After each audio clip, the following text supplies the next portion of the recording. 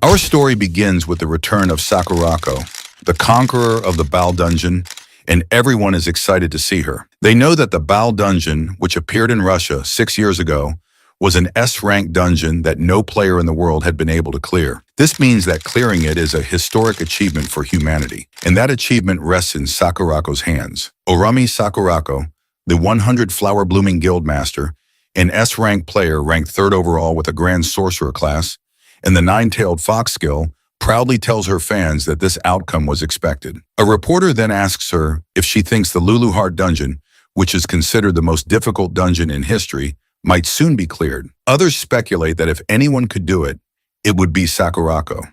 She smirks at the mention of the ultimate goal of all players, but tells everyone it has nothing to do with her. She arrogantly announces that she clears dungeons for herself. Then she walks off toward her car as reporters chase after her, trying to question her further, but she ignores them. Meanwhile, in our protagonist Kaki Yukari's house, he is watching Sakurako's video and realizes it's about time for his part-time job. He stands up to change his clothes, wondering if he remembered correctly that his job today was transporting supplies to a dungeon. He then recalls Sakurako's arrogant announcement about clearing dungeons for herself and falls silent for a moment.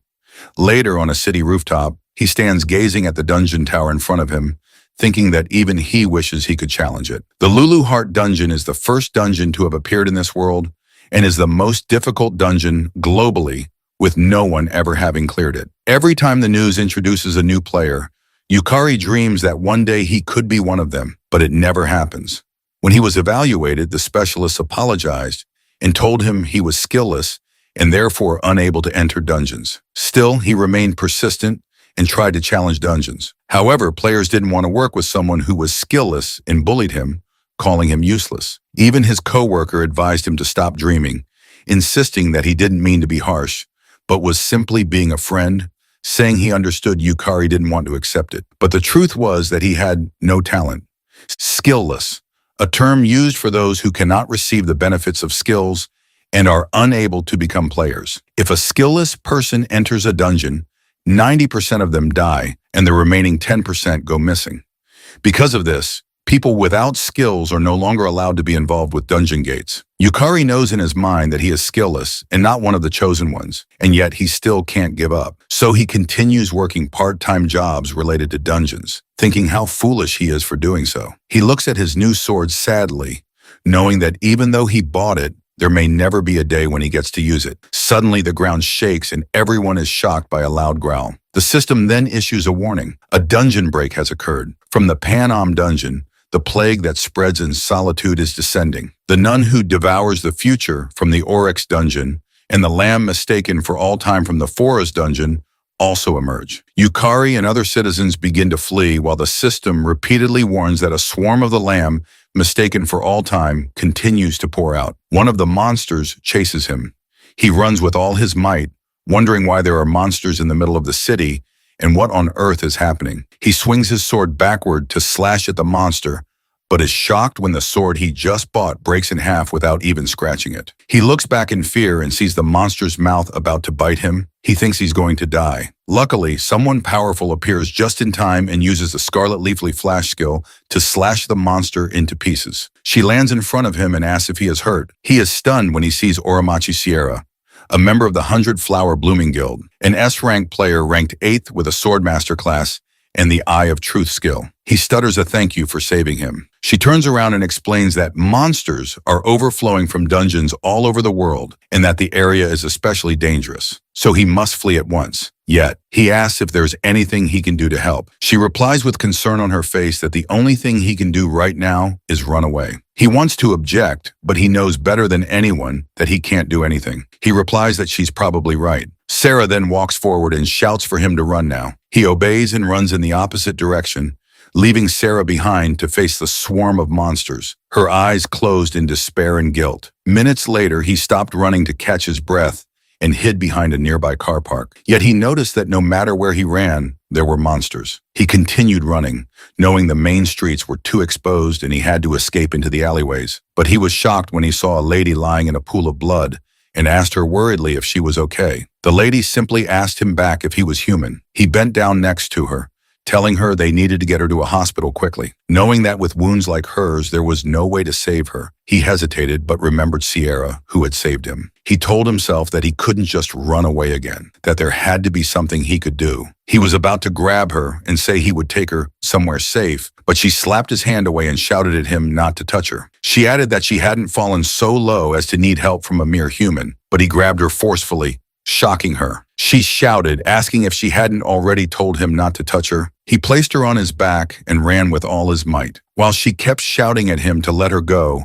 he simply shouted back for her to hold on because they were running. Meanwhile, the plague dragon that spread in solitude flew above the city, gathered power in its mouth, and released it downward, causing a massive explosion that turned everything to dust. Yukari, who was carrying the lady, was caught in the blast and thrown violently to the ground. He slammed and bounced a few times before stopping himself from rolling. He immediately sat up, trying to comprehend what had just happened. But when he looked back, he was shocked to see the dragon's eyes staring directly at him. He froze in fear, but grew confused when the dragon looked past him and began scanning the area, showing no interest in him. He wondered why it wasn't attacking. Perhaps it was searching for something. Snapping out of it, he realized he needed to help the lady. He frantically searched and found her lying on the ground nearby. He lifted her back onto his back and began running again. She looked at him and calmly asked why he kept resisting so much. She explained that even if they kept running, both of them would die anyway, and asked if that wasn't obvious. But he kept running and replied that she was absolutely right. Yet even so, that wasn't a reason to do nothing. He said he would simply do what he could right now, which surprised her. She then asked him if, in other words, he wanted to change the situation. He replied that he did and added that if he could, he'd even save the world. But he knew he couldn't. That was why, at the very least, he just wanted to save her. This surprised her even more. She calmly responded by saying, "Is that so?" and told him that their interests aligned. She pushed him away slightly, admitting she hated the idea of relying on a fragile human, but since he was the only vessel available, she had no choice. She offered him the chance to save the world in exchange for his soul. He asked how she could even do that, and she answered that it would be by going back to the past and starting over. She then ordered him to state his name, and he replied that his name was Kanaki Yukari. She cast a magic circle with overwhelming dark power, which shocked him. She introduced herself as Lulu Heart, the soul-devouring demon lord and ruler of the Lulu Heart dungeon. He couldn't believe he was seeing a demon lord. He then saw her take out a bright star and heard her say that the Lulu Heart dungeon was a golden memory that must never be lost. She squeezed the star and told him she was entrusting its fate to him. Suddenly, a strong force dragged him away, and the system displayed a message stating that although his life was empty, he had risked it to save the girl in the world. In recognition of his deed, the round table granted him a skill. However, the system encountered an error. It detected that he lacked talent and causality. The system began reviewing his status, and the round table created a skill suitable for him as a special exception. The system then generated a skill and revealed that he had been granted the skill Lost Man, a skill that loses oneself with an unknown rank. The system expressed respect and bestowed a blessing for his resolve to lose everything. A moment later, he opened his eyes and sat up in shock. He looked at his tablet and saw news about a new Baal dungeon appearing in Russia. He couldn't believe it, knowing that was a story from 6 years ago. He was even more shocked when he saw the date on his phone, wondering why it showed a date from 6 years ago. Suddenly, a lady with a sharp horn spoke, telling him that he had finally woken up. She smiled at him, causing him to drop his phone in horror as he wondered what had happened. Years ago, the Tower of Beginnings suddenly appeared in Shinjuku, and it was called the Lulu Heart Dungeon. As if in response, dungeon towers began emerging one after another across the world, and within them resided supernatural monsters. In contrast, those who awakened to extraordinary powers and skills also began to appear. These individuals were called players. Skills allowed their wielders to perform feats impossible for ordinary humans, defying the very laws of physics. Those chosen by skills ventured into dungeons, marking the beginning of a new era centered around them. In the present, a young Lulu Heart smiles at him, and in panic, he asks her what has happened. She simply replies that he has regressed, which confuses him even more. She then explains that he has regressed roughly 6 years into the past, and it was the result of the demon lord Lulu Heart's grand magic. He asks her if going back in time is even possible, and she proudly replies that nothing is impossible for her. However, she admits that she lost most of her magical power, which is why she ended up in such an adorable form, and informs him that no one else can see her but him. He then realizes that she seems somewhat familiar. Recalling the older Lulu heart, she tells him that she has fulfilled her part of the contract, so now it's his turn to fulfill his. He will be working to stop the dungeon break. He responds that he'd love to help, but he has no idea what to do. She explains that the dungeon break was a calamity caused by demon lords ruling over other dungeons. Their objective was to invade her Lulu Heart dungeon, which held the greatest concentration of magical power in the world. She adds that since they couldn't defeat someone as powerful as her alone, they formed an alliance across all dungeons. This means that if they systematically conquer every dungeon in this world, they can prevent that future from happening. However, he responds that it's really hard for him to say, but he admits he's incredibly weak and has no skills. He adds that he has never even set foot inside a dungeon before. Yet he is shocked when she asks, "What about it?" and tells him it doesn't matter in the slightest.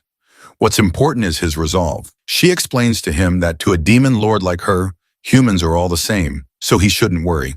She assures him that she will personally train him to become the strongest. She then firmly and confidently swears to him that he will surpass the limits of humanity and protect her beloved Lulu Heart dungeon. A moment later in the Frank dungeon, Lemura, they arrive. He looks around as it's his first time stepping into a dungeon, but instead of excitement, he feels a sense of restlessness. He then asks her about the training she mentioned. She releases her power floating in the air and replies that he'll understand once they start. Seeing her dark magical power, he panics, shouting for her to wait a moment and asking what she's about to do. But she simply reaches out and places her hand on his chest, making him scream in pain. He feels dizzy and wonders what is happening. His head begins to ache so badly it feels like it's splitting. Yet she calmly explains that she infused her magic directly into his magical circuits. Now, even someone as skillless as him should be able to sense magic. He kneels on the ground in pain as her magic spreads through his body, and he wonders what she's talking about. She tells him that it seems by acquiring a skill, he also obtained a magical circuit to handle mana, but he doesn't listen. His body is overwhelmed with pain, burning from the inside. He can't think properly and feels himself slowly losing consciousness. At that moment, he wishes there were no pain. The system detects his desire to lose pain, and because of it, he meets the conditions of his unique skill, Lost Man. Suddenly, he feels the pain vanish. When he looks up, the system shows him that the pain has been lost. However, since the skill is only level 1, the effect duration is limited. He couldn't believe that the pain was gone and felt something circulating throughout his body. He looked at his hand and saw magical power, prompting him to ask if it was mana. He knew that mana was essential for using skills in class magic, and remembered that in the world before his regression, he couldn't even sense it. He clenched his hand, overjoyed to see magical power flowing from his body. Lulu Heart, who saw his system as well, asked him if she was right in saying that his skill was a pretty convenient ability. She remarked that humans had too many unnecessary things. Then she decided to begin their training and instructed him to try gathering the mana flowing through his body into his legs. She infused her mana into his legs while explaining that if he could control mana well enough, he could move beyond human limits. He focused intently and tried his best to gather his mana into his legs. For a second, he managed to channel some mana there, but it quickly spread back through his body. He told her that he couldn't control it properly. Whenever he tried to gather mana into his legs, it dispersed midway. She responded that she hadn't expected him to succeed from the start, which surprised him. He commented that she was kinder than he expected, admitting that he thought she would push him to get it right immediately. However, she smirked and laughingly told him that his will and ability didn't matter in the slightest. Confused, he asked what the hell that was supposed to mean. Then he noticed a sound around them and asked her if she heard it too. Suddenly, a monster appeared, rushing toward him. He froze for a second, then snapped to attention when he realized it was an orc. The orc chased after him as he ran, shouting in panic, asking what was happening and why there was an orc at the entrance. Floating beside him, she reminded him that even weakened, he had absorbed the demon lord. To a monster, that was like the finest delicacy appearing before its eyes. She then excitedly told him that monsters would now come to devour him. Meanwhile, she gracefully floated around with tea and cake while he ran for his life, shouting that he had never fought before. She calmly sat down midair and explained that if he infused mana into his legs and accelerated, he should be able to escape. He shouted back that was exactly what he couldn't do, which was why he was in trouble. She only looked confused at his complaint and asked if she was right in thinking that he should just get better at it. He shouted at her that she was the worst. The orc raised its spiked hammer and swung it down at him. In the emergency situation, he managed to channel mana into his legs and, in a panic, strengthened them. He jumped away just in time, avoiding the hammer that would have crushed him, leaving the orc shocked. A short distance away, he stopped and realized that for a moment, mana had surged into his legs, evident from the deep footprint left behind. He felt his entire body overflowing with power and was thrilled to experience mana manipulation for the first time. Lulu Heart told him it was fine to be amazed, but he would die if he didn't act. Looking up, he saw more massive orcs standing in front of him. One of them swung its hammer down, and he froze in fear, thinking this was the end. The orc struck him and crushed him in one hit. The system displayed that he had died, and the round table would retrieve his skills. But then he heard Lulu Heart's voice saying, "That won't do." She asked why he was dying and leaving her behind, as if she'd ever allow that. A demon hand then appeared, shattering the system's attempt to retrieve his skill. The system errored briefly and displayed a new message. Interference by Demon Lord Lulu Heart had prevented skill retrieval. Due to the contract between him and Lulu Heart, he would now return to 1 hour before. He then woke up and screamed in fear, realizing he was about to be hit by the spiked hammer. Yet Lulu Heart greeted him with a cheerful "good morning" and asked if he had a nice sleep. She then drew out her mana and asked if they should resume. Before he could finish asking what she was doing, she placed her hand on his chest again and sent her mana into his mana circuit once more, causing him to scream in pain. However, he remembered the sensation from before, and just minutes later, the system activated his Lostman skill, which relieved him of the pain. Furious, he asked her what she was doing, but she simply asked him back if he had time to be spouting nonsense. At that moment, he felt a presence behind him. Fortunately, he jumped away in time before he was crushed again. He began to run while shouting that he thought he had died. Lulu Heart confirmed that he had died. He'd been crushed by an orc and turned into mincemeat. He asked her why he was alive again. She explained that there was a death return contract between them. When he dies, he returns to the world 1 hour before. He was confused, but there was no time to think about it. He kept running. Lulu Heart then told him not to worry about unnecessary things because the only thing he needed to know was that until he stops the dungeon break, he can't die permanently. They were in this together, and there was no way she'd allow him to die and leave her behind. She then shouted at him to show her his resolve. The orc caught up to him, but once again, he managed to channel mana into his legs and jumped away to dodge its attack. Lulu Heart praised him, saying his reaction was better than the first time. She admitted that she thought it would take longer for him to control magic, but it seemed dying once had an effect. She then formed a sword using her magical power and told him that if he was going to become strong enough to prevent the dungeon break, he couldn't keep running away forever. He accepted the sword, knowing he hadn't come back just to keep fleeing from orcs. He couldn't stay stuck there. She walked closer to him and told him that she would only say this once, so he should pay attention. She began explaining that the magic circuits inside him, the parts that connect to the magic overflowing in the world, were linked to his soul. In other words, with a strong will, he could control magic. But to do that, he needed a strong desire, which could be a passionate wish to grow stronger, or even the arrogance of wanting to save the world. She then asked him what exactly he desired. He remembered the dragon that had effortlessly destroyed the city and replied that he wanted to stop the dungeon and he wanted to become strong. The orc raised its hammer and swung it at him, but he bent his body low to dodge it. He immediately sat up and dashed toward the orc, driven by his new determination. Raising his sword, he channeled his mana into the blade, which allowed him to slice the orc cleanly in half with a single swing. He then caught his breath in exhaustion, but he was glad he had done it. For the first time, he had defeated a monster. Lulu Heart reminded him that she had told him he could do it if he tried, and admitted that she was planning to have him die about 100 times to get his body used to magic. But thanks to his Lostman skill, it had saved them both some trouble, making him realize once again that Lulu Heart was really the worst. They suddenly heard footsteps rushing toward them and saw a large group of orcs charging forward. Lulu Heart excitedly shouted to him that the next wave was coming. He quickly channeled mana into his legs and jumped above the oncoming orcs, running through the air at high speed as he felt magic coursing through his entire body. Descending towards the orc, he slashed one of the orcs cleanly in half. Dodging another orc's attack, He spun his body and sliced through it with one smooth swing. His body, moving beyond imagination, responded with precision. With growing confidence, he continued slashing through the orcs around him. 1 hour later, Lulu Heart praised him for defeating 10 orcs in a single hour, calling it pretty good for a beginner. He added that if he kept it up, he would grow even stronger. However, she remained silent. Suddenly, they heard someone screaming in the distance. Quietly approaching the sound, they saw a man holding a blood-drenched knife, shouting at someone, calling them an idiot, a real idiot.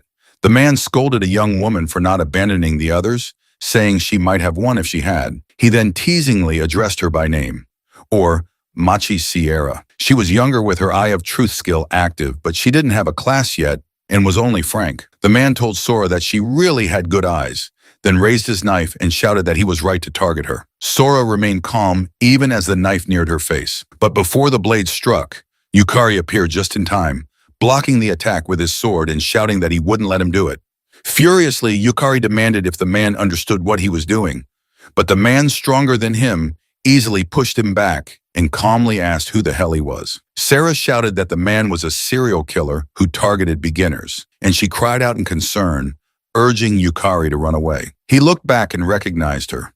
Sierra, the S-rank player who had helped him in the world before his regression. The man, Akazuki K, pushed Yukari again and began slashing at him with his knife, tauntingly asking if he really had time to be looking away. Eventually, Yukari's sword was knocked from his hand. Realizing he had used too much magic and couldn't summon any strength, Kei told him he was full of openings, then activated Wave of Terror Level 3, which inflicted fear. The system displayed that Yukari was affected by terror status. He would feel intense fear toward Akazuki Kei, be unable to use skills, and have reduced stats for a certain period of time. Kei struck him with his knife, stabbing him through the abdomen. Yukari screamed in pain as the blade pierced him. Kei pulled the knife out and calmly turned his attention back to Sierra, who was already badly injured. Still conscious, Yukari managed to tell him to stop, but Kei continued forward. He knelt beside Sierra, saying he just wanted to understand what those skills were all about. Yukari could only watch in horror as Sierra screamed. Kei had stabbed her eye. Kei then muttered to Sarah and the other two corpses that he hoped to discover something when he dissected them. He stabbed Sarah's eye again and continued to stab her repeatedly, her screams growing louder with each stab. Yukari, furious and heartbroken, tried to move, but his bleeding intensified. He screamed at Kei to stop and remembered how in the previous timeline, Sierra had saved him, but now he could do nothing to save her. Kei laughed maniacally and grabbed his hair, while he thought to himself that he was too weak, too powerless, that this was why it was happening. Kei began stabbing him over and over until Yukari was killed. But as before, due to the contract, he returned to 1 hour prior. He woke up in the same place where he had just defeated 10 orcs. He turned to Luluart and told her that he had a favor to ask. She smiled, intrigued, and told him to go ahead and say it. He stood up and declared confidently that he wanted her to make him stronger, no matter how many times he had to die, because he wanted to defeat that murderer. She simply responded that she got it and told him that she couldn't care less about that little girl. But if this was what was driving him, then she'd let him go wild and personally whip him into shape. A moment later, Kei told Sarah that even though she had just become a player today, it was impressive how well she was holding out against his killing skills. He added that she was definitely Sakurako's sister, but he commented, today's dungeon was pretty thin on monsters. Kei then dashed toward her, shouting that he would take his sweet time breaking her. Yet Sierra remained calm and waited for him to get closer. But before the knife could reach her, Yukari appeared out of nowhere and blocked the strike. Kei demanded to know who the hell he was and whether he knew Sierra.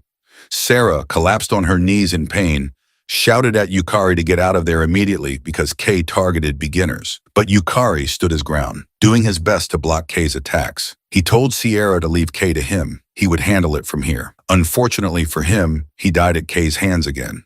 He remembered hearing about a beginner killer even before going back in time. But Sarah had never suffered such serious injuries before. He thought it must be his fault since he had lured all the dungeon's orcs away. Kei had free reign to strike. He knew he couldn't change that fact now. Even with Lulu Heart's contract, he couldn't return to a point earlier than his first death. He guessed that if he'd killed the orcs faster, it might not have happened. Once more, he thought everything had happened because he was weak. Then he died again. When he died for the third time, Lulu Heart lectured him, saying his swordplay was too straightforward, that killing Kay required a sneakier approach. On the fourth try, she told him to pay attention to the flow of his movements and to stop separating offense and defense. He needed to connect everything fluidly. On the fifth, she yelled that his mana was disrupted again and warned him never to lose focus no matter what was happening. On the sixth, she taught him to read his opponent's mana and assured him that by doing so, he would naturally anticipate their next move. On the seventh, she told him Kay's strategy relied heavily on counters, so Yukari needed to bait him into attacking. On the eighth attempt, Sierra, who had been watching, asked why he was going so far for them. On the 10th death, Luluhart asked if he wasn't afraid of dying. He replied that he had nothing left, and if he didn't put everything on the line, he wouldn't be able to save anyone, even if it cost him his life. This amazed and surprised Luluhart at the same time. He knew that if he gave up now, the dungeon break would result in countless deaths. And when weighing the lives of everyone else against his own pain, the choice was obvious. Luluhart silently watched him continue trying to defeat the murderer and die once more. She remembered all the people she had seen in dungeons, how they abandoned their teammates without hesitation and only looked out for themselves. That's why she couldn't understand why Yukari kept sacrificing himself for others. Yukari died again and again at the murderer's hands for hours until Kay was finally impressed by how Yukari read his movements as if it were his first time. He didn't realize Yukari had died so many times that he could now predict Kay's actions instinctively. Kay arrogantly told him that the difference between them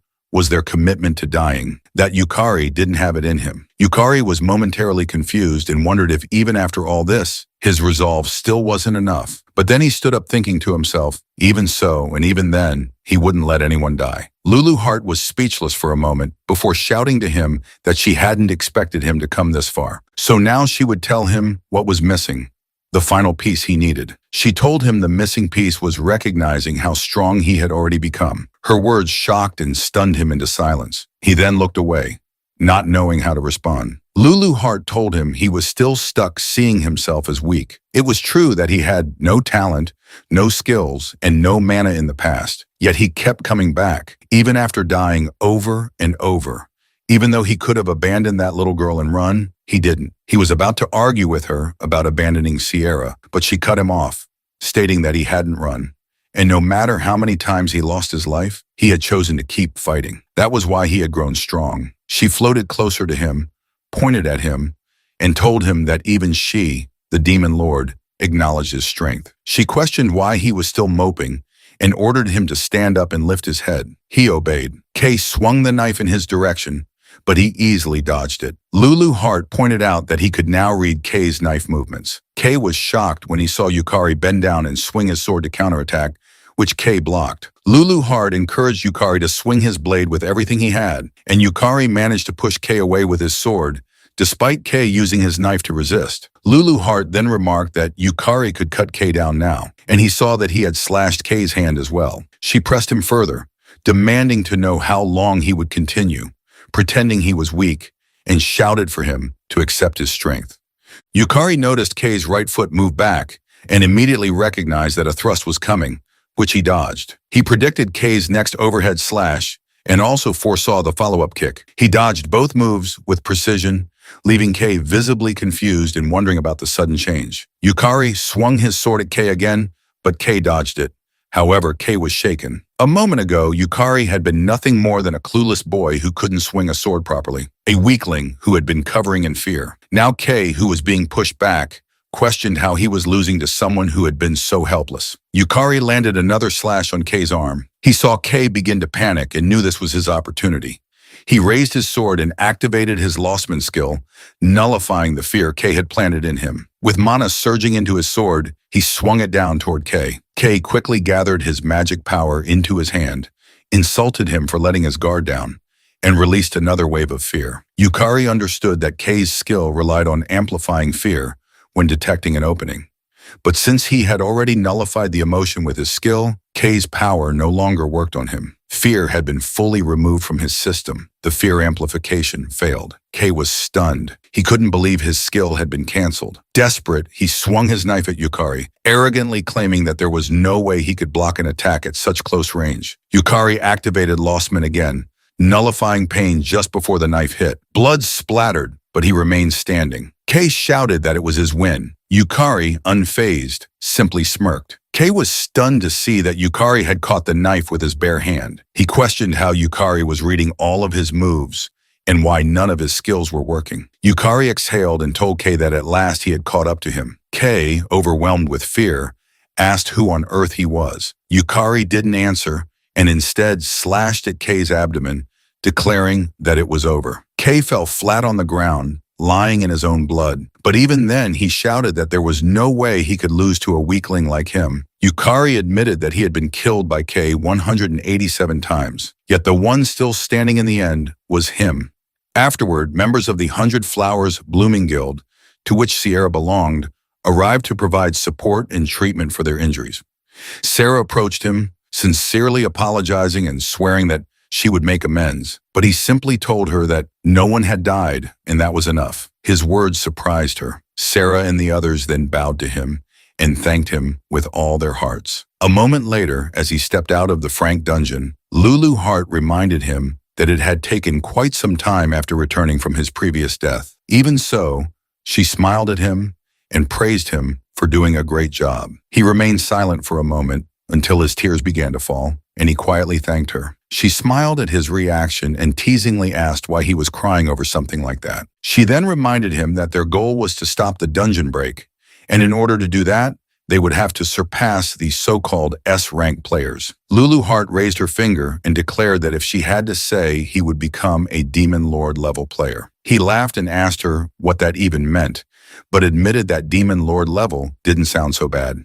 He then swore to her that he would become as strong as she was. Lulu floated into the air excitedly and warned him that her training would be tough. He responded that he would do his best and then he would change that future. The next day, he arrived at the Japan Player Association's Shinjuku branch and followed an employee inside. The staff member informed him that he had just been registered as a player, but with his current battle record, ranking up should be possible very soon. He reached out to touch the large globe in the center and replied that he understood. The woman couldn't believe that he had not only hunted orcs, but also defeated the wanted murderer Kay, and all on his first day of player registration. She wondered if it was really possible, though there were suspicions that Kay had falsely reported his rank to enter beginner dungeons. Kay had still been strong enough to pose a serious threat. The globe activated, and Yukari was shocked when the system displayed that his contribution had exceeded the required threshold. He was awarded the title of E-rank player. The system applied a correction to his status, increasing his overall stats, magic circuits by 2, and mana capacity. Additionally, his skill Lost leveled up to level 2, which increased the effect duration by 3 and expanded the range of targets that could be lost. He knew that with this, he had finally become an E-rank player. At last, he could choose his class. Later, he was waiting inside a building when a woman entered, thanking him for waiting and apologizing for calling him there on such short notice. He looked back and was surprised to see the elegant Sierra approaching him. She noticed him staring and asked if something was the matter. He awkwardly replied that it was nothing, but in that moment, he realized that he had forgotten because of everything that had happened, that Sierra was the daughter of the Oromachi conglomerate, meaning she was a true high-class lady. He remembered that before his regression, Sarah had become an S-rank player who rose to 8th place in the world. A super genius, she stood beside her sister, Sakurako, another prodigy, and together they reigned at the top of Japan. Sarah wielded a powerful mental type skill, one of the highest tier skills in the pregression world.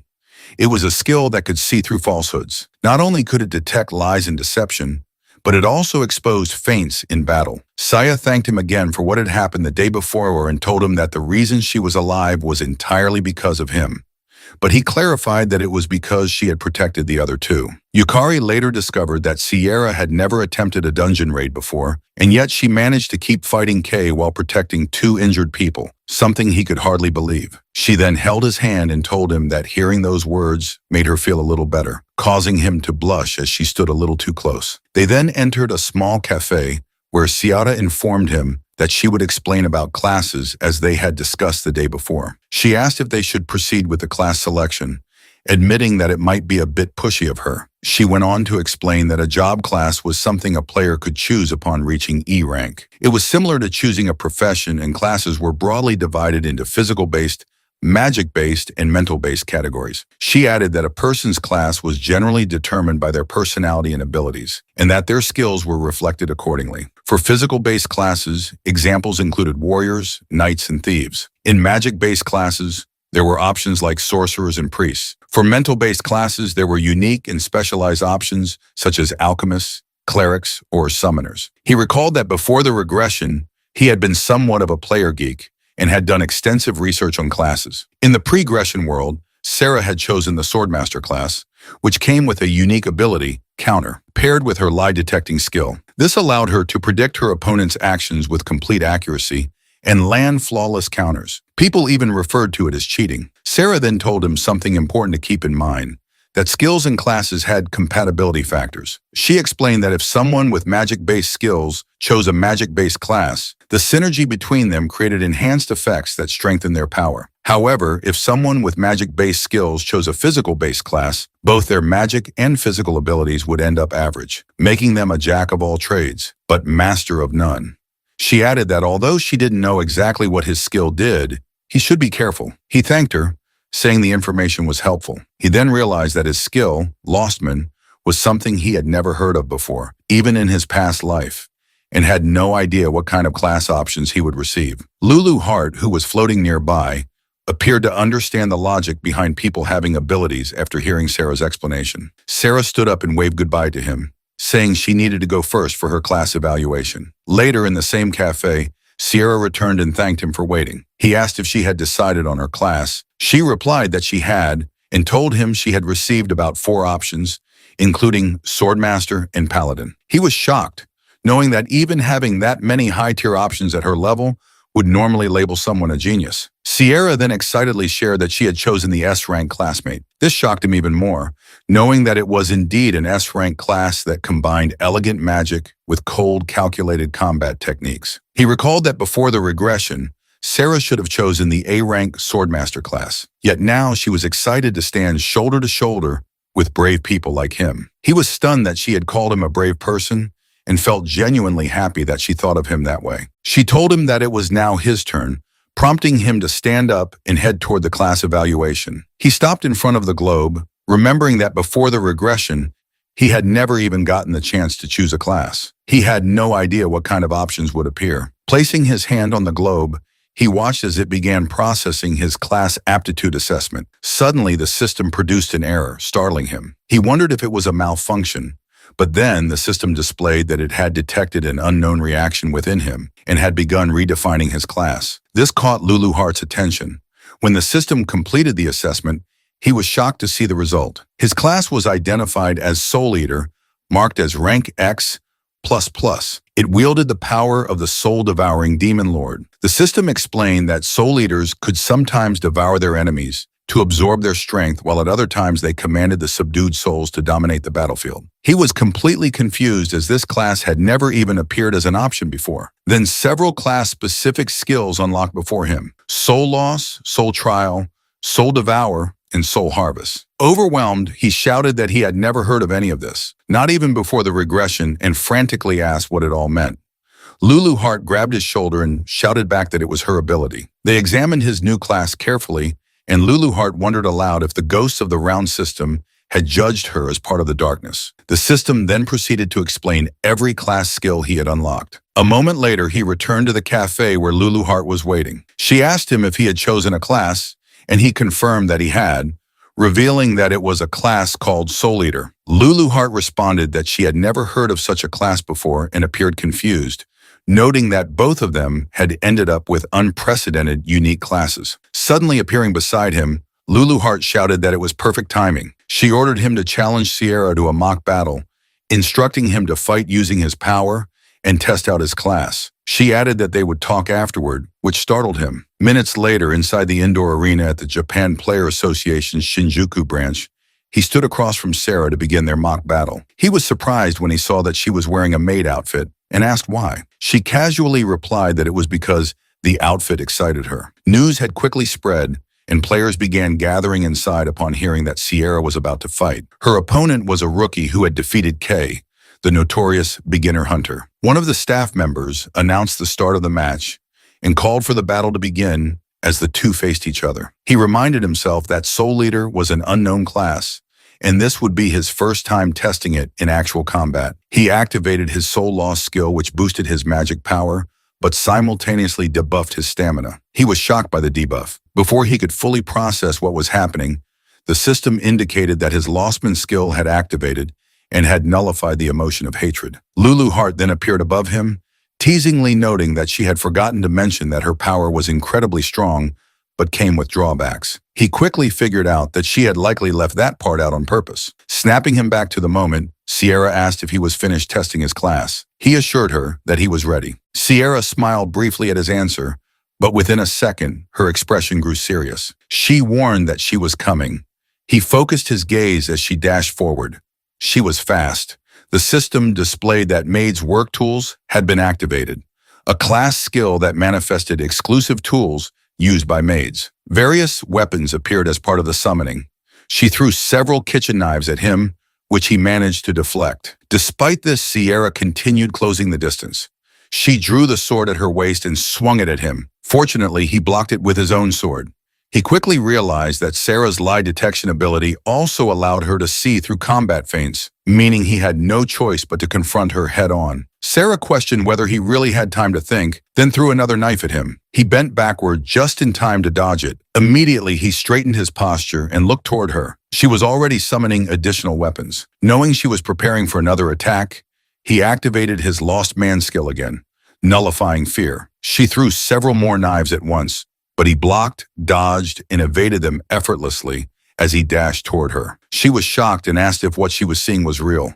She was even more stunned when he appeared in front of her, with incredible speed, ready to swing his sword. Sierra managed to block the attack, but she felt the overwhelming force behind it. He then forcefully pushed her back, stunning the watching players around the arena. He felt magical power overflowing through his body, thanks to the effects of soul loss, and the sensation excited him. For the first time, he was truly experiencing the full potential of his class skill. On the other hand, Sarah landed on the floor with her foot and thought to herself that his straightforward fighting style was something else. Unlike Kay, it would have been easier if he had used feints. She was then shocked when she saw him charging toward her at high speed. She did her best to block every swing of his sword, noticing that his attacks surged like a tsunami. Despite having about as much player experience as she did, she wondered how he had become so skilled in combat. He jumped and swung his sword downward, knowing he needed to push through. However, he was caught off guard when he saw Sierra smiling. She then activated her maid's cooking technique and released a strong flame around her, which shocked him further. He attempted to extinguish the flames near him by stepping into them and questioned whether the maid class could even use fire magic. Sarah responded proudly that no one handled fire better than a maid and declared that she would cook him too. She then released even stronger flames around him. He sprinted away at speed, dodging the inferno while shouting in disbelief that it didn't make any sense. Sarah hurled even hotter flames at him and dashed forward with her sword, reminding him that a maid's job included cooking, and cooking meant fire. He covered his face to shield his head and swung his sword to counterattack, successfully deflecting her blade. Although he struggled against the searing heat, in that moment, he realized this was Sarah's true power. Power that would one day elevate her to strength. He thought to himself that if Sarah had a proper team, even Kay wouldn't have stood a chance. She summoned another barrage of knives and declared that she wasn't done yet. He remained silent and simply stared at her, impressed by the determination in her eyes. Despite everything, there was no sign she was giving up. She threw the knives at him and he tried his best to deflect them. However, one slipped through his defense and struck him in the arm. Suddenly, Sierra appeared in front of him and declared the battle over. Anticipating her move, he immediately controlled his mana internally and released it outward while swinging his sword upward. He activated his Lostman skill, nullifying the pain just before her kick landed. Because of it, he felt nothing and remained standing firmly, which shocked her. She couldn't believe it. Despite delivering a direct hit, he showed no reaction. He then swung his sword forward and she managed to block it. The system displayed that his health had dropped below 50%, meeting the activation condition for the soul loss skill. This triggered Abyss Soul, further increasing his magic power. He launched another strike at her, and Sar couldn't believe his magic output was rising even under such conditions. He continued his assault. She blocked once again with her daggers, but they began to crack under the sheer weight of his attacks. He pressed forward, swinging at her relentlessly, and she realized that she wouldn't be able to block them all. He noticed her beginning to struggle and recognized that the end was near. He positioned himself for the final blow and declared that it would be the finishing strike. Imbuing mana in his sword, he swung his sword at her, sending her flying across the arena and ending the match. The announcer declared him the winner. Sarah stood up calmly and acknowledged that she had expected that result from Yukari. She then extended her hand to him, admitting that it was a complete defeat for her. He shook her hand and responded that it was just luck, adding that if they fought again, she would likely win. She asked him seriously if he really meant it, to which he replied yes, telling her that he believed she would become the best player. But then he heard her make an unpleasant sound. Looking at her with confusion, he asked her why. Suddenly, she screamed in frustration, shocking him. She began shouting, demanding to know what that movement was and why he had jumped straight into a barrage of throwing knives. Trembling slightly, she asked if the screws in his head were completely loose. He could only laugh awkwardly in response. He realized then that Sierra was far more expressive than he had initially thought. She yelled that she had been so sure she'd win with that spinning kick, and her own inexperience was absolutely infuriating.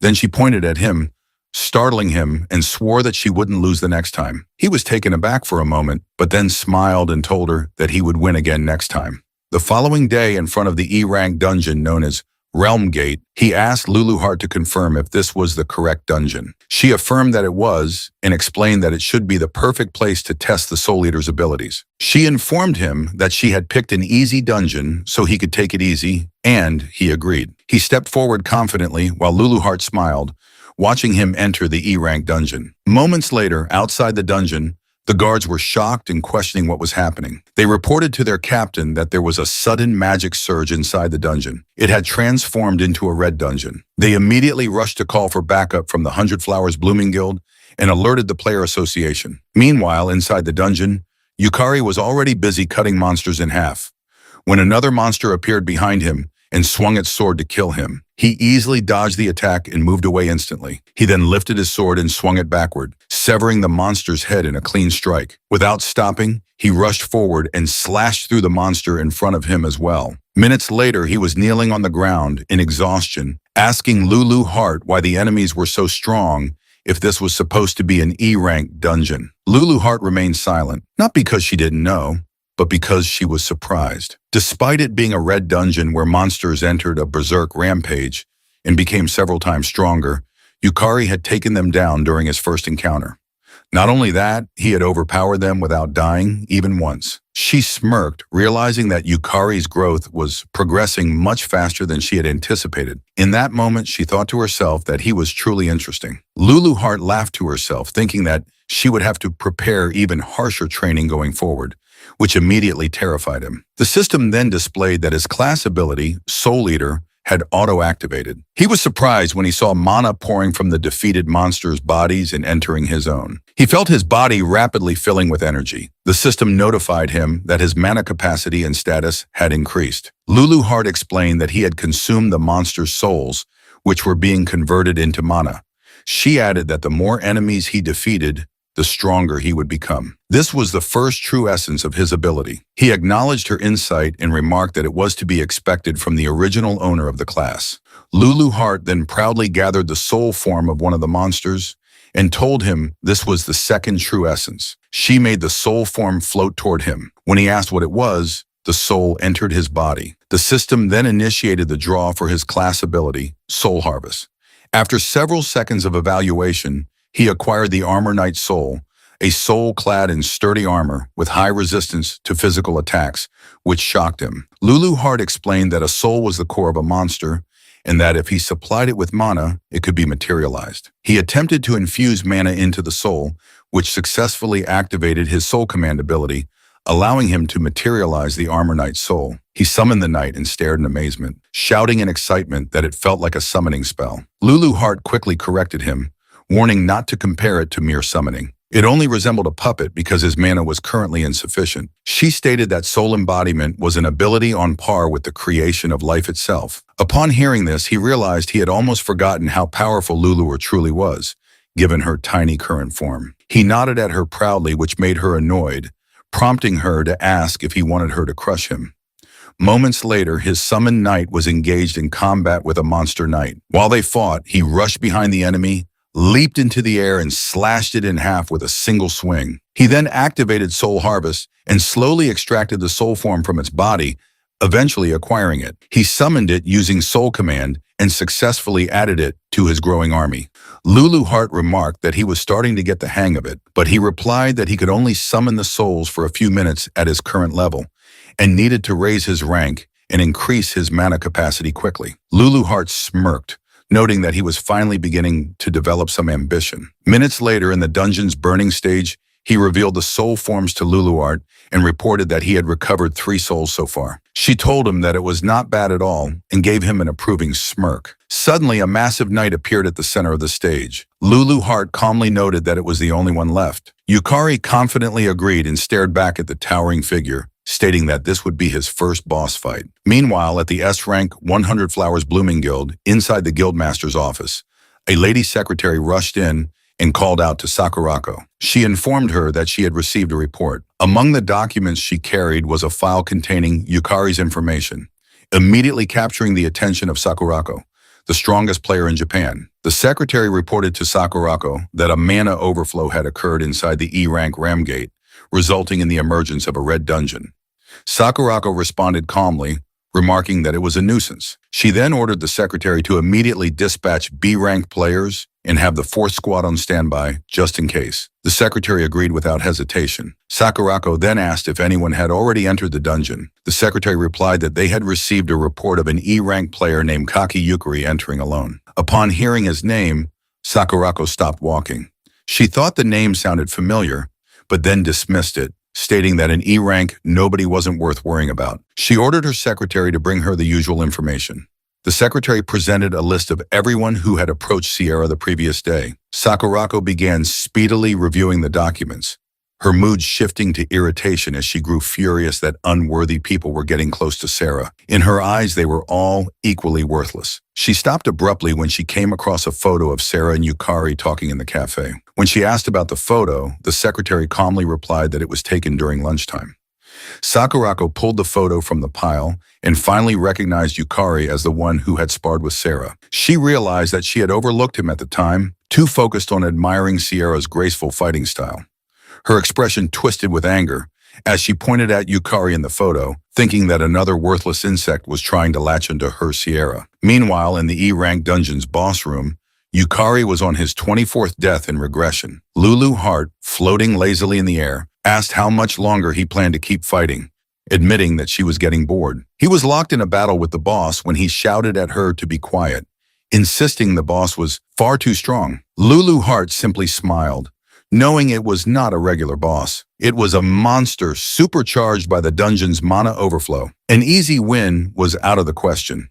Yukari reminded her that she had told him this dungeon was the perfect difficulty, but she teasingly responded by asking whether he didn't want to get stronger. She claimed that facing stronger enemies was exactly how one grew. He yelled that he was an idiot for trusting her, but just then the boss's sword came dangerously close to his head. He narrowly dodged the attack in time.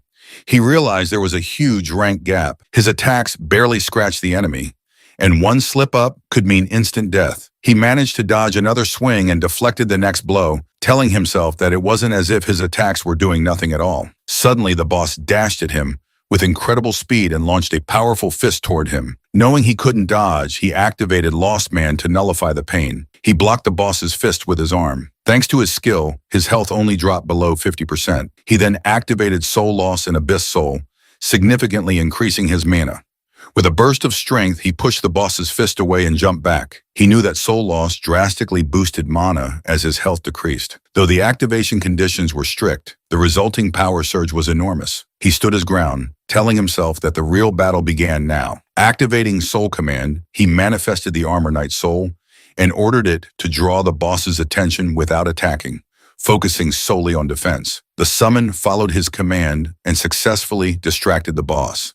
Knowing the knight couldn't inflict damage, he relied on its defensive role while moving into position. He reappeared behind the boss and slashed at it, drawing its attention. The boss turned to him. In response, he manifested another Armor Knight Soul and dodged the boss's sword. He ordered his summons to strike whenever the boss focused on him. Following the order, the souls slashed the boss from behind, distracting it again.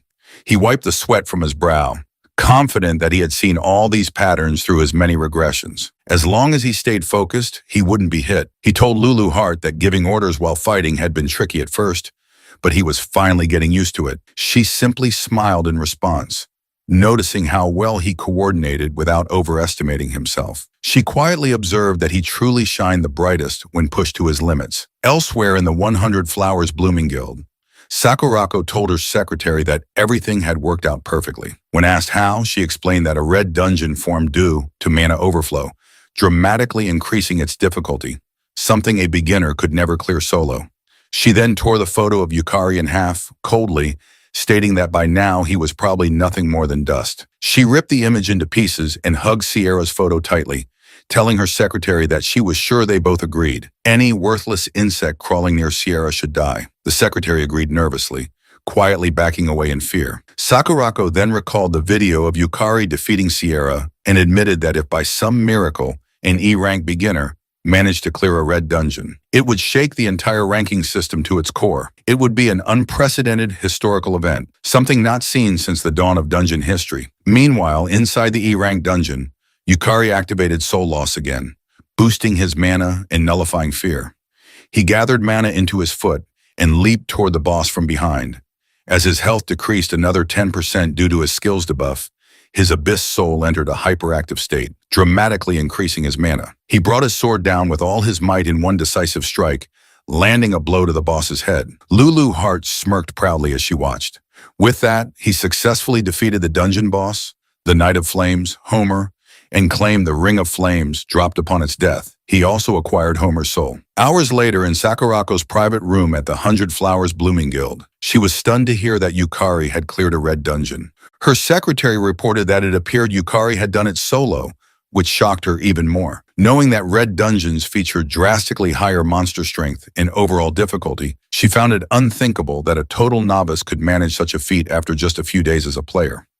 The secretary added that Yukari was also the one who had taken down the wanted criminal. Sakurako recalled watching Yukari's mock battle with Sarah. His skills were clearly amateurish, yet he showed no fear of death, and his eyes were filled with madness. She smirked, thinking things were getting interesting.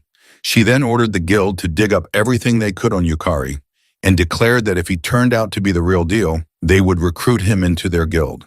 She also announced that Shikamura Kazuki would hand over command of his C-rank squad to Yukari. This announcement shocked the secretary and another woman present, who both turned their attention to Kazuki. Kazuki couldn't believe what he was hearing and asked her to confirm if she had really said his squad. She coldly warned him not to make her repeat herself, stating she hated repeating things. Her tone startled and irritated Kazuki at the same time. She leaned closer to him and told him that if he was dissatisfied, he should prove that he was more capable than Yukari.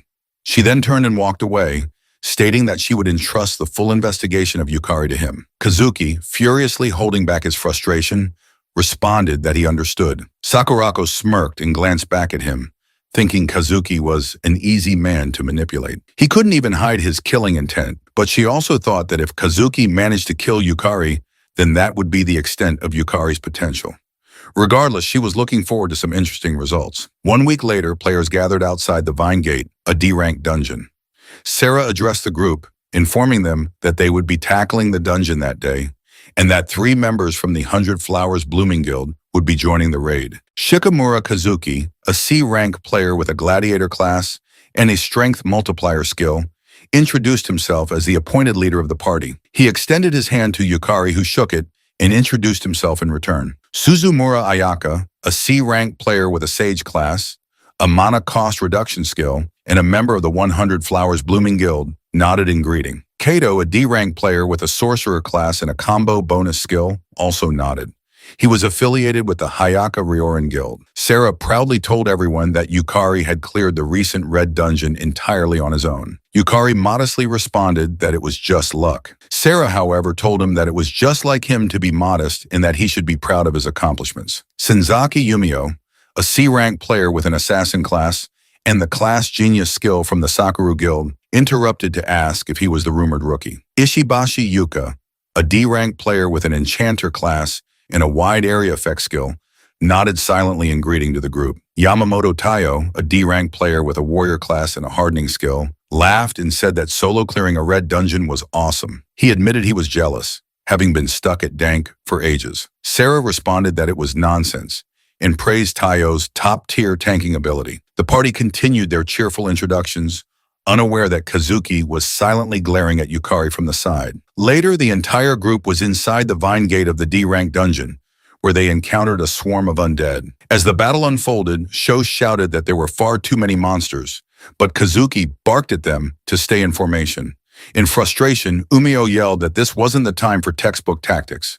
Meanwhile, Yuka was attacking with all her might at the side, thinking it would be a walk in the park, teaming up with the famous 100 Flowers Blooming Guild. She couldn't understand why they were struggling so much. One of the undead released a breath of decay, and Taiyo, positioned at the front, tried to maintain the formation, but the spreading poison was weakening their front line. He failed to notice an undead sneaking up behind him. Taiyo was shocked when he saw the undead's sword about to strike.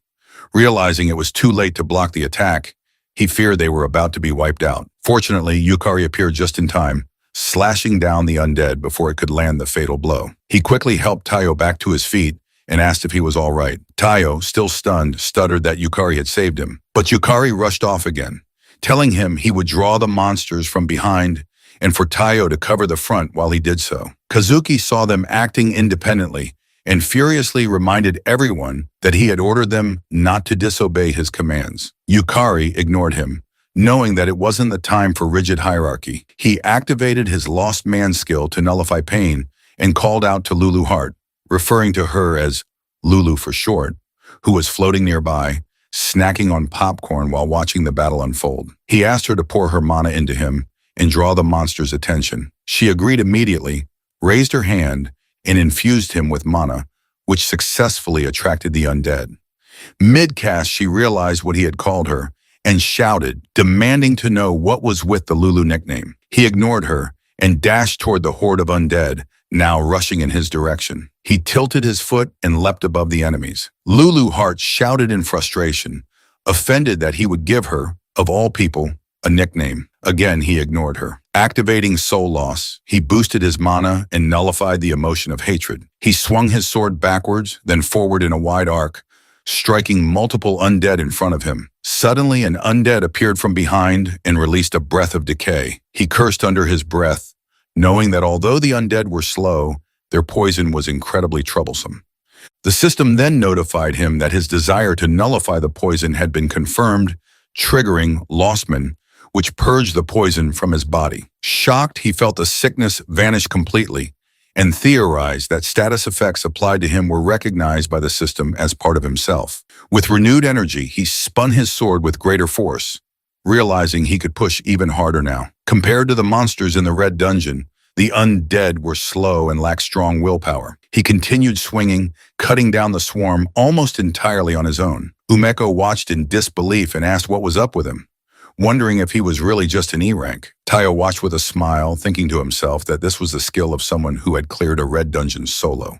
Elsewhere, on the battlefield, Yukari infused a large amount of mana into his blade and swung it with full strength toward the last remaining undead. Cleanly severing its head, he declared that the fight was over. Everyone stood stunned at what they had just witnessed. He simply asked if everyone was okay. Umeo replied that okay was an understatement given that he had essentially defeated everything himself. He responded that it was only possible because everyone had his back. He then cheerfully approached Yumo, unaware that Kazuki was watching from the side, fuming. Kazuki silently raged, thinking Yukari was making him look like a fool. He remembered Sakurako's words, her command to prove he was more capable than Yukari. Clenching his fists, Kazuki swore to himself that he would show everyone he was the better player.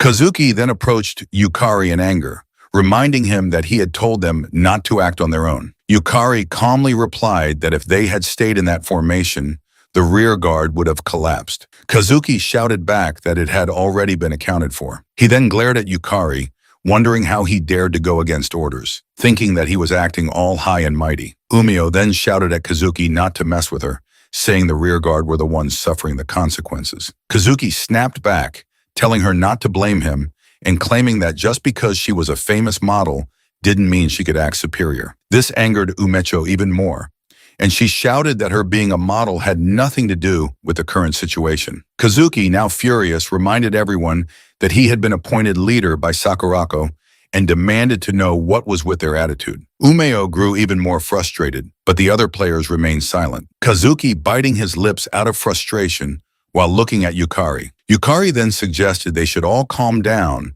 as they were still inside a dungeon and the situation remained dangerous. Sarah agreed and said they should begin by reassessing their formation. Kazuki calmed down upon hearing Sarah's words and agreed, which only irritated Umeo further. Lulu Hart, observing the exchange, remarked that humans were as awful as ever. But what was even worse was that Yukari had given her a nickname. Yukari looked at her and explained that shorter names were easier to call out during battle. He was confused to see her floating upside down in front of him, but she simply sighed and told him to do as he pleased on the condition that he properly collected the souls of the monsters in the dungeon. He nodded and confidently promised to leave it to him. A moment later, they walked deeper into the dungeon and came across two different doors. Kazuki glanced at Yukari, noticing that he kept acting like the leader, even though it was he who had been entrusted with command by Sakurako. Kazuki thought to himself that at the very least, he had to be the one to defeat the boss. With a smile, Kazuki suggested that they split into two groups, claiming that their exploration efficiency was too low. Umecho agreed, saying it sounded like a good idea, but Yukari disagreed and asked whether it wasn't too dangerous. Kazuki ignored the concern and announced that his team would consist of Ayaka, the buffer Yuka, and the tank Tayo. The others were surprised by the sudden division. Yukari leaned in and quietly asked Tayo if he was sure it was okay to split up. Tayo replied with a bright smile that Kazuki was the leader and assured him he would protect the other team, which only deepened Yukari's concern. Kazuki then called Sho over and whispered to him to join the other party and keep an eye on Yukari. Sho responded that he understood. Looking at Yukari, Sho wondered why Sakurako and Kazuki were so focused on someone who was essentially a nobody. Sho found the whole thing a pain and thought that he just wanted to go home. The group then split into Party A and Party B, each with 4 members. A moment later, Party B was in one of the dungeon rooms swinging their weapons. Yukari called out that enemies were also coming from the right and that he would draw their aggro while the others followed up with attacks. He activated Lostman to nullify the pain and dashed forward at high speed, telling Luluart he was counting on her. Though annoyed, she still poured her mana into him. A group of undead appeared in front of him, but he swiftly swung his sword and pushed them back. Sierra activated her maid's cooking ability and incinerated the knights in her path. Umeo unleashed her sonic blow skill to destroy enemies on her side and excitedly praised the front line's performance. Suddenly, an undead released a breath of decay near Yukari. He quickly activated Lost Man again, nullifying the poison and slashed the creature in half with one blow. Sho, who was positioned in the rear to protect them, couldn't believe what he was seeing. Yukari was undeniably strong. Sho also noticed that the monsters weren't even targeting Yukari, wondering if his aggro control was that perfect. Sho activated his Cold Bolt ability, launching sharp ice spikes that struck the monsters from behind. He observed how wide Yukari's field of vision was and how sharp his decision-making had become. He couldn't understand how Yukari remained so calm under pressure. While Sho supported from behind, Yukari landed the finishing blow on the last undead in his path and acquired the Skull Guardian's soul. He was relieved that a soul had finally dropped and noted that it came from the resurrected remains of a knight from ancient times. Its pupilless eyes still glimmered faintly with light. Umeko shouted excitedly that everything had gone so much smoother and praised his spot-on commands. She winked at him and teasingly said he was pretty good. Sho agreed, noting how smooth the entire battle had been. Sarah added that it was a well-coordinated team effort. Yukari felt a bit awkward and replied that it was all thanks to them, not wanting to admit that he had been fighting so eagerly just to gather monster souls. Sarah then suggested they take a break, mentioning that they had been fighting for over 2 hours. He agreed, but was quickly confused when Kazuki and Ayaka suddenly entered the room, both severely injured. Sarah asked them why they were alone, and Yukari questioned what they were doing in a place like that. Kazuki replied that they had returned to retrieve something they had forgotten,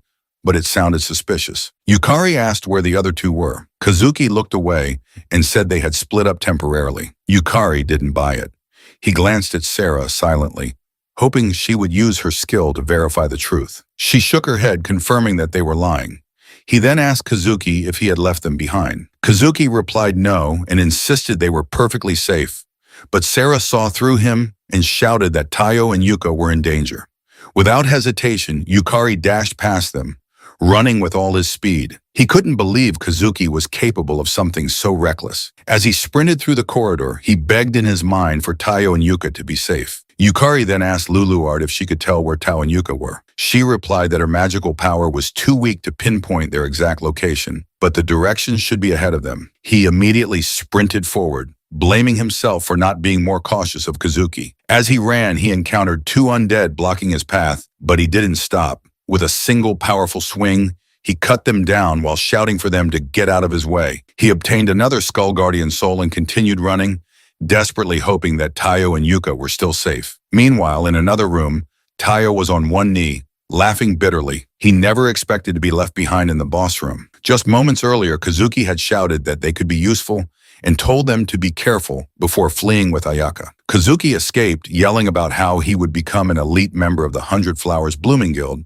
while Ayaka turned her gaze away and followed him, abandoning the two weaker players. Back in the present, Yuka lay severely injured on the floor and apologized to Tayo for being useless. Tayo, struggling to move, replied that he at least wanted to let her escape, but now he couldn't even lift his arm. The boss approached, raising its axe for another strike. Tayo asked himself if this was the end. He clutched a ring in his hand, whispering apologies to his daughters, Sayako and Aoi, for leaving first. Suddenly, the room shook with the impact of an attack, but Tayo felt nothing. He opened his eyes and was shocked to see Yukari standing in front of him, blocking the boss's axe. Yukari apologized for being late and told Tayo to leave the rest to him. Tayo called out for Yukari to be careful before collapsing. Seeing this, Yukari quickly moved to lure the boss away from Tayo and Yuka. Luluart urgently shouted for him to stay focused, noting that while the monsters in the dungeon had seemed weak at first, the boss had been absorbing magical energy from the dungeon and others. All the dungeon's magic was converging into it. Yukari acknowledged her warning and assured her that he wouldn't let his guard down. He then activated Soul Trial,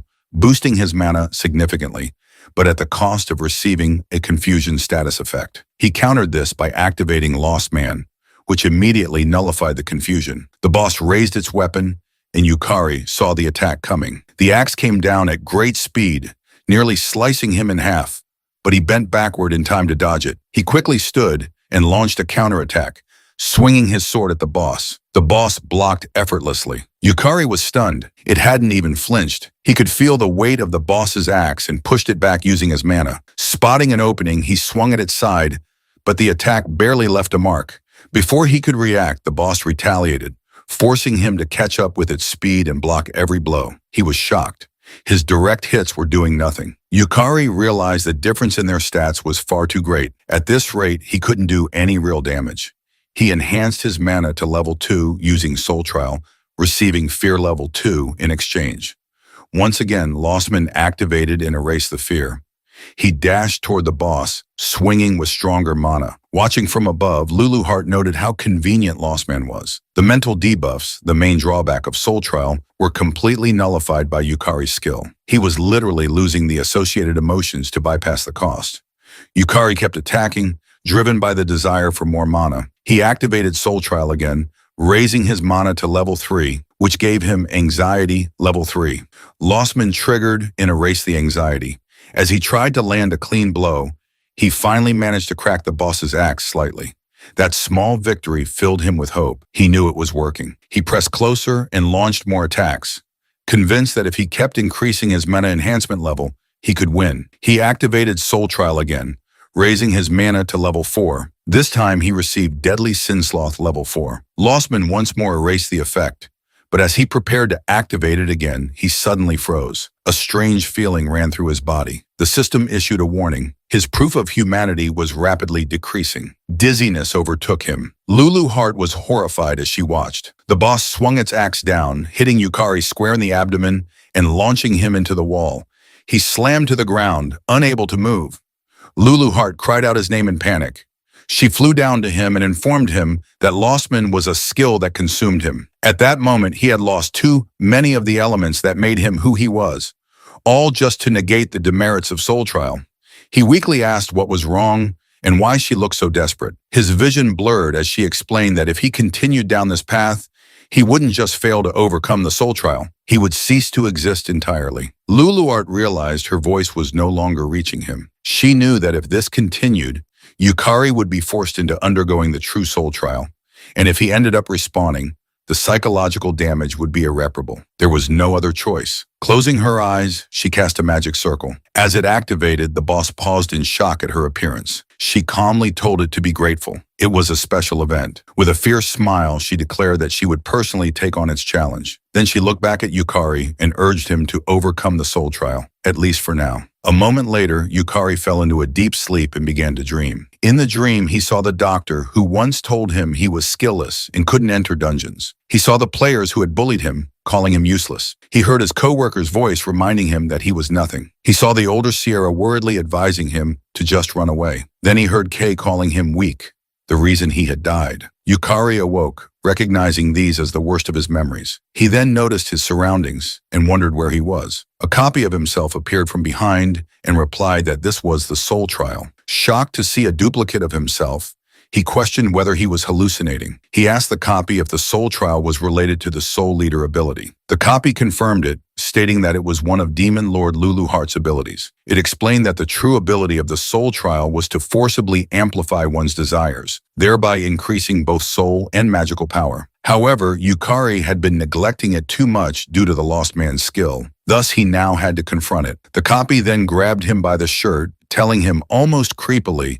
that he had to face the emotions he had lost and confront his own value. It accused him of being empty, shouting that he had nothing, that he would keep losing everything, and that he knew it deep down. It insisted that Yukari hadn't changed, couldn't change, and would never change. Meanwhile, back in the boss room, the monster swung its weapon and attempted to smash Luluhart to pieces. She narrowly avoided the strike by leaping away, but the force still slammed her against the wall. Struggling to her feet, she admitted to herself that she had anticipated this, but couldn't believe she didn't stand a chance, even against such a minor monster in her weakened state. It was beyond frustrating. She forced herself upright and glanced toward Yukari's soulless body. She couldn't afford to show weakness. This was all she could do for him now. As the boss raised its axe again, she slid under the swing and teasingly called out that she was the target. She was confident that Yukari would prove the value of his soul and overcome the soul trial. Back inside the true soul trial, Yukari asked his copy if proving one's value was really what it all came down to. Laughing as he spoke, he surprised his copy. He then admitted that maybe his life had been wrong all along, and maybe he would continue to lose everything. But even so, it was because of that life that he had met Luluhart, that frustrating result. The moment he could only run with her, the times he tried his best not to die just to save her, they were all a part of it. He gathered mana in his hand and declared that he may have nothing within him, and his life may be flawed, but his choices were not wrong. He thrust his hand into his copy, swearing that he would stop the dungeon break and save the world. His copy screamed in pain as Yukari poured mana into it, reactivating the lost man's skill. The copy dissolved into water and vanished. His proof of existence had dropped below a critical threshold, meaning he had regained his human presence. The soul trial space around him began to crack. The older version of Luluart appeared and remarked that he was riding a one-way ticket and called him Lostman. Yukari replied that he would accompany her. They were partners in fate. He reached out and took her hand. As their hands met, the system displayed that Luluhart's magical essence was being supplied to him. His lacking existence was reconstructed using her power, and his proof of existence was stabilized. In exchange, Luluhart's own proof of existence decreased. The entire soul trial space shattered, and Yukari was freed. Back in the boss room, Luluhart was still facing the monster. When it swung its axe at her again, someone blocked the blow. She smiled, saying she had kept him waiting long enough. Yukari had returned, pushing himself to block the boss's attack. He apologized for the delay and told her to leave the rest to him. She called him Lostman and asked if he had made his decision. As he slashed his sword at the boss, he replied that there was only one answer. She was confused by his response, but smiled and said she was curious. For now, though, they needed to deal with the boss. The monster, enraged, charged at them again, swinging its axe. Yukari dodged effortlessly, recognizing the repeated attack pattern. He furiously slashed at its side, asking if it really thought he would just keep taking those hits. The boss was stunned when his armor cracked. Yukari calmly informed Luluhart that his soul trial magic power had increased to level 5. Lulu Heart responded that the cost was great, but the effect was tremendous. Yukari simply agreed, then shouted that it was time for the counterattack.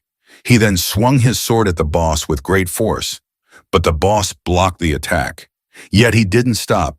He continued swinging, pressing forward with relentless strikes while the boss struggled to block them. Spotting an opening, he successfully severed the boss's arm, making it scream in pain and grow even more enraged. The boss then dashed toward him at high speed, which shocked him. He immediately activated Lost Man, nullifying his fear. As the axe was about to hit his head, he bent backward just in time to avoid the blow. Turning swiftly, he channeled mana into his leg and kicked the boss, launching it backward.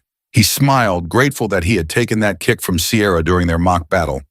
It had prepared him for this. Suddenly, the boss released a surge of powerful aura and raised its axe again, shocking him. It then summoned a mass of undead, revealing it still had a trump card. Lulu Heart, unbothered, teasingly called out to the undead, referring to them as small fries, while releasing her mana to attract their attention. He was surprised by her action, but she simply told him that the boss's mana was nearly depleted and that he should get ready. He nodded in acknowledgement. Raising his hand toward the boss, he declared that summoning wasn't its exclusive privilege. He activated Soul Command and summoned both the Armor Knight Soul and Skull Guardian Soul, commanding them to assist Lulu Heart in dealing with the undead while he charged at the boss. Their swords clashed in the center of the room as he attacked again. Lulu Heart stopped releasing her mana and told the undead that their time was up. One of them attempted to strike her, but she vanished. From the corner of his eye, he saw his summons battling the undead and realized that Lulu Heart had fought just as hard as he had. There was no way he could afford to lose. As their weapons clash again,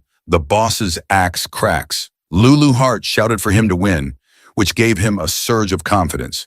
With one final push, he slashed through both the boss and its weapon, cutting it in half. A moment later, Sierra and the others arrived at the room. Sierra rushed to him, asking if he was all right. Lying on the ground, he weakly called out to them. Umeko and Sho couldn't believe what they were seeing and asked if he had really defeated the boss alone. Sierra, however, was only concerned about his battered condition. He asked her to help rescue Tayo and Yuka, saying they should have collapsed over in the corner. She nodded and told him to leave it to her, but before she could move, Kazuki interrupted, stating that it wouldn't be necessary and ordered everyone not to move.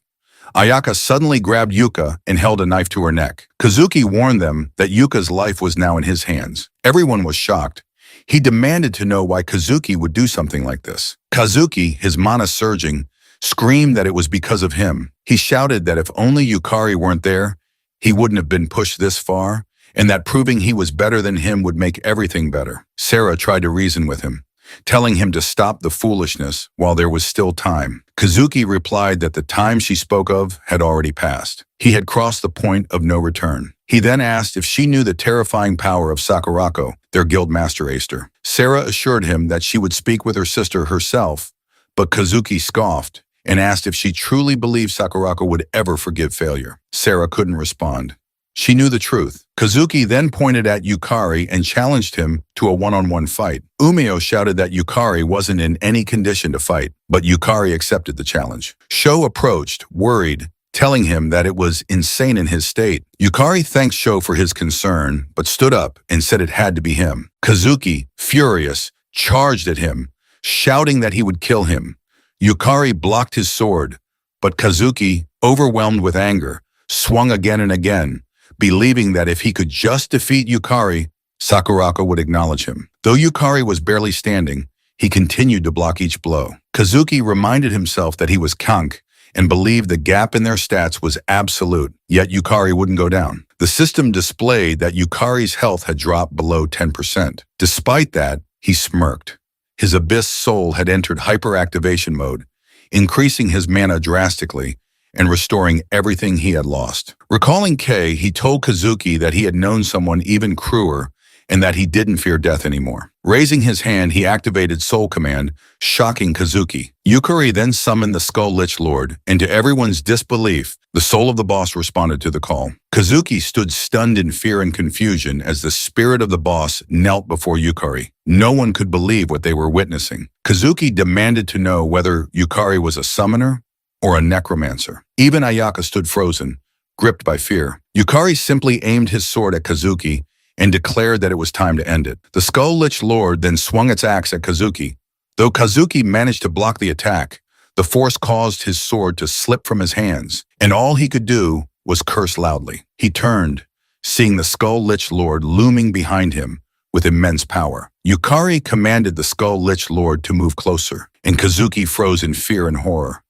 The undead entity raised its axe and brought it down toward Kazuki, who lay helpless. Just seconds later, Kazuki was sprawled on the ground. Sho excitedly rushed over, asking what had just happened and confirming if that summon was really the boss of the dungeon. Umeo joined him, still unable to believe that someone with such combat strength was also capable of summoning a boss-class entity. Yukari replied that he wasn't a summoner, but he could do something similar. Sho then helped him to his feet. Taiyo, regaining consciousness, expressed his gratitude for being saved. Yuka added that Yukari was their savior, but he humbly replied that it was because they both had endured the boss's fierce attacks. As the group began walking out of the boss's chamber, Sira followed behind silently. She reflected on how, once again, Yukari had taken on an overwhelming burden. She wished he would take better care of himself. Yet knowing she lacked the strength to stand beside him, she felt she had no right to say anything. Watching him talk casually with Sho,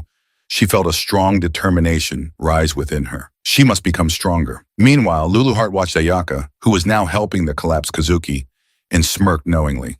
The next day, at the Japan Player Association's Shinjuku branch, an employee informed Yukari that all procedures for his promotion to Dank were now complete. He thanked her for her assistance, but the lady noted that he didn't seem very happy about it, which surprised and confused him. She went on to explain that reaching Dank was considered the first real hurdle for a player. It required both solo and team dungeon clears, and it entitled players to government subsidies and tuition exemptions. She remarked that he should be more excited. Yukari responded by asking if she believed a D-ranked player could clear an S-ranked dungeon. Puzzled by the question, she replied honestly that it would be impossible. He simply stated that that was the reason. He had to become stronger than even S-rank players. Luluheart, proudly floating beside him, nodded in agreement. The lady, understanding his ambition, acknowledged that for him, Dank was just a passing point. She wasn't sure whether he was joking or being serious, but then smiled, saying that if anyone could do it, maybe it really was him. She told him she looked forward to the day he stood at the top of the world. A moment later, as Yukari stepped outside the association building, someone called out to him. A man approached asking if he was Kaki Yukari. Confused, Yukari confirmed his identity. The man lit up with excitement and handed him a business card, identifying himself as Makoto Fuja, the recruitment manager for the Sakura Guild. Before Fuja could say more, another man rushed forward and shoved him aside, shouting that they had their eyes on Yukari first. Yet another man pushed them both away, yelling that the Konkai Guild Union had been first. Yukari, bewildered, asked why they even knew who he was. One of them replied that there was no way anyone wouldn't know about the rookie who had risen from F rank to Dank in a record-breaking 2 weeks. It finally dawned on him. Though he had experienced what felt like months of trials and deaths through regression, only 2 weeks had passed in the real world. Watching the recruitment managers argue fiercely over him, he told them he'd think about it. Then, taking advantage of the chaos, he sprinted away at lightning speed while the recruiters continued bickering over who would get to sign him. Later in Yukari's apartment, Luluheart told him that she thought he was going to join a guild, asking if she was right that humans like to gather in groups. He replied that he had considered it, then asked if he was also right in thinking he would grow stronger by learning from her, rather than joining a guild. She confidently agreed and cheerfully told him that he finally understood. She then informed him that they would soon challenge the Luluheart dungeon. Yukari immediately dropped his dumbbells and stared at her in fear. She looked back at him in confusion. He shouted at her, asking if she wasn't skipping way too many steps and if she had any idea how many S-ranked players had failed to clear that dungeon before. Luluheart calmly reminded him that the Luluheart dungeon was her home and assured him she had a special secret plan. She told him to leave it to her. Despite her confidence, Yukari couldn't shake the bad feeling growing in his chest. Meanwhile, in the 100 Flowers Blooming Guild, Sakurako sat silently while Kazuki knelt before her, desperately explaining that he had been set up by Yukari's despicable trap. Sakurako, however, informed him that the other players had all reported that he had made an insane decision. Kazuki swore in panic and insisted it was a false report, but then Sakurako reached out, grabbed him by the hair, and furiously asked if he was saying that Sierra was lying. Terrified, Kazuki shouted that it was true, claiming it was unfortunate, but Sarah was not in her right mind. Her anger intensified. Without another word, she activated her two-tail ability, Hakuman Konmu Kyobi, a skill derived from her nine-tailed fox power that summoned the essence of the white-faced, golden-furred fox. A flurry of butterflies emerged from her mana. Fox ears appeared atop her head, and two glowing tails extended from behind her. Sakurako looked down at Kazuki and told him she had already intended to punish him, even if he had managed to kill Yukari. But insulting her Sierra just to protect himself had sealed his fate. Anyone who insulted Sarah would die. Kazuki trembled, admitting in fear that he was wrong, and trying again to shift the blame onto Yukari, but Sakurako ignored his. She cast 1,000 colors and 10,000 blossoms, dual barrier, encasing Kazuki in a magical prison. As he screamed and begged for mercy, she remained silent. She then activated her convergence ability, directing it at the dual barrier, which shattered into pieces along with Kazuki, who was still crying and pleading for his life. When Kazuki disappeared like dust, Sakurako picked up a photo of Yukari, stared at it, and burned it to ash. With a cold expression, she thought to herself that it was time to see whether Yukari was the real deal. She had decided to confirm it personally.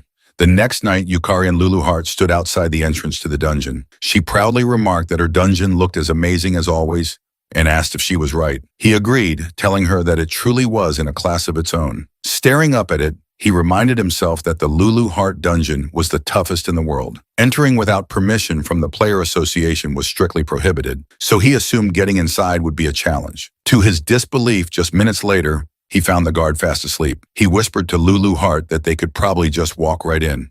She agreed, commenting that not many people dared challenge her dungeon anyway. The two of them walked through the dungeon gate without effort and soon stood at the portal entrance inside. Yukari whispered again, asking if they should go in.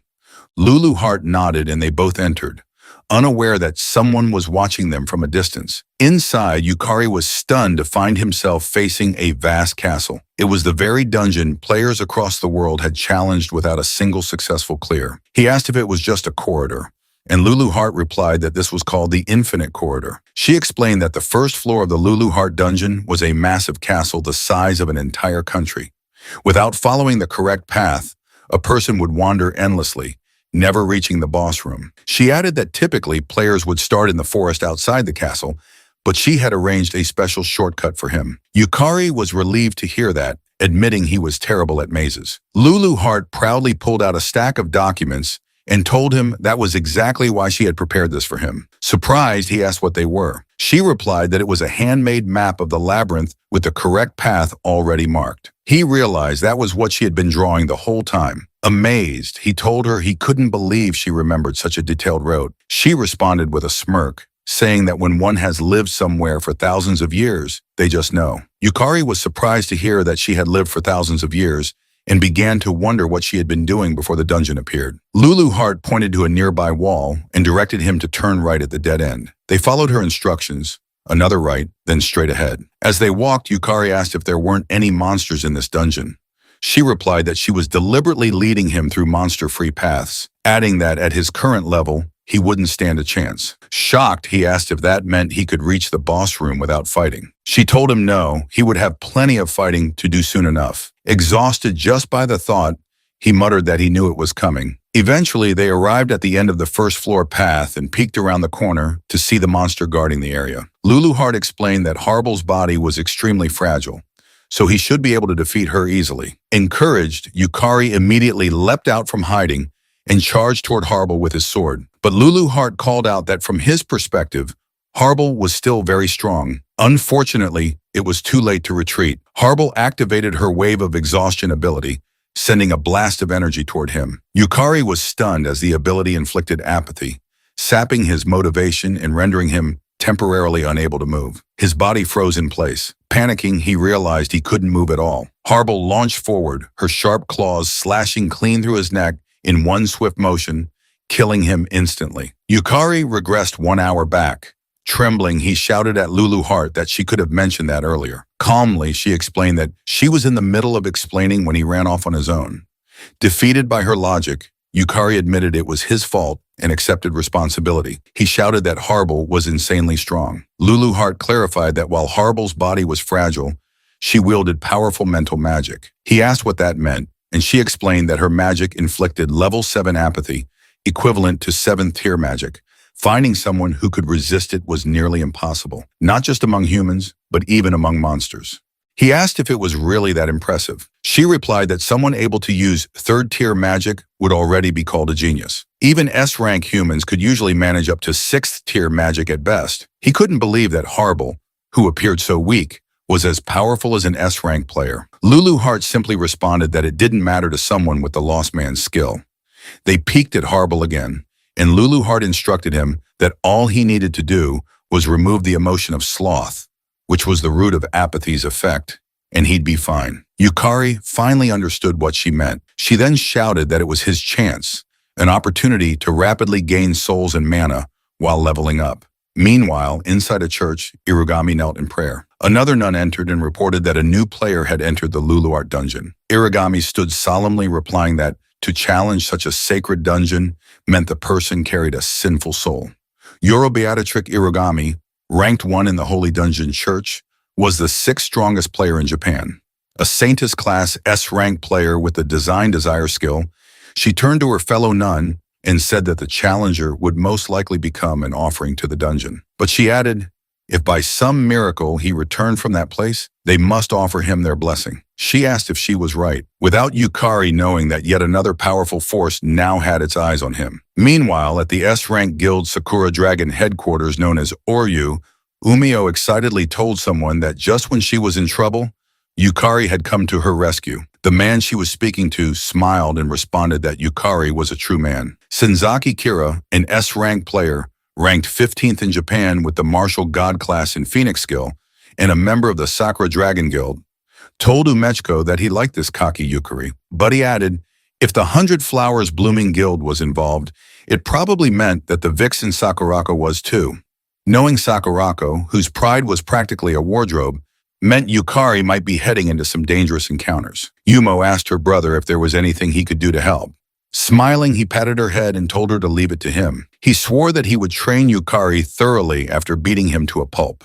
Confused, she asked him to just protect Yukari normally, but Kira turned away, laughing as he walked off. She hurried after him, asking where Yukari was now. A moment later, his secretary whispered something into his ear. His expression changed to shock when he heard that Yukari had entered the Lulu Heart dungeon. Meanwhile, on the first floor of the Lulu Heart dungeon, Harble swung her claw at Yukari. He blocked the attack with his sword, but the impact was so powerful he staggered. Despite Harble's metal sealing magic being restricted, she was still immensely strong. Yukari activated his soul command ability and summoned the Armor Knight soul. He quickly coordinated with it, instructing it to attack from the opposite side. The summon obeyed and charged in from the other direction. Harble immediately turned and struck with her claw, instantly vanishing the summoned knight.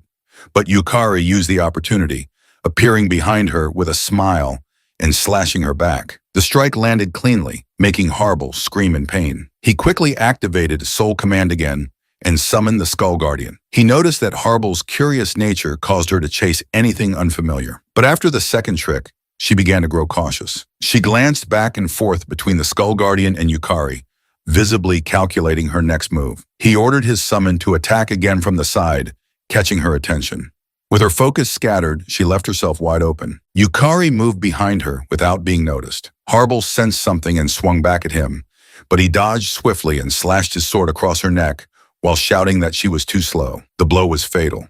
Harble's head was severed and she collapsed. Yukari then activated Soul Devour, absorbing her soul and converting it into magic, which he successfully did. He was stunned by the incredible surge of magic power that flowed into his body. Lulu Hart explained that Harble was a monster from the highest difficulty dungeon, so the mana gain would obviously be immense. Excited, Yukari noted that he managed to acquire her soul on the first attempt. He decided to summon Harble's soul immediately and activated Soul Command. When Harble's soul appeared, she had a surprisingly cute smile, which startled him. Looking closer, he admitted that Harble was actually kind of cute. Reaching out to pet her, he was caught off guard when she suddenly bit his hand. He quickly pulled his hand back, stunned that her soul had bitten him. Lulu Hart explained that Harble's soul was currently overpowering for him. Even as a soul, Harble would naturally exhibit resistance. He asked if that meant souls had their own will. She reminded him that of course they did. Souls were at their core will itself. He nodded, realizing it made perfect sense. Lulu Hart then added that the stronger a monster's magic power, the stronger its will. In Harble's case, both her personality and appearance were directly reflected in her manifested soul. So if Yukari wanted to fully control monsters with strong wills, he would first have to grow stronger himself. A moment later, they arrived at a fountain along the path. Yukari drank the water from it, and his magic power was instantly restored. He turned to Lulu Hart and commented that the magic power recovery spring was a lifesaver.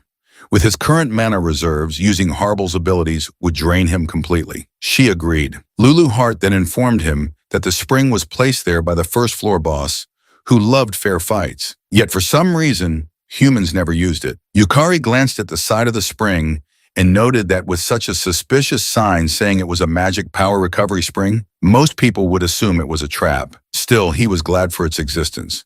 It allowed him to keep fighting. Lulu Hart told him that nullifying mental magic, retrieving Harble's soul, summoning her, and defeating the next monster was a special leveling up method that only he could achieve. After a few minutes of rest, Yukari summoned the Armor Knight soul and ordered it to stand still. Another Harble monster soon approached and was distracted by the knight. Yukari then ordered his Harble to use her Wave of Lethargy, a magic attack that inflicted lethargy, freezing the target's ability to use skills and rendering them completely incapacitated. His Harble cast the spell successfully, hitting the enemy Harble and leaving it immobile. Yukari dashed in alongside his own Harble and slashed the frozen enemy as Harble struck with her claw at the same time, instantly killing it. He harvested the soul immediately and thrilled high-fived the Armor Knight soul, cheering that he now had 2 Harble souls. However, Lulu Hart seemed dissatisfied. She criticized him for using one of his souls as a decoy and landing a sneak attack, asking whether he shouldn't be focusing more on improving his personal combat skills. He casually replied that decoy tactics were part of combat prowess too. As he tried to make a heart shape with Harble, she simply gave him a like, leaving Lulu Hart visibly frustrated. Suddenly, a golden key appeared in the air. He reached out and grabbed it, calling out to Lulu Hart that something had dropped. She saw the key and lit up with excitement, telling him that it finally dropped. He asked her what kind of key it was, and she eagerly replied that it was a treasure chest key. Yukari couldn't believe what he just heard, but Lulu Hart confirmed it with a gleam in her eye. She explained that dungeons and treasure chests go hand in hand, and now they could finally collect some world-class items. Meanwhile, in the corridors of the Sakura Dragon Guild, Kira was running at full speed, heading out. Knowing the nature of the Lulu Hart dungeon, where monsters beyond human comprehension resided, he understood just how insane it was to enter alone. As he raced forward, he couldn't help but wonder who exactly was Kanzaki Yukari. A moment later, inside the Lulu Hart dungeon, they arrived at the treasure room. Lulu Hart instructed him to open the screen in front of them. He carefully examined it for a moment before activating it. What appeared before him was a luxurious chamber gleaming with gold. He stared in awe, his body trembling as he approached a golden sword, overwhelmed by the number of powerful-looking weapons. Lulu Hart proudly agreed with his reaction, but quickly warned him that if anyone other than the rightful owner touched any of the weapons, a trap would activate. Horrified, he froze. His hand had been just an inch away from the golden sword. She continued, telling him that while her treasure vault was magnificent and she understood his excitement, their objective was something else. She then walked toward 2 treasure chests placed at the side of the room. Pointing to one, she told him she believed that was the one. However, she warned him sternly not to touch the treasure chest on the right. If he did, the mimic would awaken. He froze in place again. He nervously opened the chest she indicated and asked her if it was really okay. To his shock, the first item that emerged was the last elixir, an S-class rarity item that fully restored health and mana, cured all status ailments and diseases, and temporarily increased both maximum health and mana points. He couldn't believe what he was seeing and shouted, asking Lulu Hart if she was really sure he could take it and if she wasn't planning to come back later and demand it back. She simply asked him what kind of person he took her for. She urged him to continue. The next item was the Monodominial Ring, a world-class artifact, a rune-engraved ring that increased maximum mana capacity by 1.5 times. Then came the Infinitus Vault Pendulum, another world-class item, a magical storage device capable of storing up to 713,925 items. Next was Eterno Alma, an S-class artifact, a piece of equipment that prevented weapon durability from degrading. As long as it was equipped, any weapon would retain its form even after the most grueling battles. After that came the ring de lingua, a world-class ring that enabled communication across all human languages. It allowed the wearer to understand and speak any human language, though it didn't work on creatures without linguistic intelligence. Rare item after rare item poured out from the treasure chest, leaving him overwhelmed. Panic set in as he asked Lulu hard again if he was really allowed to take all of these treasures. She replied casually that she'd love to explore the other treasure vaults too, but no matter what, they'd eventually run into monsters.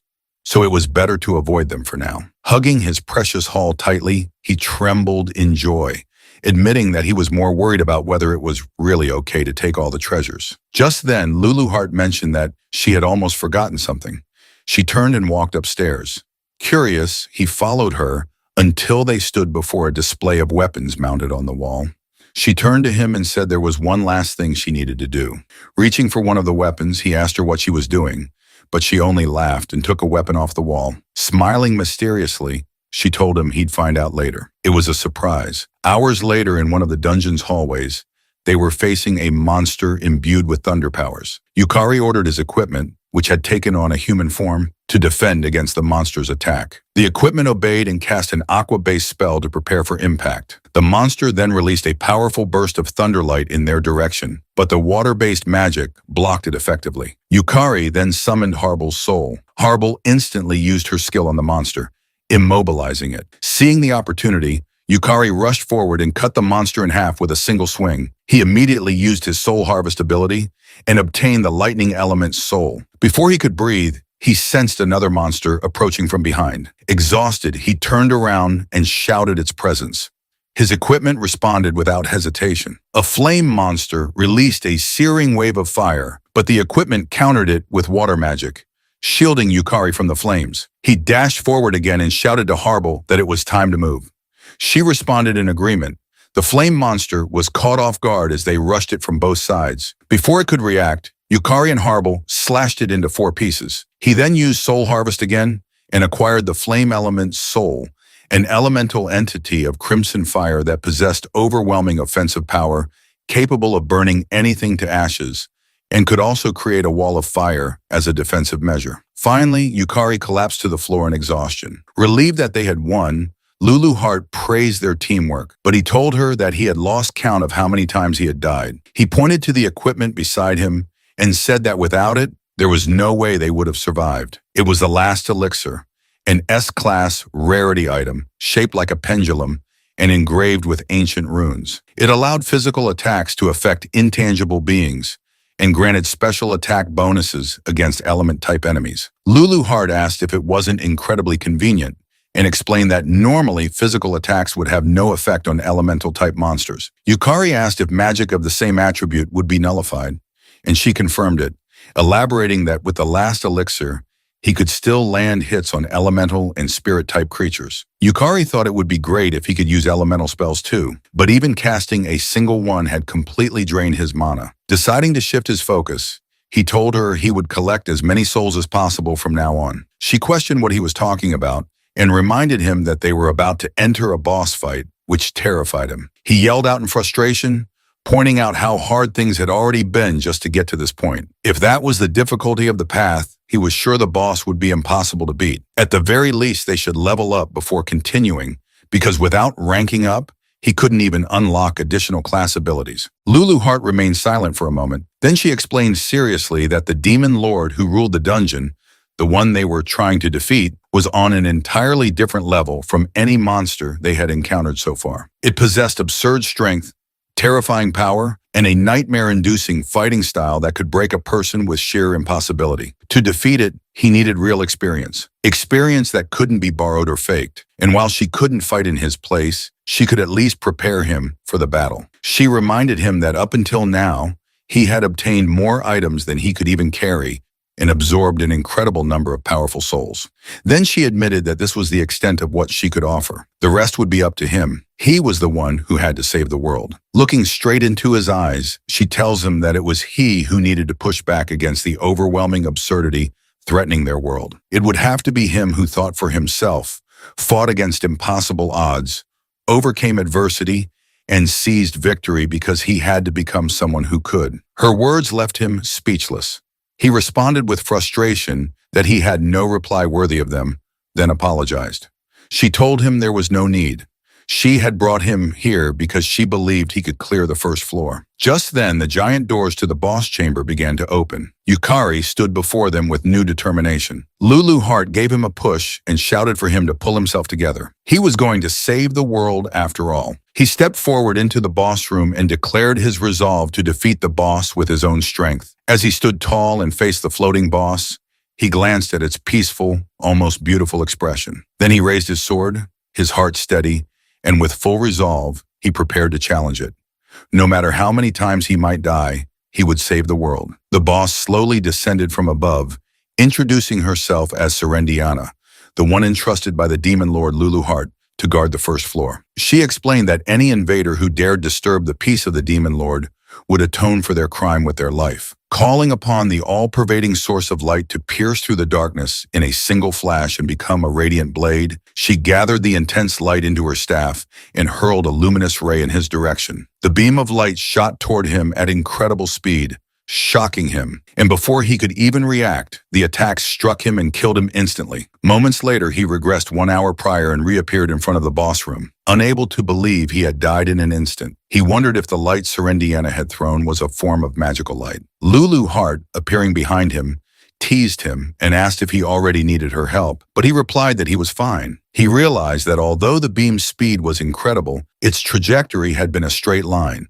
making it possible to predict. He concluded that if he kept his eyes on her staff's direction, he might be able to dodge it, activating his soul abilities to boost his magic power. He stepped toward the boss room, deciding to initiate the soul trial first. Once inside, Serendiana once again began gathering light into her staff and aimed it at him. He focused his gaze on her staff, and when she released the luminous ray, he immediately jumped to the side, narrowly avoiding the blast. It was a close call, but he was relieved that he had managed to dodge it. Serendiana appeared surprised that he had evaded the attack on his first attempt and acknowledged that he had truly earned his way there. She then added that perhaps it was time she got a little serious, which caught him off guard. Calling upon the void-born flame, she summoned fire to scorch the earth without light and bring forth judgment that incinerated all creation. The crimson flame gathered in her staff as she activated her dance inferno skill, forming a massive magic circle. She then launched Empress Explosion in his direction. He saw the fire surging toward him and realized there was no way to dodge it. Serendiana appeared surprised that he hadn't attempted to escape, but he vowed to himself that he would burn the experience into his memory. The explosion engulfed him, and his body was blown to pieces. Once again, he died and regressed. Now understanding that fire magic was typically a wide-area attack, he took note that its activation time was roughly 3 seconds. Swearing to himself that he would make it next time, he stepped back into the fight with renewed determination. After dodging the luminous ray again, Serendiana prepared to strike with Empress Explosiona. As the flames rushed toward him, he immediately activated his soul command and summoned the fire element's soul. The summon created a protective wall of flames that blocked the incoming attack and shielded him from the explosion. Serendiana, observing that he had survived, calmly noted that it was an interesting tactic. She recognized that the fire element he had summoned was born as a natural elemental and therefore possessed the innate ability to nullify magic of the same attribute. She acknowledged that he had used this property to cut through her magic.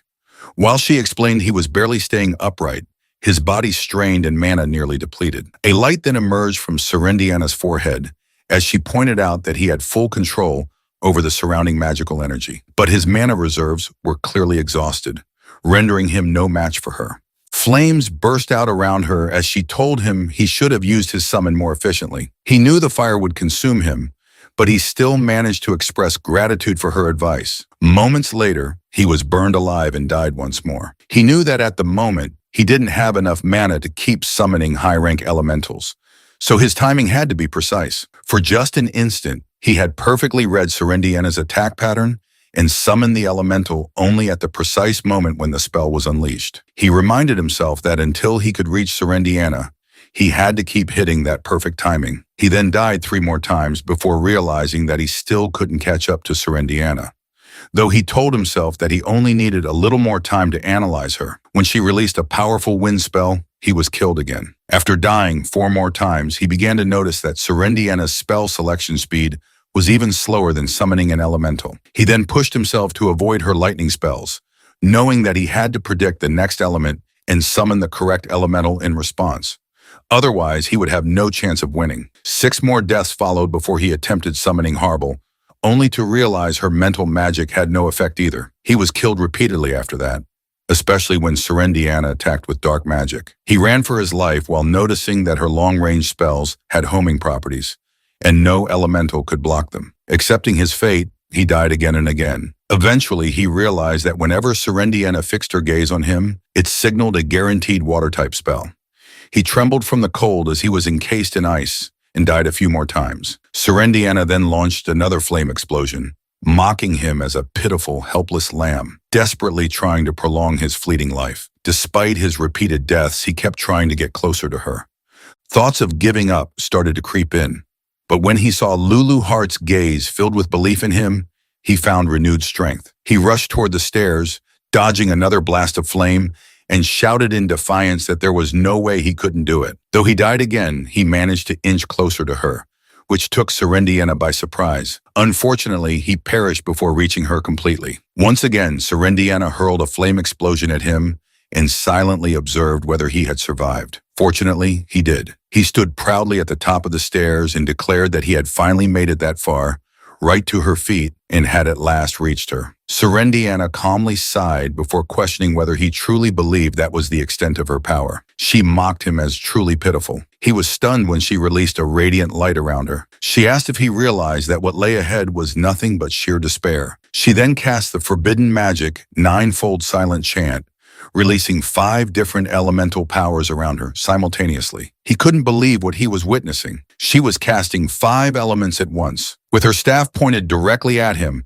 she unleashed all the spells together, intent on reducing his fragile life to dust. Meanwhile, Kira and Yumko were sprinting down the street. Umeko asked Kira if the Lulu Heart dungeon was really that dangerous, but Kira simply asked her if she remembered the large-scale raid incident at Lulu Heart dungeon. She replied yes and asked if she was right in thinking he had participated in it. She mentioned she had been working as a model back then, so she didn't know the details, but recalled that it was the one where the raid had failed. He responded that it wasn't just a failure, it was a total disaster. He then told her that there had been 6 S ranks and 12 A ranks involved, including both domestic and foreign players, but they were all annihilated.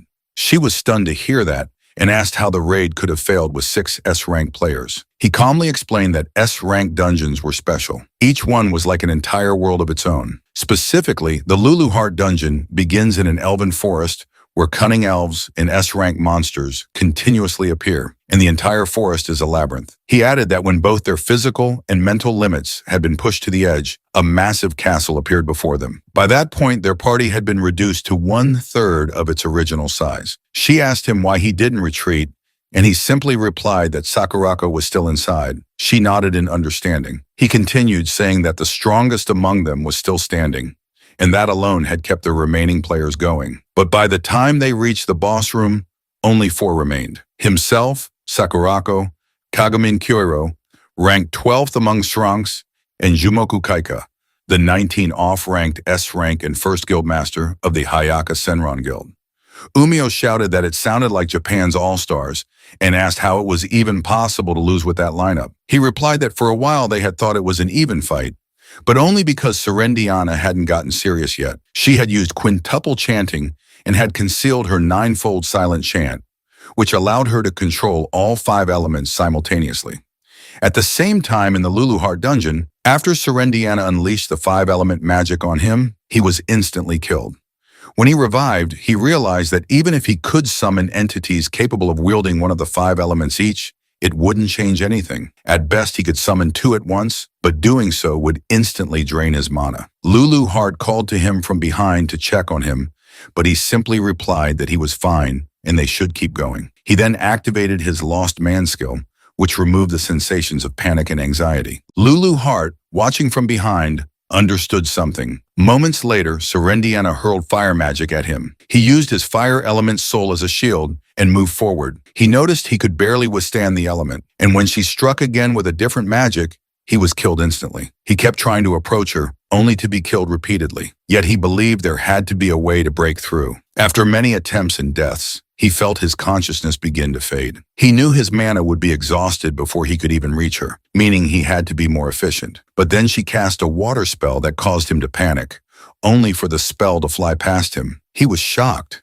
He hadn't expected her to miss. Unfortunately, when he looked ahead, another water spell hit him. He realized too late that it had been a double attack and died. He grew frustrated, unable to break through her 5-element magic. After being killed multiple times, doubt consumed him. He asked himself what he was supposed to do, how he was supposed to win. All he saw was the death panel again and again. Kneeling, he couldn't see a path forward. Clenching his teeth in frustration, he thought that even though Lulu Heart believed in him, he still couldn't win. In a desperate moment, he chose to use the method Lulu Heart had warned him not to. He activated Lost Man again, this time removing not only panic and anxiety, but also fear and paranoia all at once. As expected, without any unnecessary emotion, his thoughts became sharper. He told himself there had to be a reason Lulu Heart brought him there.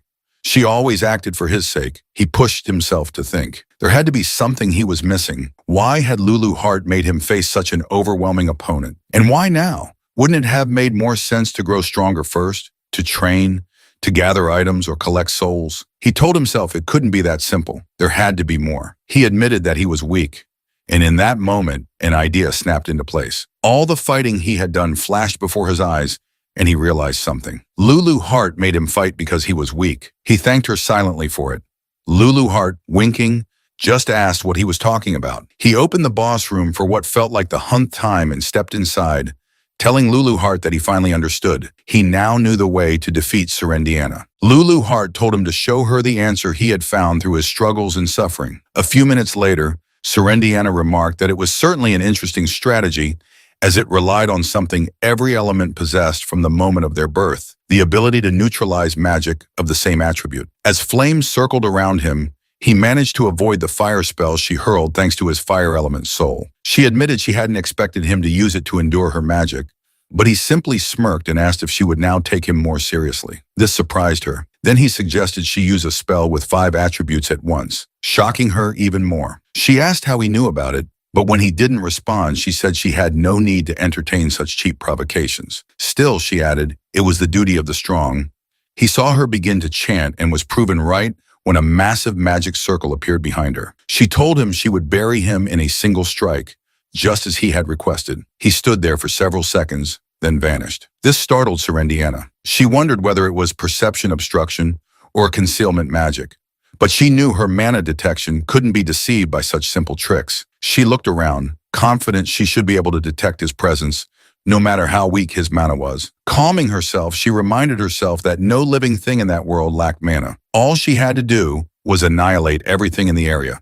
She unleashed her 5-element magic in a wide area attack. Minutes later, as the magic began to dissolve into the air, she still hadn't sensed him and grew angry at her inability to locate him. Suddenly, she heard the sound of footsteps sprinting and cast magic around her instinctively, still wondering how he had disappeared.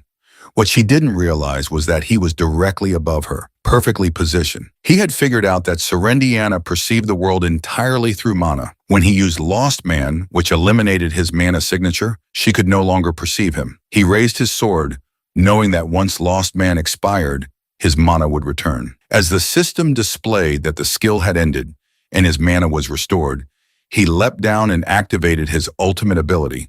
Soul Absorption, Full Power, Soul Burst. Serendiana turned in shock, unable to believe the magnitude of the mana now emanating from him. She wondered where he could have gotten such overwhelming power. A few hours earlier, he had told Lulu Heart that, as expected of the most difficult dungeon, the number of souls he had obtained was incredible. He explained that soul absorption, which increased his stats and mana upon delivering the final blow, had been extremely useful. But Lulu Heart reminded him that that was only the beginning. He looked at her in confusion. She then explained that if the soul leader class truly descended from her, the true power of soul absorption lay in the storage. Soul absorption allowed Yukari to store the souls of defeated enemies, functioning like a reservoir. Just like a dam, it could release the stored energy all at once. His final attack was powered by every soul he had ever absorbed and every life lost in regression. It was a strike containing everything he had. He knew it was an enormous risk, as it would use up all his collected souls. But he shouted at Serendiana, demanding to know how many times she thought he had died. He had observed her spells. He knew the length of her chance, and at this distance his strike would land no matter what. Serendiana remained calm, acknowledging that he was a splendid human. But she reminded herself that he wasn't the only one with a trump card. She knew that a magician's greatest weakness was chanting time. Did he really think she hadn't overcome that? She extended her hand into the air and opened her treasure vault, searching for a wand she had stocked, one that allowed casting without chant time. But she was stunned to find it missing. Panic set in. Had her vault been breached? Looking up, she knew she wouldn't make it in time. Yukari gave everything into his final attack, shouting that it would end there as he swung his sword down upon her. She raised a barrier in desperation, but she already knew it wouldn't hold. As expected, the barrier shattered within a second, and his final blow landed, triggering a powerful explosion. At the same time, the system broadcast a global announcement to all players. The first floor of the Rank 1 Lulu Heart Dungeon has been cleared. Sakurako was infuriated. The system then showed the identity of the player who cleared it and stated that this player had been rewarded with control authority over the first floor, as well as authorization to enter the second floor. The system congratulated all players and wished for the health and blessings of everyone in the world. Meanwhile, inside the Lulu Heart Dungeon, Yukari and Lulu Heart celebrated in joy.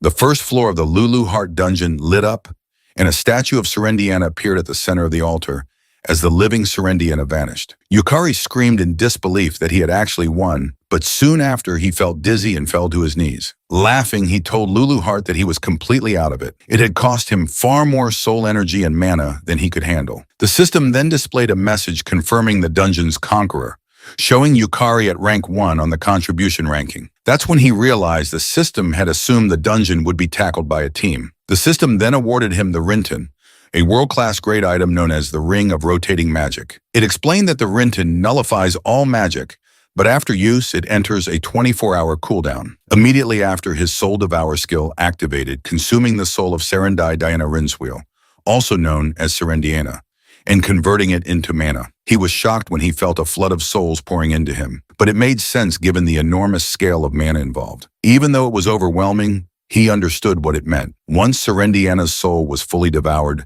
the system began processing his contribution level. However, it encountered an error, informing him that his contribution would be stored until he reached S rank, as contribution ranking updates were not possible for non-rank players. Surprisingly, he was relieved. Even if someone asked how he cleared it, he couldn't exactly admit he had borrowed the Demon Lord's power. Luluart then praised him for a job well done, telling him that she hadn't expected him to actually defeat the floor boss of her dungeon. She also informed him that he was the first to do so. He was surprised that she was honestly praising him and thanked her, adding that it was only possible because of her. She asked if she was right in thinking he brought her along because of his low mana. He didn't answer directly and instead told her that he had always wondered why she had sent him to the Lulu Heart Dungeon, despite him only being dank. But during his fight with Serendiana, he realized something. Every time he was near death, her accuracy dropped. That's when he figured out it was because when his mana ran out, Serendiana couldn't perceive his presence. He explained that at first he had thought Serendiana was just a beautiful woman with sleepy eyes. But the truth was, she really couldn't see. If he had been stronger with more mana, he might never have realized that Serendiana observed the world through mana. He would have fought her head and over again, never understanding why he kept failing. He guessed that the real reason he was sent into that dungeon was because of his low mana, a trait that ironically turned out to be his greatest advantage. Luluart didn't bother responding with pleasantries. Then Yukari asked if he was right that she had also recovered Serendiana's staff back then. He thought to himself that while he had managed to defeat both Harble and Serendiana somehow, he hadn't truly conquered the dungeon. And he hadn't stopped the ninefold silent chant either. He told himself that he had to get stronger. And when Lulu Heart saw his expression, she sighed and told him he was probably overthinking again. She then reassured him that he was the one who defeated Serendiana. But he asked if he was right in thinking that discovering Serendiana's weakness was thanks to the lost man's skill. She simply asked him why he was trying to separate it from himself, reminding him that the lost man's skill was his because he chose it. She went on to explain that Serendiana's hidden ability was called Elder Vision, which allowed her to perfectly perceive her enemy's mana and predict their actions. The higher her opponent's mana, the stronger she became, bordering on clairvoyance. However, because of that overwhelming perception, Serendiana had neglected to develop any other detection methods. Yukari had played his cards well, exploiting both her weakness and her arrogance. In the end, it was nothing more, nothing less. He looked at her, surprised by the explanation, and thanked her warmly for it. He then asked why his soul harvest ability hadn't activated when he delivered the final blow. She pointed ahead and told him that Serendiana's soul was sealed within the statue. When he looked, he told her there was nothing there. She explained that Serendiana's mana output was so massive, even among floor guardians, that he likely couldn't sense it in his current state. But if he kept improving, soul summoning would eventually become possible. Still, he responded that he couldn't even imagine summoning Serendiana. It had been far too intense. Lulu Heart then suggested that they come back another day. Even though he had absorbed Serendiana's mana and grown stronger, it had only increased his mana capacity, not replenished it. If he didn't take a break, he would remain completely drained. She then informed him about uncharted areas to explore, soul recovery tasks, and treasure collection opportunities, adding that there was still a lot left to do just on the first floor. He agreed with her and said he was already exhausted. They should just go home and take it easy. A moment later, they exited the Lulu Heart dungeon and Lulu Heart disappeared, saying she would update the supplemental map. Yukari stepped out of the dungeon, feeling like his joints were breaking apart. All he wanted was to go home and sleep, but suddenly a knife was pressed against his back. A woman's voice warned him that it was dangerous to walk alone on a moonlit night like this. She then activated her skill, Design Desire, and told her pet that it was time for its meal. Yukari turned his head slightly as he felt a powerful presence behind him and saw a monstrous eye. Before he could react, the monster attacked, sending him to the ground, coughing blood. Dark magic energy wrapped around him, trapping him in place. As pain overwhelmed him, he wondered what had just happened and activated Lost Man to dull the sensation. Then approached him and remarked that the first floor of the Lulu Heart dungeon had been cleared today, and the only person nearby was him, so she'd like to ask a few questions. Seeing the knife in her hand and the massive monster beside her, he stammered out a question, asking who she was. With a warm smile, she introduced herself and told him to call her sister, Yoro. He struggled to stand and managed to move a little. She was impressed he could still move at all. Then she ordered her pet to attack again. However, it doesn't affect him. She was shocked to see that her Design Desire had been erased and wondered how a D rank with no mana had done it. What she didn't know was that the Rinton, the boss drop from Serendiana, was still in Yukari's pocket. It had activated, nullifying the magic and saving his life. But Yukari knew it couldn't be used again for another 24 hours. And being restrained meant he couldn't access any other items. Panic set in. He had no mana, no strength left, and no idea what to do. Irigami then confirmed her suspicion. He was dangerous and said she would now use a little of her true strength. Activating Design Desire again, she ordered her pet to tear off his limbs. The monster lunged with its claws while Irigami coldly said they would make him permanently disabled. But just before the claws reached him, someone appeared, shielding him in time. Sakura greeted Irigami, calling her trash while holding the monster's claw tightly. Sakura then turned to her and asked he was doing to Yukari. He couldn't believe his eyes. Sakura was standing before him. He wondered why Japan's top player had appeared there of all places. Sakura turned to Irigami, calling her a witch, and said she had heard someone had cleared the Lulu Heart dungeon, so she came to take a look. She hadn't expected to run into her there. Irigami responded with a warm smile, saying it was cruel for Sakura to call her a witch, and that she should instead call her sister Yoro with a bit more affection. Sakura glared at her. She knew exactly who Irigami was, the holder of the Holy Attribute's strongest saintess class, a so-called witch who in truth governed the mysterious Holy Dungeon Church. Sakura accused her of always being good at hiding her tail, making it so no one would ever guess she was in Japan. But today must be her lucky day, she said, because she finally had the chance to erase her. Irigami, however, smiled sweetly and told Sakura not to bear her hostility so openly. She claimed that she merely revered the dungeons, the monsters, and the one who ruled them all, the Demon King. Irigami added with excitement that it was simply an act of faith. That angered Sakura even more. She told Irigami she didn't care what she believed in, but messing with her guild had been a mistake. Just feigned confusion and replied that she had no idea what Sakura might be referring to. Her only target, she claimed, was Yukari. Uragami then explained that today the first floor of the Lulu Heart dungeon had been cleared, and Yukari was the key individual responsible. Sakura froze for a second, then asked incredulously if Irugami meant Yukari had cleared the Lulu Heart dungeon's first floor, but then she burst out laughing and told to say it again. With a smirk, Sakura told her she'd make an exception and let her repeat herself since it had been ages since she'd laughed that hard. And honestly, Yami was quite amusing. Ayami chuckled too and asked if perhaps she had a hidden talent for making people smile. As the two women exchanged laughs and banter, Yukari sat silently watching them with a mix of fear and confusion. Sakura's tone then shifted. She smiled coldly and acknowledged that Yukari had defeated Kei and even subdued Kazuki, who was more than 2 ranks above him. But she also knew that the Lulu Heart dungeon wasn't something one could just conquer so easily. Turning back to Irugami, Sakura stated that as expected, entertaining a witch's delusions was a waste of time. She declared that she would kill Irugami right there and then. Sakura activated her 5-tail skill and launched her Foxfire Half-Blood ability at Irugami. Calmly, Irugami activated her Albion Veil to defend herself. When the Foxfire struck, it triggered a massive explosion of energy around them, but not a single scratch appeared on Irugami. Irugami turned to Sakura and said she expected her to have that much firepower, even without using her full strength. Then she asked if it was really the time to be holding back. Monster launched its claws at Sakura, but Sakura only smirked. She released a magical shield to block the attack, and coldly told Irugami not to get cocky if that was all the power she had. Irugami then ordered her pet to activate corrosion. Its claws spread corrosion, allowing it to pierce through Sakura's barrier and shatter it completely.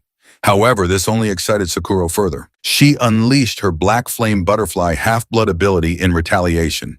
As the floating butterflies landed on the monster's claw, they ignited into powerful black flames, burning the creature to death. Meanwhile, Lulu Heart appeared beside Yukari, telling him that those women possessed an extraordinary amount of magic power. Since he was out of mana and stamina and unable to move, she advised him to simply watch for now, because what he was witnessing was the wall he would one day have to overcome. He nodded in response, understanding fully. It was a battle between S-class entities, and he planned to burn every detail into his memory. Urugami then released her sacred spears, holy lances of light summoned from the sacred castle. Their divine energy was particularly effective against evildoers and mortal beings. She aimed them all at Sakura and launched them simultaneously, saying that people were too obsessed with preserving what they deemed normal. Sakura activated her double barrier ability, blocking the spears trying to pierce her. But Iyami wasn't done. She cast an even stronger magic circle and spoke again, proclaiming that Earth had been chosen as the land of God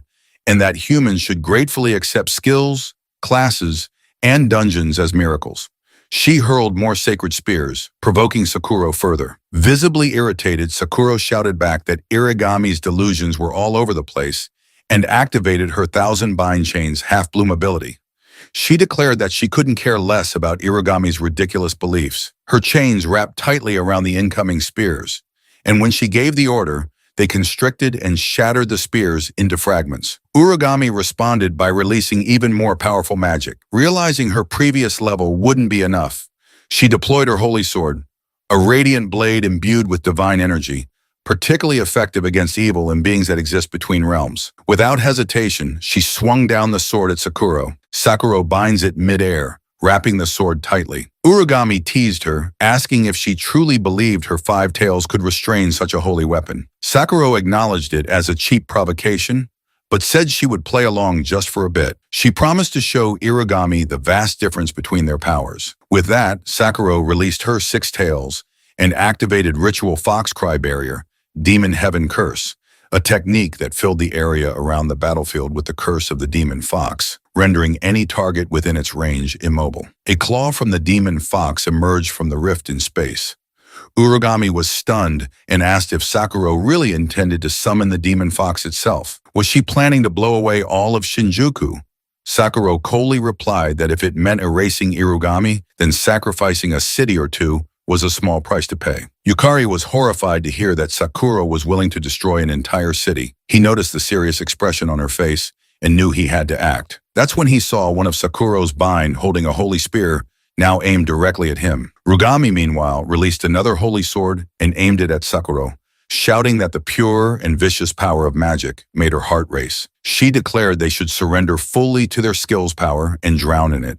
She then hurled the holy swords at Sakura. Just then, the system notified Yukari that his health had dropped below 10%, triggering the activation of his abyss soul. It elevated him into an ultra-high state, dramatically increasing his magic output.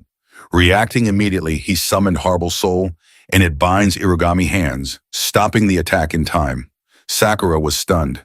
She couldn't believe he had managed to restrict Irugami's movements. Even though he was just a D rank, Yukari pushed himself to his feet. He didn't know how much more he could do in that condition, but he knew that right now he was the only one who could act. He swore to stop the fight no matter what it took. Meanwhile, Lulu Heart was watching from behind, amazed that Yukari had thought to stab himself with the Holy Spear to forcibly reduce his health and recover magical power. However, she also recognized that it presented a significant problem. Irugami then laughed loudly and claimed she had received a revelation. She exclaimed with excitement that Yukari was her destiny and activated her luminous sanctum ability, which removed all status ailments, freeing her from Harble's bindings. Yukari was shocked to see Harble's status effects instantly lifted. Without hesitation, Irugami hurled a holy sword at him, shouting that her plans had changed and she would now be taking Yukari for herself. This enraged Sakurako, who unleashed her seven-tail skill, shouting at Irugami not to underestimate her. Sakurako caught the holy sword with one hand and released magic with the other, shouting to Yukari that if he got in her way, she'd kill him first. She then cast Heavenly Thunder Butterfly above him. Yukari was shocked by its speed and knew he couldn't defend himself. He had no mana left. The butterfly exploded upon landing on him, causing a thick fog to spread through the area. From within the fog, a voice called out. It had made it just in time. Kira, who had blocked Sakurako's attack, shouted to both women that enough was enough. They couldn't afford to destroy Shinjuku. Kira told them that if they insisted on continuing the fight, they would give him no choice. Sakurako, calm but defiant, asked if he really thought he could defeat her. Kira replied that he probably couldn't beat her, but he wouldn't lose either. That left Sakurako visibly frustrated, but speechless. Suddenly, Sarah appeared, calling out to her big sister. Sakurako was shocked to see her little sister there. Sarah shouted that Yukari was her benefactor and pleaded for a chance to treat him. Sakurako calmed down, glancing toward Kira. She remarked that she couldn't believe they had brought Sarah with them. Kira explained that they had detected a massive magic reaction on the way and immediately called Sarah, knowing that nothing gets resolved when talking to Sakurako unless Sarah is present. He was also glad that Umeko and Sarah were close friends. Kira then turned to Irugami and asked what she intended to do. Irugami composed herself, realizing that facing two Shranks would be too troublesome at the moment. She approached Yukari and declared that it would be a waste to kill him now. She then activated her Illuminous Ray Shift, enveloping herself in light. Just before disappearing, she looked at Yukari and told him again that he was her destiny and that they would meet again. When the situation calmed down, Sakurako approached Yukari and said there was something she needed to confirm. She asked if he was the one who had cleared the Lulu Heart dungeon. Yukari looked at Lulu Heart and asked her opinion, whether he should tell them about the regression, thinking they might become allies. But Lulu Heart replied that she couldn't recommend it as dungeon breaks weren't always caused by the Demon King alone. Yukari was confused and asked what she meant. Lulu Heart explained that originally monsters couldn't leave dungeons. To do so required a great sacrifice or special means. Yet, a dungeon break of this scale had occurred. That could only mean that someone on humanity's side was cooperating with the dungeon break. This left Yukari even more confused. Lulu Heart advised him to be cautious and to avoid standing out for a while. Sakurako was about to ask again when Yukari cut her off. He told her no, that he was just a D rank who had overestimated his own ability. He clearly stated that he was not the one who cleared the Luluart dungeon. This shocked Sierra, who could see through lies. Yukari knew he had lied in front of Sierra, but he couldn't think of any better reason to hide the truth, even if the situation seemed suspicious. Sakurako turned to Sarah and asked if Yukari was telling the truth. Sarah paused for a moment, then eventually nodded. She said Yukari was telling the truth. It wasn't him who cleared the dungeon. Sakurako nodded and accepted the answer, saying that for Sierra's sake, she would let it go. Umeo then introduced Kira as her older brother. Kira said that somehow they had made it through the chaos and offered to let Yukari stay at their place for the night. Yukari thanked them, admitting it would be a big help. Sakurako turned to Sarah and asked if they should go home together. Sarah agreed, but inside she knew the truth. Yukari was the one who had cleared the first floor of the Lulu Heart dungeon. Sarah felt a pain of sadness, realizing he was always one step ahead of her. But more than that, she was confused about why he had chosen to hide the truth. Was there some secret he couldn't yet share? Sarah convinced herself that Yukari wasn't the kind of person to lie without reason. It must mean she wasn't yet someone he could confide in. Resolving herself, she silently vowed to train harder, to become someone Yukari could trust and lean on. That was all there was to it. Meanwhile, in the Holy Dungeon Association, a sister approached Irigami and asked if she was unharmed and what they should do about Yukari. She told that with her order, they could eliminate him immediately. However, replied that it wouldn't be necessary. She had sensed it. Harble, the entity Yukari summoned, carried the unmistakable magical signature of the Lulu Heart dungeon. That was enough to confirm it. Irigami smiled and told the sister that Yukari was their light, their hope for dungeons to overtake the world. She then whispered her thanks to her lord, utterly confident that Yukari was the one destined to be her partner. 3 days after clearing the first floor of the Lulu Heart dungeon, at the Japan Dungeon Association, Tokyo branch, a female staff member was looking at her tablet and noticed that the news about the first floor of the Lulu Heart dungeon being cleared was everywhere. She couldn't believe a player had actually managed to clear that dungeon. She also noted that a popular online theory claimed Sakurako was the one who cleared it, but she didn't think it was Sakurako. Just then, Yukari approached and politely excused himself, asking if he could request a rank-up procedure. The woman immediately apologized, saying she hadn't noticed him while distracted. He replied it was no problem and informed her that he'd like to confirm his promotion to Kank. The lady was surprised and reminded him that it had only been a week since his D-rank promotion. She explained that to be promoted to C rank, one typically needed to clear over 100 dungeons. Yukari understood her reaction. It was common knowledge that while the rank-up mechanism wasn't fully understood, it was believed that defeating monsters and clearing dungeons accumulated contribution points. He glanced at the massive, global-like stone in the room, knowing that touching it would automatically determine whether a player was eligible to rank up. The player association managed the system. He assured the lady that it was all right. He had cleared the necessary dungeons. In truth, he had exceeded the standard contribution requirement. Upon clearing the first floor of the Lulu Heart dungeon, he had been granted the title of C-rank player. His mana circuits had increased to 8. His stats and mana quality had risen, and he had unlocked a new class ability, Soul Resonance. He knew that now as a C-rank, his mana circuits had doubled, and he could summon souls more reliably, no longer just for an instant. Yet Lulu Heart reminded him that this alone wasn't enough. She explained that mana circuits converted the world's overflowing mana into skills and class abilities, but the absorption rate depended greatly on the strength of the user's soul desire. Even with increased circuits without a strong soul, the enhancement was incomplete. She added that the reason he grew stronger under pressure was precisely because of that, making him realize why she had pushed him so hard. Yukari replied that he'd thought pushing him to his limits was just her hobby, but when she stayed silent, he curiously asked why she had suddenly gone quiet. A moment later, the lady allowed him to touch the stone. It confirmed his eligibility and granted him the official title of Kank player. She was shocked. It had actually happened. She had previously assumed that defeating Kayakazuki was some kind of fluke, but to rank up from D to C in just 1 week, that was a speed rivaling even Sakurako. She wondered what kind of dungeon he must have cleared. She briefly considered the Lulu Heart dungeon, but quickly shook her head, telling herself that was impossible. Shortly afterward, Umecho congratulated him and he thanked her. She excitedly remarked that she couldn't believe he had already caught up to her in rank. She added that her brother seemed impressed by his performance the previous night, then asked if he'd consider joining the Sakura Dragon Guild.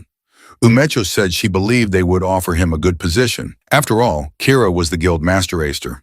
But Yukari replied that he was thinking of going solo for a while. He still considered himself inexperienced. Ume nodded and said she wouldn't force him, but added warmly that he'd always be welcome. Later in the National Player University East Building cafeteria, Yukari was eating when he asked Lulu Heart via telepathy if it was really okay for them to be attending university so soon after such a major incident. Lulu Heart replied that the soul would wear out if he just kept pushing it, and that moderate rest, what people call daily life, was important. Yet he responded that he felt guilty relaxing when he knew a dungeon break was bound to happen in the future. She firmly told him that guilt, impatience, and anxiety were also important emotions. Realizing there was no use trying to argue when she was like this, he gave up. Still, having skipped university classes ever since returning to the past, he felt awkward. He knew that today was technically his first day of university, and back in that period, he had hardly made any friends. Suddenly, a voice asked if it was all right to sit with him. When he looked up, he saw the pretty Sierra who smiled at him. He told her she could sit wherever she liked. She took the seat next to him, which made him feel awkward. He wondered why she had chosen to sit beside him. He guessed that Sierra was still worried about the lie he told before and quietly thanked her for covering for him. He glanced at Lulu Heart, wondering if he should properly explain the Lulu Heart dungeon situation to Sierra without realizing that Sarah had already activated her Eye of Truth skill. She saw a green aura around him, the color of guilt. Smiling, she told him that she didn't know his circumstances, but she wouldn't doubt him, and if he ever had something he wanted to talk about, he could rely on her. He was touched by her words. Then she mentioned that she had heard he transferred to the player education department after being promoted to C rank. He confirmed that was right and explained that it was apparently quite rare for a first-year university student to reach C rank since players could only become active after turning 18.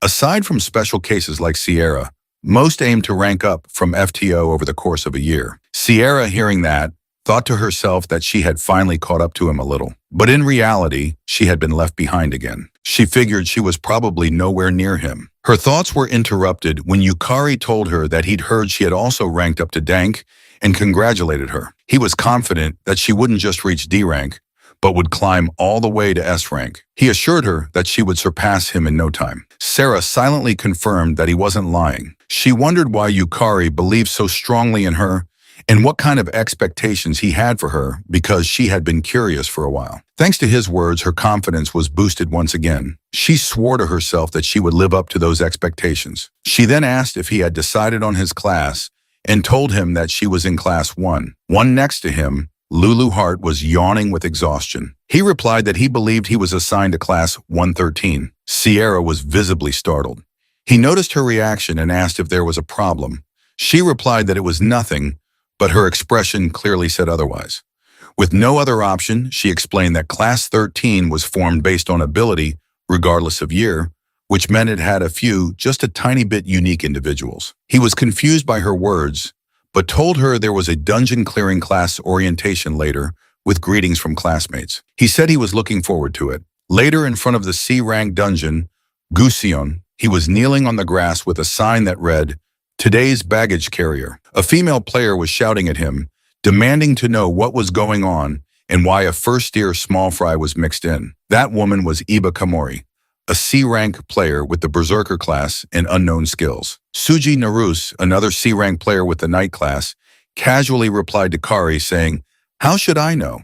and guessed that Yukari was probably just there to carry bags. Nearby, Utoto Kagariawa, a C-rank elementalist with unknown skills, yawned silently. Komori then turned back to Yukari and shouted at him not to dare get in front of her. She warned him that she'd kill him if he got in her way. He awkwardly laughed and responded that he would do his best to learn from his seniors. Looking at his 3 powerful classmates, he realized that this dungeon raid was going to be extremely troublesome. Naruse then announced that their job today was to carry the gear and collect materials, clearly stating not to join the fight and to save experience points. Yukari happily agreed.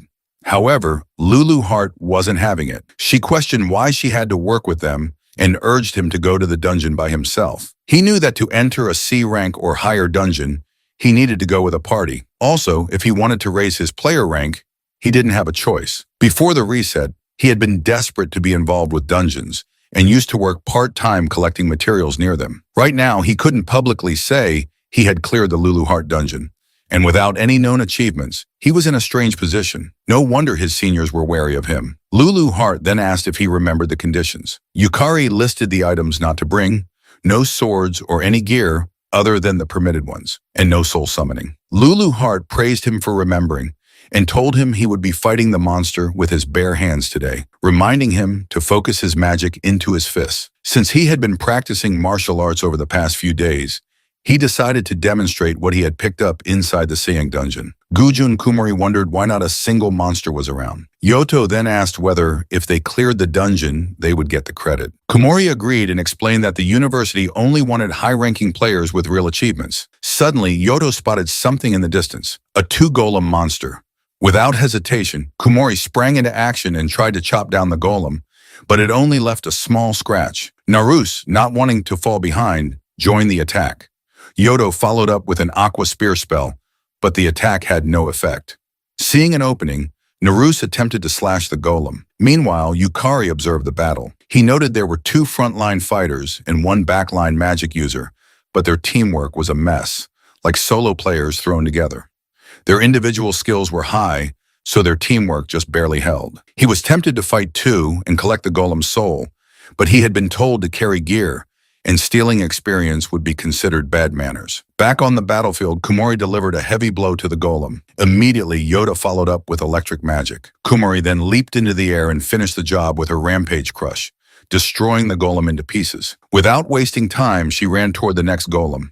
Yukari expected his seniors wouldn't need any help. At that rate, they'd finish the next one in 10 minutes. However, they failed to notice a golem hiding in the corner. Realizing his seniors hadn't seen it and were starting to look worn out, he decided to try it himself. Without hesitation, he dashed toward the golem, channeling magic into his fist and punching it directly in the face. He realized it didn't go down in one hit, but his control over his magic now rivaled using a sword. Deciding to try again, he delivered a second blow that shattered the golem's head into pieces. Realizing the result, he decided to try again later, when another opportunity arose. Just then, Kumori ran up and asked if he was okay, but what she saw shocked her, a golem reduced to pieces. Yukari tried to explain, but her attention had already shifted to the golem materials, and she assumed the monsters had fought over territory. Just as he thought he was safe, Yukari was scolded for wandering off on his own. She ordered him to return, and he quickly complied. Kumori then looked at the broken remains of the golem. Deep down, she knew what she was seeing. Yukari had destroyed the golem with his bare hands. She realized it shouldn't have been possible for someone with a C-class status or even an A-class power. Realizing something didn't add up, she decided to keep an eye on Yukari.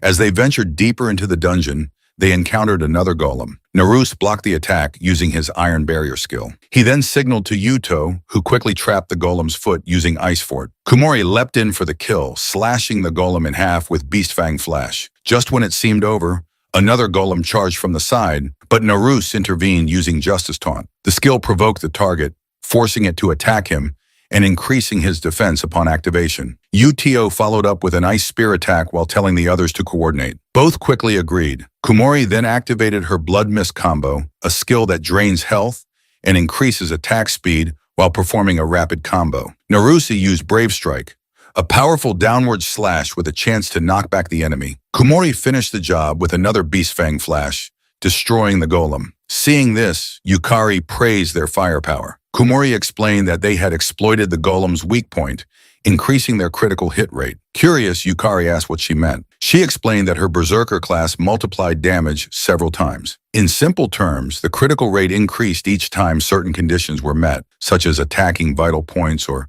striking an incapacitated enemy. In exchange, her style only allowed for heavy attacks that left her wide open.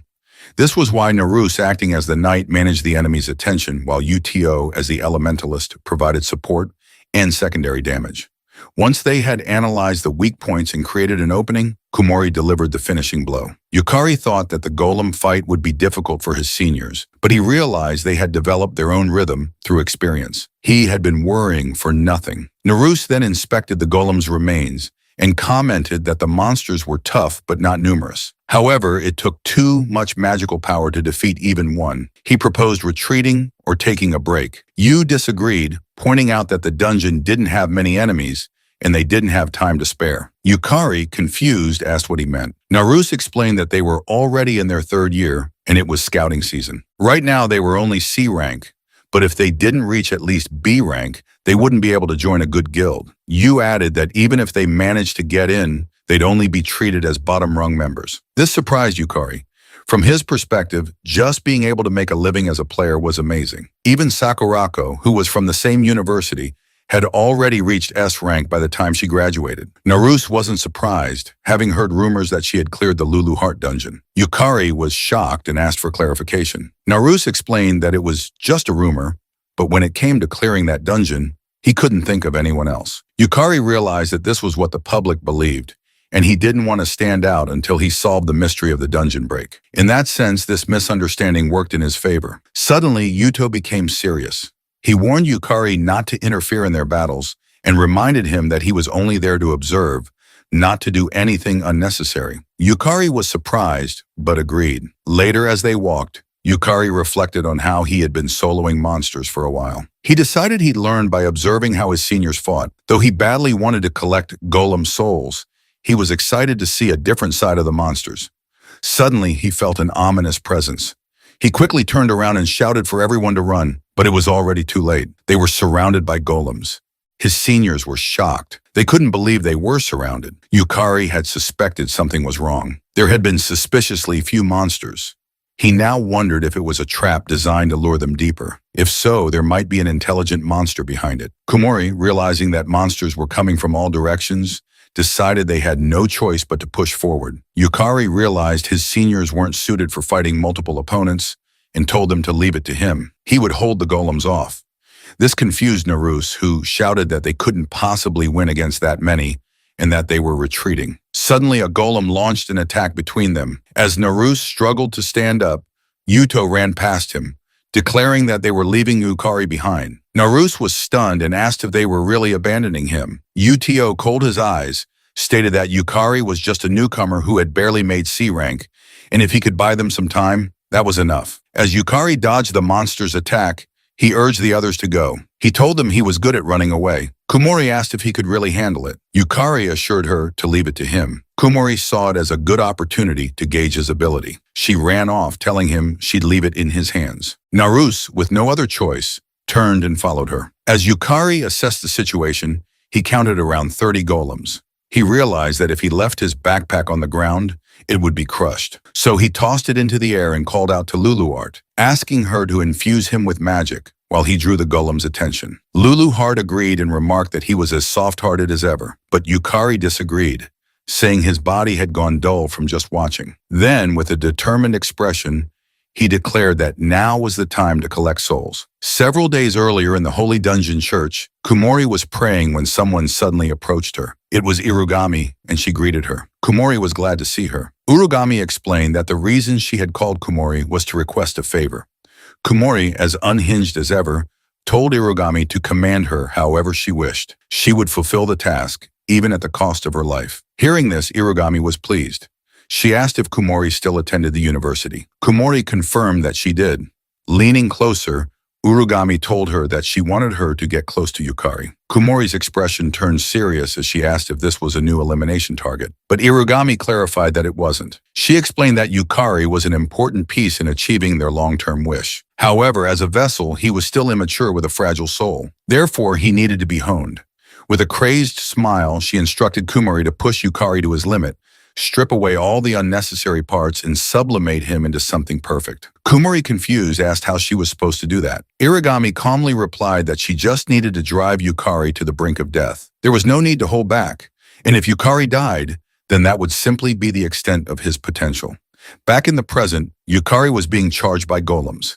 He dodged an incoming attack, turned quickly, and countered by smashing the golem's head. He was glad he had managed to destroy it with a single hit. However, 2 more golems charged at him. Fortunately, he jumped just in time, and the golems collided, crushing each other. He then powered up his fist and destroyed the head of the first golem.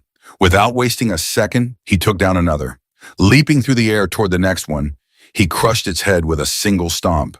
He was now literally punching down every single golem. Luluart, watching from a distance, was amazed by Yukari's growth. Even for a C-ranked dungeon, a golem's defense surpassed that of some B-ranked monsters. She wondered if his rapid growth was fueled by the regret of being helpless in the previous timeline. His dedication to becoming stronger was truly remarkable. At this rate, she considered they might be able to move on to learning tier magic in the next dungeon. After defeating all the golems, Yukari collapsed to the ground in exhaustion. Luluart praised him, noting that taking down a total of 32 golems was impressive. Yukari admitted that it had gone well in the beginning, but in the latter half, his stamina couldn't keep up, and he had needed multiple hits to finish them off. Lulu Hart agreed, pointing out that his magic had wavered midway, and he was putting unnecessary strain on his body. Yukari acknowledged that he understood her point. He explained that with the item he had acquired from the vault, his physical abilities had suddenly increased and he wasn't yet accustomed to them. The item in question was an S-rank Grand Strength Ring,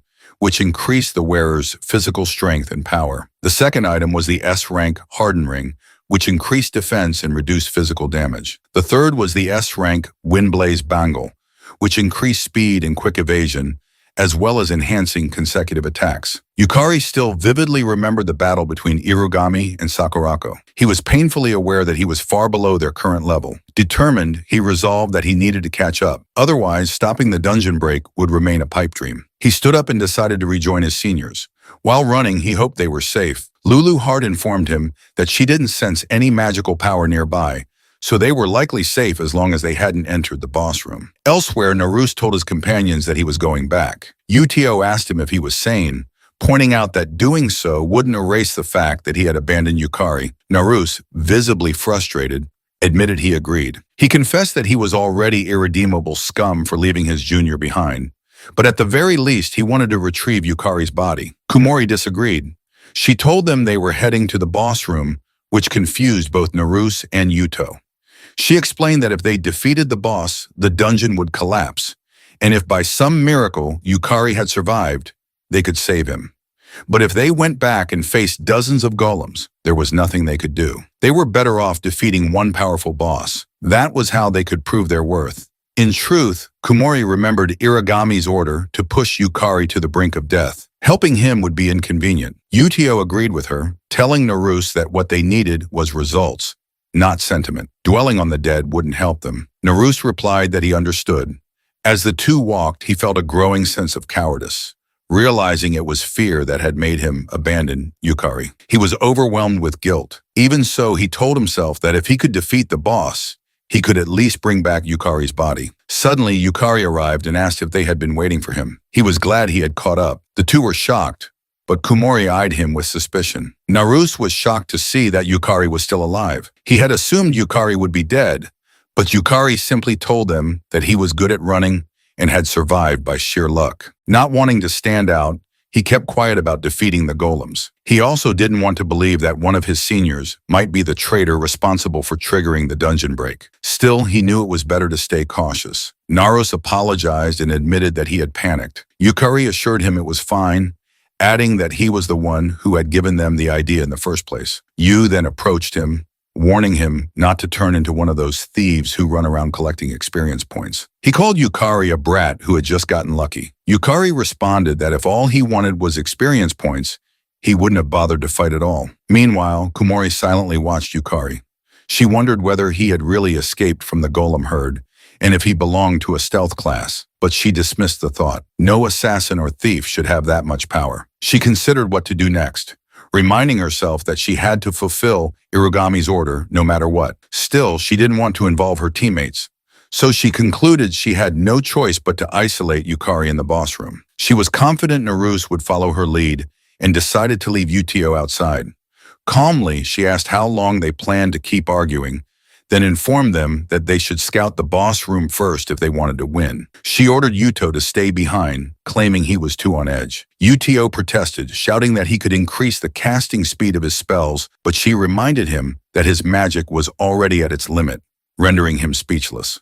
She then stated that while Yukari still had stamina and backup items, he couldn't fight while protecting two people. She ordered Yuto to take a break and cool his head. Although irritated, Yuto knew she was right and sat down quietly while the others proceeded into the boss room. An hour later, after roaming around, Naruse finally asked where the boss room was. Kumori noted that there hadn't been any monsters around either. Yukari looked toward Lulort, asking if she noticed anything. Lulu Hart replied that there was a huge monster nearby, but the fog was blurring its presence or it was in pieces. She added that it was close. That made Yukari wonder if monsters could move in groups, recalling that one of the golems he fought earlier had shown signs of intelligence. He started piecing the information together and was horrified by what he realized. Elsewhere in the dungeon, Uto spotted a stray golem. Its body was damaged, alone, and on the verge of collapse. He wondered if Yukari had done it, but dismissed the idea. There was no way a first year like Yukari could have managed that. He approached the golem, thinking himself lucky. Confident he could take on a dying golem, Uto gripped his key tag tightly. He was determined to gain some experience points. He needed the money. A few days earlier in the hospital, Uto had been furious when he saw the bills. The doctor warned him that without treatment, his sister only had 3 more years to live. It terrified him. But when he checked his bank passbook, the money he had saved for her surgery had been withdrawn. He had a strong suspicion who had taken it. He rushed to confront his father, who was lying around lazily. When questioned, his father casually replied that he had borrowed the money. Uto shouted at him, saying the money was for Kaned's surgery, demanding to know what he had done with it. His father teasingly answered that he'd used it to buy alcohol and have a little fun. Enraged, Uto punched the wall and shouted that even if his father had abandoned them, he could protect Kaned by himself. He told him to disappear from their lives, but his father didn't take him seriously. Laughing, he walked away, telling him to just work harder. Back in the present, Uto knew he didn't have time. Killing one golem would be enough to push him to B rank. It wasn't much, but it was enough to qualify for a higher tier guild with perks that could earn him the money he needed for Kaned's treatment. He despised the world, calling it garbage, and decided never to rely on anyone again. He activated his magic power and struck the golem with his hydro spike. It shattered into pieces with a single hit. He calmly approached the remains, confident that as an elementalist, he could take on many attribute classes by exploiting their weaknesses. But he was stunned when he saw the shattered pieces begin to move. A wave of horror swept over him as he felt a powerful presence awaken. Just as he feared, the dungeon boss appeared before him. That's when he realized why the boss had been so difficult to find. Yu immediately tried to retreat, but before he could, the boss swung its massive fist and punched him across the room. He slammed into the wall and couldn't believe the boss's speed. It had grown much faster. He tried to stand, but his leg was severely injured. As the boss approached, he watched helplessly, thinking bitterly that nothing ever went right in this world, that everyone and everything was trash. The boss raised his fist to finish him. Powerless, Uto lifted the key tag his sister had given him, trying to call out to Kaned as his vision faded. Fortunately, Yukari arrived in time and caught the golem's fist with one hand. He tells that he understood. He wanted to rank up and gain experience, but Yukari asked him just once to let him help. Yukari then realized that each of the golems he had fought earlier was a fragment of the boss golem. He snapped back to attention when Uto shouted at him to be careful, making him notice the boss's other fist coming toward him. He immediately stopped it with his other hand and pushed it away from Uto. Shifting his weight onto his back legs and lowering his hips, he struck the golem with full force, shattering one of its arms and pushing it back. It was tougher to defeat than the golems they had encountered on the way, but for Yukari, it wasn't impossible. However, he was surprised when the boss regenerated its destroyed arm.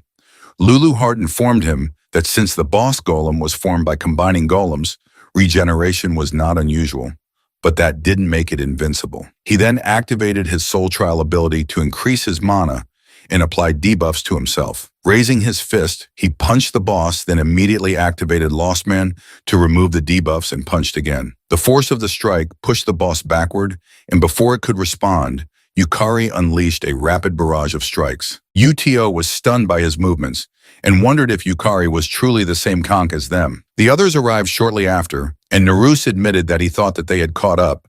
But if they joined the fight now, they'd only get in the way. They stood back and watched Yukari dominate the boss. Kumori couldn't believe what she was witnessing. She observed that the efficiency of Yukari's mono circuits was on a completely different level than theirs.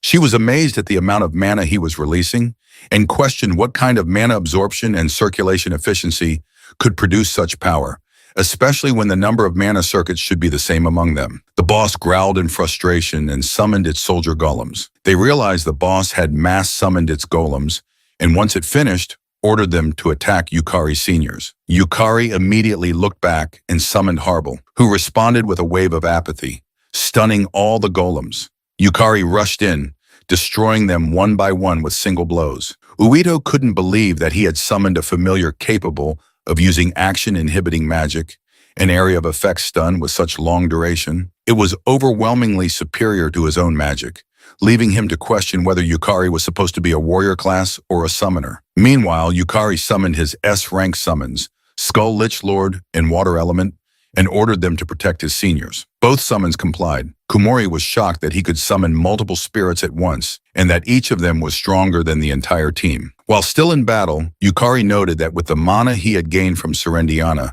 he could summon multiple souls. Although it was still difficult for him to use their unique magic, he was confident his summons could act as effective guards. He asked Lulu Heart if it was all right to summon them for that purpose. She replied that it was fine as long as he wasn't using them offensively, but reminded him that he had to defeat the boss himself. Smiling, he agreed and charged the boss. He punched it in the stomach and noticed that it could be damaged.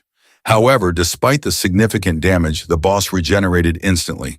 He began to question whether there was any limit to its regeneration. Still, he believed there had to be a trick to defeating it. He decided to change his approach and look for a weak point. He kicked its legs, punched its belly, and smashed its head. But all of his efforts were in vain. The boss regenerated every single time. He glanced at Lulu Heart, who was silently observing him, and recalled her lecture that he must think for himself, fight, overcome adversity, and achieve victory. He understood now he had to become capable on his own. Calming himself, he pushed through his thoughts. He then ordered Water Element to activate her water prison ability. She responded by casting Aqua Globe containing the prison. While she was busy holding the spell, Yukari rushed toward the boss's arm and gripped it tightly. He pulled with all his strength and managed to tear the arm off. The boss screamed in pain, but he ignored it, knowing that even if he completely shattered the arm, it would only regenerate again. He lifted the detached limb and threw it toward Water Element. He decided that they needed to prevent the pieces from reassembling. Water Element imprisoned the boss's arm in her water prison, and he ordered her to keep the fragments isolated. She winked in confirmation.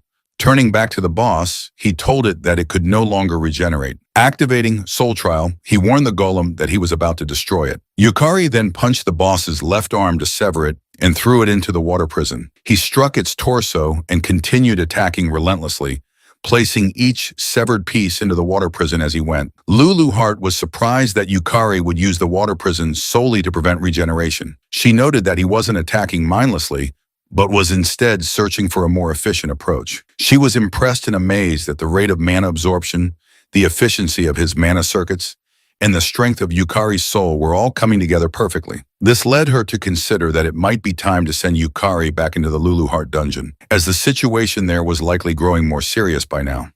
With no more regenerating stone fragments, the boss had shrunk considerably. Yukari was glad that using the water prison had succeeded. He dashed toward the boss at top speed, knowing he only needed to finish it off with a single high-powered strike. Inhaling deeply to calm himself, he decided to limit his soul usage to 20%. He then raised his fist, fueled with his soul, and used his soul burst ability to punch the boss. The boss was launched backward, and its core was destroyed, killing it instantly. Yukari had defeated the dungeon boss, Red Golem, and it dropped the golem pendulum. Though no soul core was dropped, he was satisfied. He had succeeded in controlling the high-cost soul burst skill, which consumes one's soul to trigger a magical explosion and slows mana recovery. He recalled that during his battle with Serendiana, he had used up his entire soul and could no longer continue fighting. But now he had managed to regulate the consumption, allowing him to remain combat ready. Naruse approached him from behind, praising him as something else, and figuring out that he was the one who had taken down the horde of golems a few hours earlier. Yukari admitted that it was him and asked if they could keep it a secret, as he didn't like standing out. Naruse thought he was humble and said it was a waste. His strength would be in high demand. Utio then acknowledged that he had underestimated Yukari. He confessed that he had prioritized his personal matters, which ended up burdening Yukari. Utio then bowed and sincerely apologized, startling Yukari. Utio noticed Yukari's injured hand and suspected that he had pushed himself too far. Yukari looked at his hand in confusion and realized he hadn't noticed the injury because of the lost man's skill, which nullified pain. He stared at it, knowing it was now useless, but he didn't care. He simply reminded himself to be careful when using Soul Burst, as losing use of an arm every time would become a serious problem. He smiled and assured Utio that as long as he could protect everyone, losing an arm was a small price to pay. Yu was stunned by what he heard, but before he could respond, Yukari pulled something out of his pocket and handed the key tag back to him, telling Yo that he had his own reason for becoming stronger. Uito responded that he understood and hoped they both could achieve their goals. On the other hand, Kumori began to understand why Irogami had her eyes on Yukari. But from the perspective of someone affiliated with the Holy Dungeon Church, it was not necessarily a good thing. Still, Kumori decided to set the thought aside.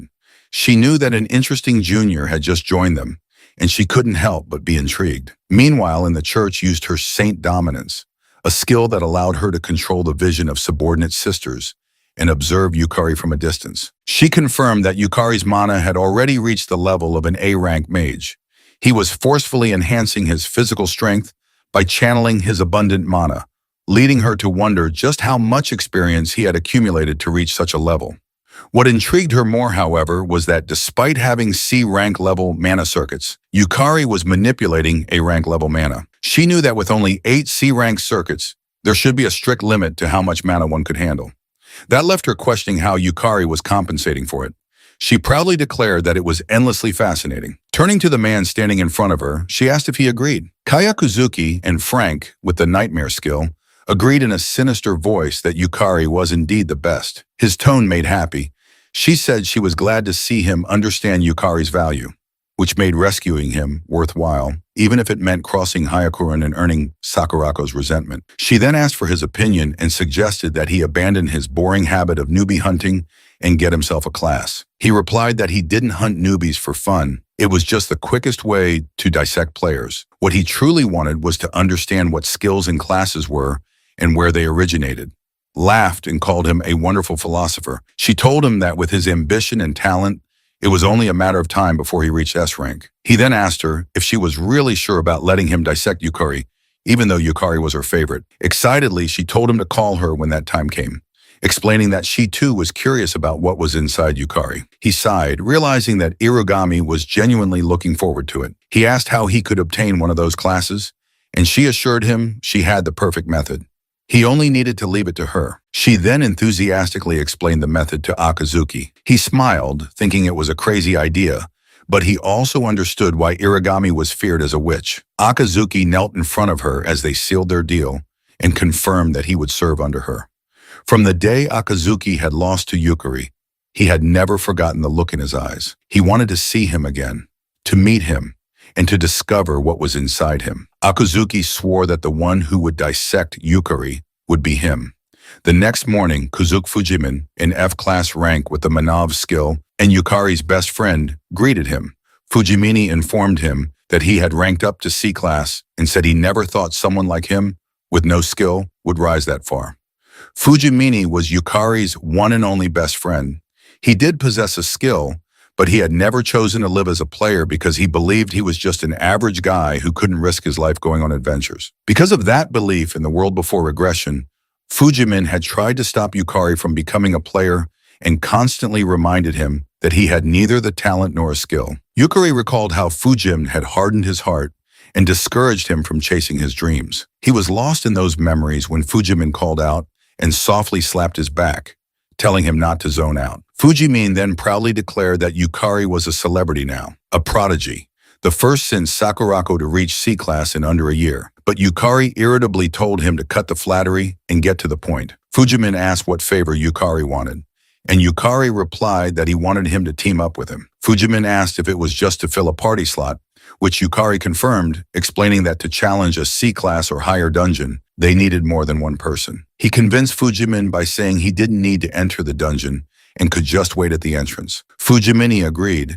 saying he wanted to see if Yukari had really gotten stronger. That thought alone made him excited. Yukari was about to suggest a date when Fujimin interrupted, stating that he would be coming into the dungeon too. Yukari was shocked to hear that from his friend, someone once afraid of becoming a player, and asked why. Fujim replied that he didn't care much about being a player or any of that, but he cared about Yukari and wanted to see him fight as the guy who used to be stuck as a no-skill. Yukari was stunned for a moment, but with no other choice, he agreed.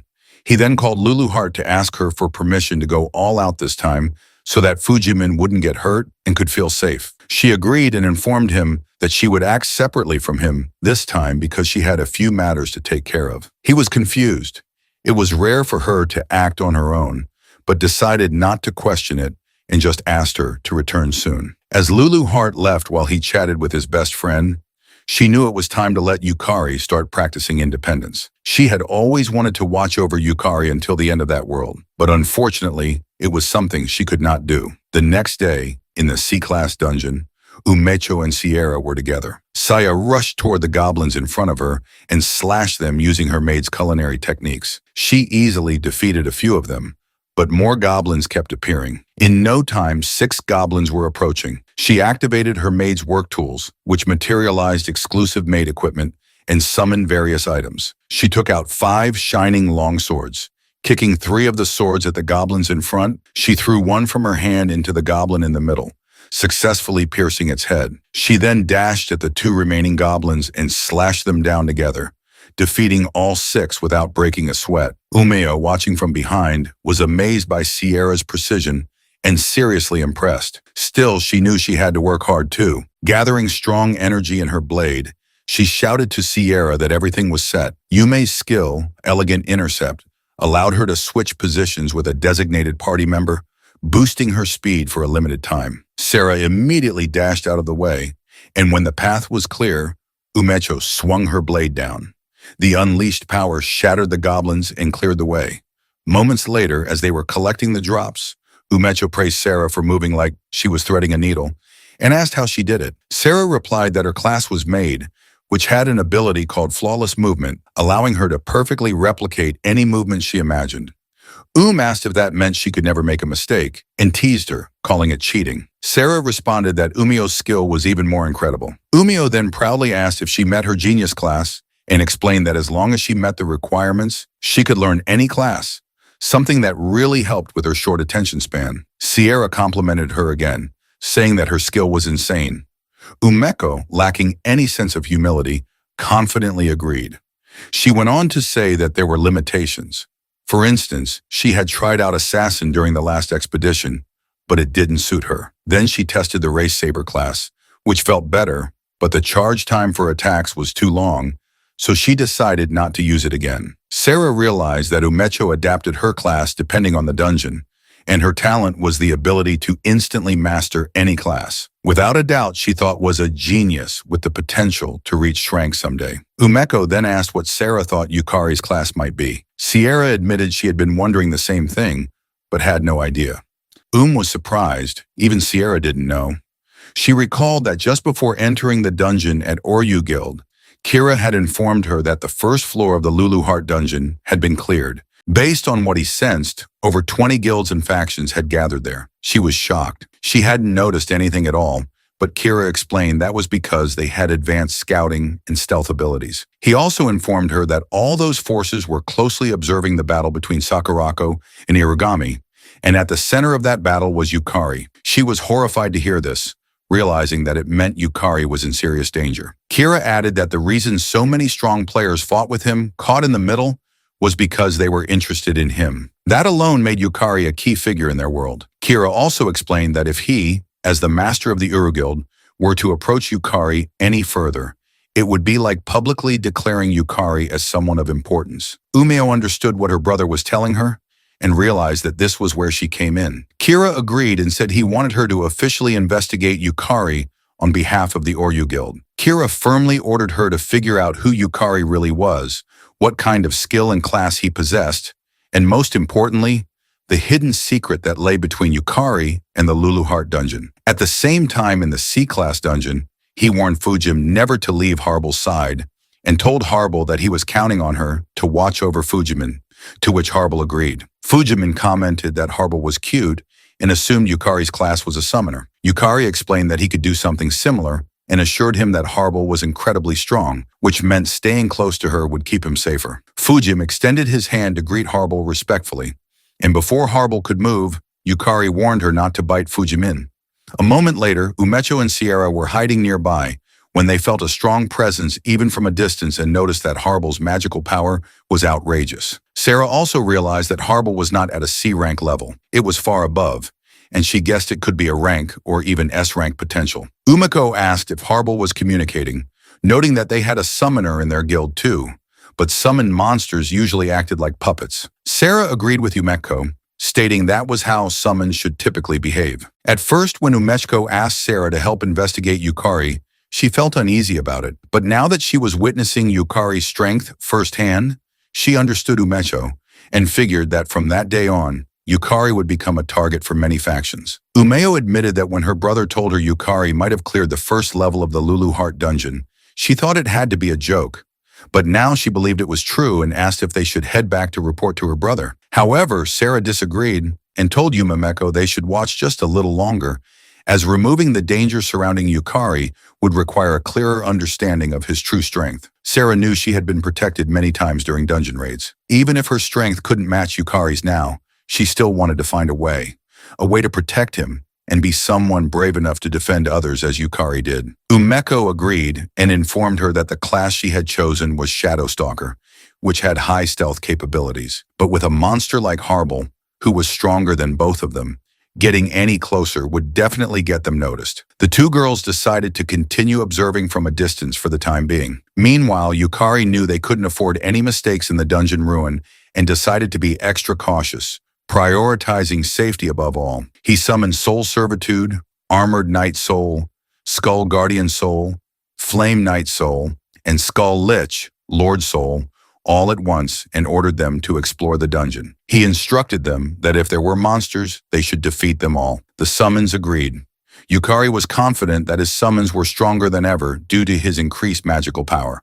Before dismissing them, he added that if there were too many enemies, they should retreat immediately. Their goal was safe, consistent progress, and the summons acknowledged that as well. Fujim, stunned by the terrifying appearance of the soul summons, told Yukari they looked horrifying. Yukari reassured him that the summons were loyal and actually pretty good guys, making Fujimin realize how much Yukari trusted them. It showed that Yukari had clearly been through many dungeons. A moment later, the summons began exploring. As they roamed the dungeon, they encountered a group of lizard monsters. The lizard men immediately attacked, but the summons blocked the attacks. Behind them, the Flame Knight appeared and charged at the lizard man. When it resisted, the Flame Knight ignited its blade with fire, startling the enemies. Before they could retreat, the Flame Knight beheaded them. One lizard man tried to escape, but was shocked to find the Skull Lich Lord blocking its path. The Lich Lord raised its axe and sliced the lizard man in half in a single swing, then decapitated the other escaping monsters. Meanwhile, the two girls watched from their hiding spot, noticing that Yukari's summons fought on their own. Umeko asked Sierra to confirm that the Skull Lich Lord had once been a C-rank dungeon boss, which Sarah affirmed. However, she also noted that it was now even stronger than before. She wondered if Yukari's class could strengthen monsters, and was surprised to see that the summons appeared to have their own will. Hours later, Yukari informed Fujimin that they had mostly cleared the surrounding area and could now proceed. Fujimin was confused, reminding him that he had just been standing around the whole time. Yukari explained that the summons had handled all the fighting. Fujimin was amazed to hear that and asked if Yukari didn't even have to fight directly.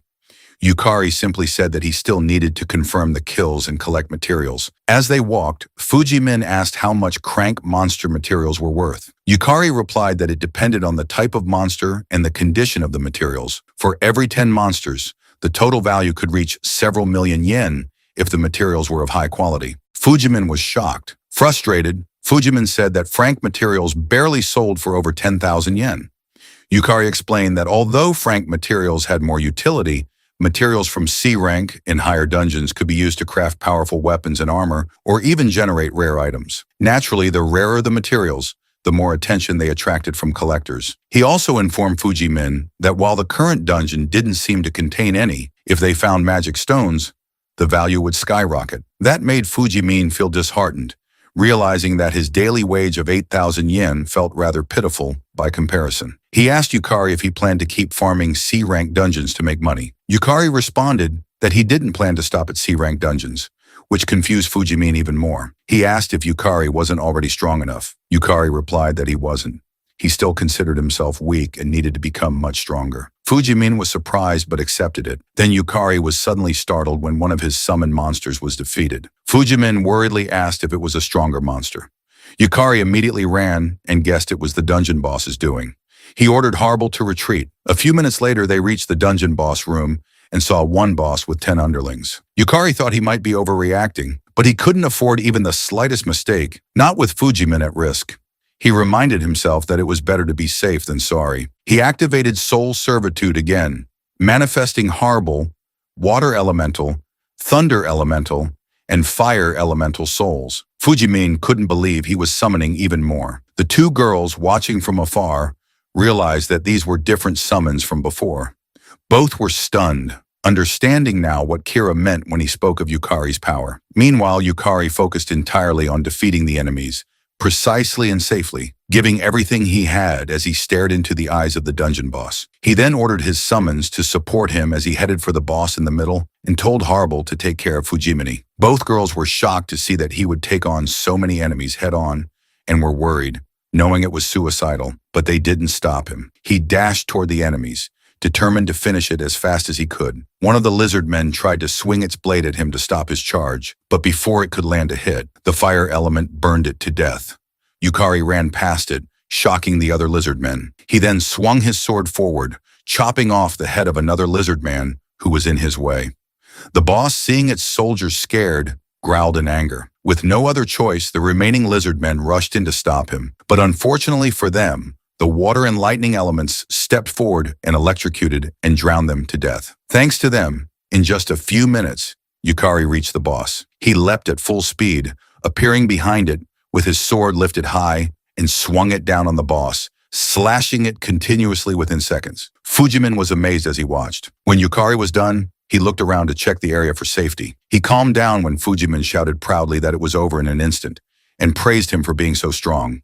Fujimin then approached him, asking if he was right in thinking Yukari beat the boss, and said they should head back. Yukari simply agreed, but something didn't sit right with him. He found it strange, knowing that a monster at the level of that lizard man boss shouldn't have been able to defeat the Skull Lich Lord. He recalled the Skull Lich Lord telling him his magic was stronger now, confirming that he was indeed more powerful than before. Yet something still felt off. He wondered if there was something else going on. On the other hand, the girls were amazed that Yukari had finished the C-class dungeon so fast. Sarah couldn't believe Yukari had cleared the Lulu Heart dungeon like that. What amazed her even more was that not only did Yukari defeat boss-level monsters, but those monsters didn't even stand a chance. Whispered that Yukari was strong when they had done a dungeon together, but back then he wasn't this ridiculously powerful. They both guessed that Yukari might be using power from the Lulu Art dungeon monsters. As they watched from afar, they were left trying to piece it together. Yukari's overwhelming strength made them feel something close to fear. Later out on the street, Yukari and Fujimin were walking peacefully after selling the drop items and monster corpses. Yukari then saw Lulu Heart floating in front of him. He quietly asked her if her business was done, and she replied that it had ended earlier than expected and that she had handled the rest. She then asked him if she was right in assuming he noticed them, to which he replied yes, and shouted to the girls that they could come out. The girls awkwardly walked out of a nearby alley.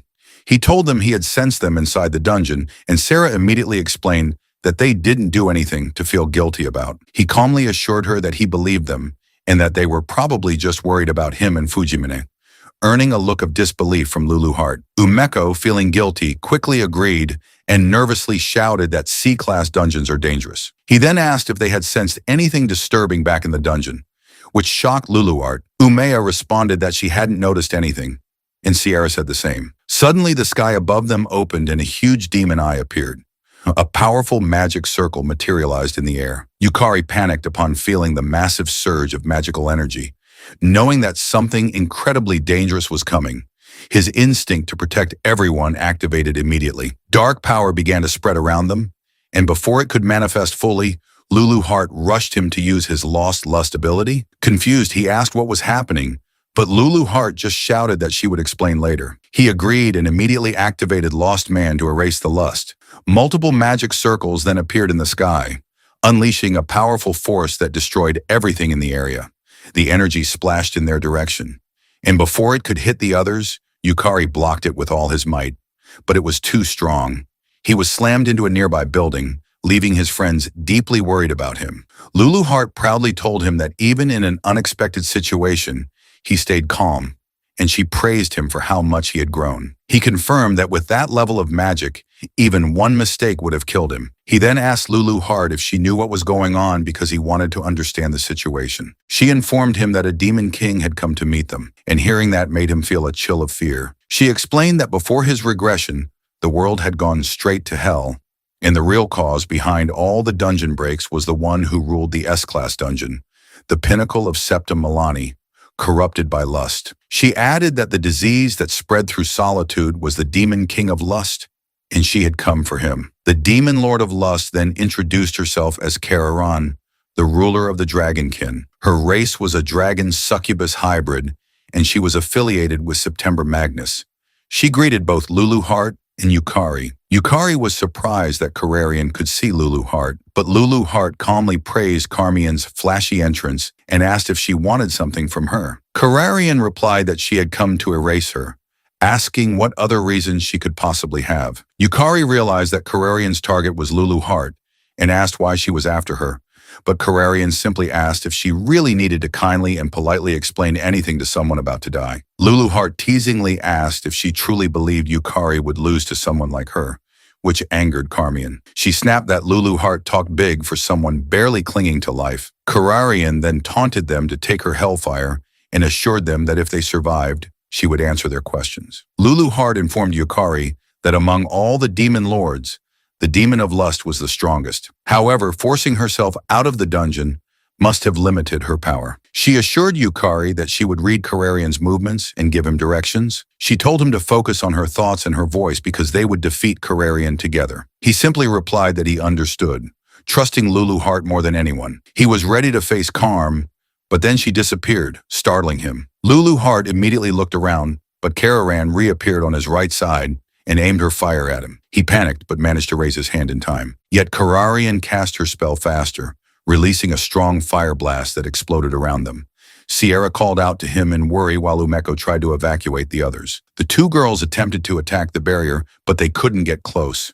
Even their attacks were deflected. Umeko shouted that Karmarian's power was too fast to follow with the naked eye, and Sarah realized the battle in front of her was on a whole other level. She immediately pulled out her phone and contacted someone, knowing she had to at least do what she could. Meanwhile, Karm looked at her hand in confusion and admitted that the magical gap between them was overwhelming. She had struck first, a blow that should have left not even dust behind. Yet Yukari had survived thanks to the fire element. She gave him credit for that. Yukari noticed that even during battle, Carmine was calmly analyzing everything while they were fighting for their lives. Lulu Heart shouted to Kararian that Yukari had withstood her hellfire and ordered her to answer their question. Kararian teased them, asking if they were really that curious, then mocked them for trying to come up with an escape strategy while she spoke. Yukari shot back, asking if she was so weak she couldn't even keep a promise, which angered her further. But she regained her composure and admitted that her real target was Lulu Heart and the Arst rank 1. Lulu Heart dungeon because Lulu Heart was its king. Lulu Heart asked how she found out where she was, and Kararian replied that all dungeons where dragon reside fall under her domain. That was why she had cast out antennae across every dungeon she controlled. Thanks to that response, Yukari figured out that Karm was the one who had defeated the Skull Lich Lord in the dungeon. The magic of the souls they had recruited in the Luluart dungeon had attracted her. Karmarian smiled and taunted them, expressing disappointment that the demon lord who ruled the Luluart dungeon had such weak magic, just a hollow shell of power. Lulu Heart, irritated by Kararian's boasts, decided to try rattling her. She landed on Kararian's side and calmly asked if they weren't in the same boat. Leaning in closer, she teased that with the current level of her magic, there was no way she'd be causing a dungeon break anytime soon. Carmian was stunned and furiously asked how she knew. Lulu Heart responded teasingly that she could see through the kind of thoughts a weakling like her would have, and called her pathetic for teaming up with others because she couldn't reach Lulu Heart's level alone. Kararian couldn't believe what she was hearing and began to suspect that the other demon lords had betrayed her. Thanks to her reaction, Lulu Heart managed to read that Carrion didn't fully trust her allies. However, her taunts had pushed Carmian too far. Carm decided to just kill them immediately. Lulu Heart was caught off guard when she saw Carmarian appear behind Yukari and quickly ordered him to get down. Carm attempted to slice his head off, but he managed to duck in time. She tried again to slash him in half, but once more he narrowly avoided it. Lulu Heart shouted for him to jump, and he rushed to obey, avoiding being crushed. Kararian activated a fire magic circle in the air and rained fireballs on him. He managed to summon the fire element to shield himself from the flames. Lulu Heart warned him that Kararan was charging in, and when he looked up, he saw her closing in fast. She swung her scythe down at him, and he managed to block it with his sword, but she was far stronger than him, and he couldn't hold out long. He forcefully pushed her scythe away, which sent him stumbling backward. Before he could recover, Lulu Heart shouted for him to get up and dash forward, which he did immediately. But Kararian appeared right in front of him again and mocked him for being too slow. However, Lulu Heart confidently told Kararan that they had already won. Strong threads had wrapped around Karmarian's scythe and her body. Karm realized that this had been Lulu Heart's plan all along. She had initially thought Lulu Heart was just oddly chatty until she saw Sakurako calmly sitting on a rock holding the threads that had trapped her. Ignoring Kararan, Sakurako asked Yukari how many times she was going to have to save him. Just then, Kira approached, telling Sakurako not to say it like that. Being alive was already a miracle. Sarah Kagurazaka, an S-rank player with an unknown class and skills who also worked as a player association receptionist, agreed. Sarah reminded Sakurako that Yukari fought well against a Demon Lord class monster and deserved praise. Hirataro Odachi, an S-rank player ranked 18th with the Swordmaster class and Blade skill, also agreed, saying that he had heard rumors. But Yukari exceeded all expectations. Kuchiro then appeared behind them and praised Yukari for moving like a pro against a demon lord. Kira approached Yukari and asked if he could still fight. Yukari confidently replied, "Yes." Karmarian glared at them all in fury, but they remained calm. Together, they prepared to slay a demon lord. Kira was amazed to see the ruler of the S-rank dungeon and the strongest demon lord species. While beside him, Sarah praised Yukari for being impressive earlier and for deflecting Karmarian's attacks all on his own, something most people couldn't do. However, she told him that they would take over and to leave it to them. Yet Yukari didn't agree and expressed his wish to fight alongside them. He explained to Sarah that Karm uses powerful flame magic and teleportation, and that he has a way to detect her teleportation locations, which means he can be useful. Sarah paused to consider and then replied that she couldn't believe he was just an F rank not long ago. Fortunately, she agreed to let him join the fight. However, she warned him that even a single demon lord is enough to bring the world to ruin, and at the same time, she assured him that luckily they had a gathering of S-rank players present. Sarah then informed everyone of the formation. She and Kia would provide support. Kira and Kiritara would take the front lines. Umeko and Sierra would guide civilians to safety, and Sakurako would prepare the Grand Barrier. Yukari forced himself to stay calm and reminded himself that everyone there was a higher rank than him. He then activated his lost man's skill to suppress the feeling of panic, and once more told himself that the reason he was able to fight in that situation was because he had already seen Karm's attacks. He pushed himself to use his head, predict everyone's movements, and make the best possible move. Meanwhile, Karm realized she had been played. The players had hidden their presence to lure her into that exact situation. Lulu Heart noticed Kararian's reaction and could tell she was howling with her thoughts. She then teasingly showed the invitations and whispered to Kararian that if she let her sneak into a dungeon belonging to lizard men, a distant kin of dragonkind, she knew she'd come running, which is why she had gathered the Shranks in advance. However, instead of being angry, Kararian smiled and responded that the world would belong to her eventually. But for now, she would watch what kind of power native humans held. Kararian threw her scythe away and taunted them, saying she wouldn't use her weapons or the power of dragons. And even then, she would snuff out every last one of them. She added that she would go easy on them and dared them to come at her with everything they had. Kira dashed forward and attacked Karmian with his Crimson Lotus War Dance ability, but she easily blocked it with her arm. Kira shouted to Yukari to sync with him, and Yukari immediately responded by dashing forward and swinging his sword at Karmarian's other side. Kyochiro, observing from a distance, noted that Yukari was even better than the rumors suggested and was keeping up with the movements of Shranks just fine. Sarah then released her Sparkle Starlight to support the front line, but before it could reach Karm, she cast a spell and burst the starlight apart. However, she overlooked Kiyotaro behind her, who slashed her hand. Kararian, at first confident it wouldn't damage her, was shocked when Kiyotaro slashed her hand again and it was cut off. Kararian was amazed that a mere human had severed her arm. Kiyotaro explained that her skill blade whisper can cut through anything, and not even a demon lord is an exception. Karmarian released magic at her severed arm and calmly stated that she had learned something new. Her arm regenerated, and within a second a magic circle appeared beneath Kitaro, while Karmian taunted that she had come too close. Yukari shouted to Kiritaro to jump, and she immediately acknowledged it, leaping into the air before a powerful flame capable of incinerating someone in seconds erupted from the magic circle. Thanks to Yukari's fire element summon, Kitaro took no damage. She praised Yukari for his good battle instincts and swung her sword down to slash Carmarian's head. But Carmarian, now enraged, easily dodged it. Kira attempted to strike Carm's open side, yet she still managed to block it with her arm. The three of them tried to attack her simultaneously, but she disappeared. Lulu Hart warned Yukari that Kararan was above them, and he immediately relayed the message to everyone. Kyoichiro was amazed that Yukari could actually read the Demon Lord's movements and used his curse technique, Frozen Sky, to block Karm's fire blast from above. Lulu Hart warned him again. Karm was coming after the fuzzy guy. Yukari immediately shouted to Kira, but he was too late. Kararian pierced her hand into Kira. Yukari shouted Kira's name in worry, but Kyoro calmly assured him that Kira wouldn't die from something like that. Kira then activated a powerful ability and managed to grab the Demon Lord. Kararian realized that Kira was a regenerating phoenix, and before she could break free from his grip, Kitaro and Yukari dashed toward her.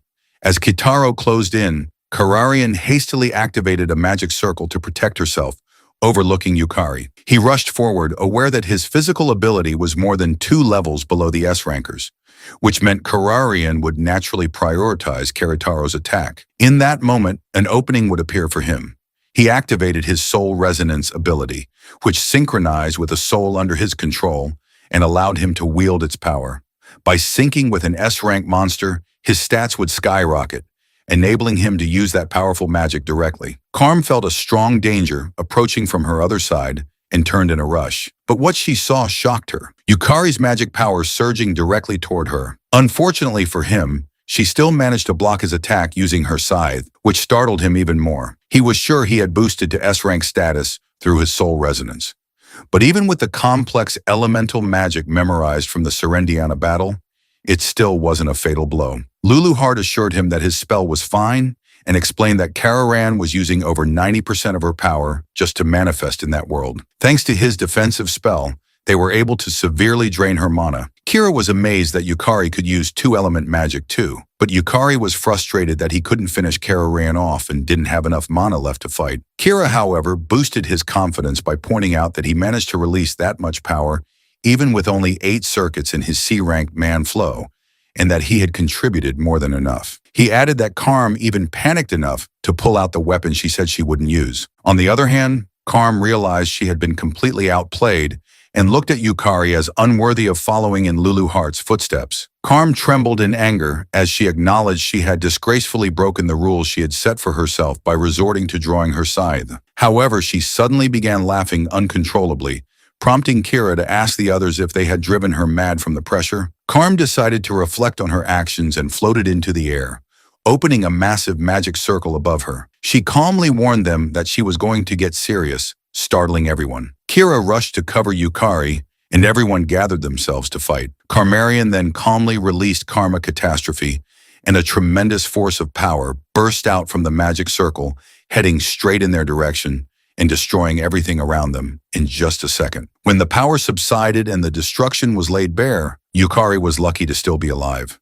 But he was horrified when he saw Kira standing in front of him, having taken the full damage for him. He panicked when Kira collapsed to the ground and could only ask him why he shielded him. Yukari rushed over and was relieved to find that Kira was still breathing. Meanwhile, Kararan, watching from above, was frustrated that even her strongest humanoid form attack couldn't kill him. She realized the dungeon's power to bind monsters was extremely strong.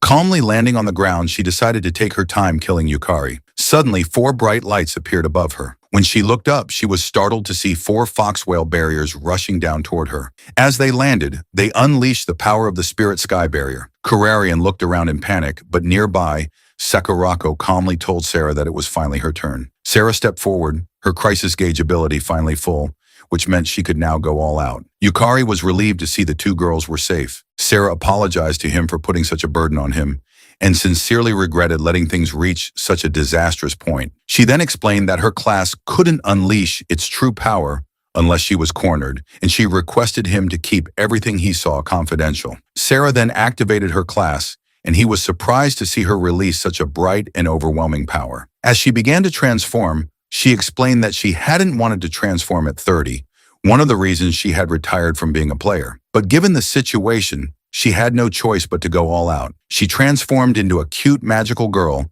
and immediately unleashed her sparkle starlight toward Carmian. Remained calm at first, thinking it was the same attack from before. However, Sarah teased her, asking whether she really thought she could block the attack that easily. When Sarah's starlight hit the barrier Carrion had conjured to protect herself, the sheer power shocked her.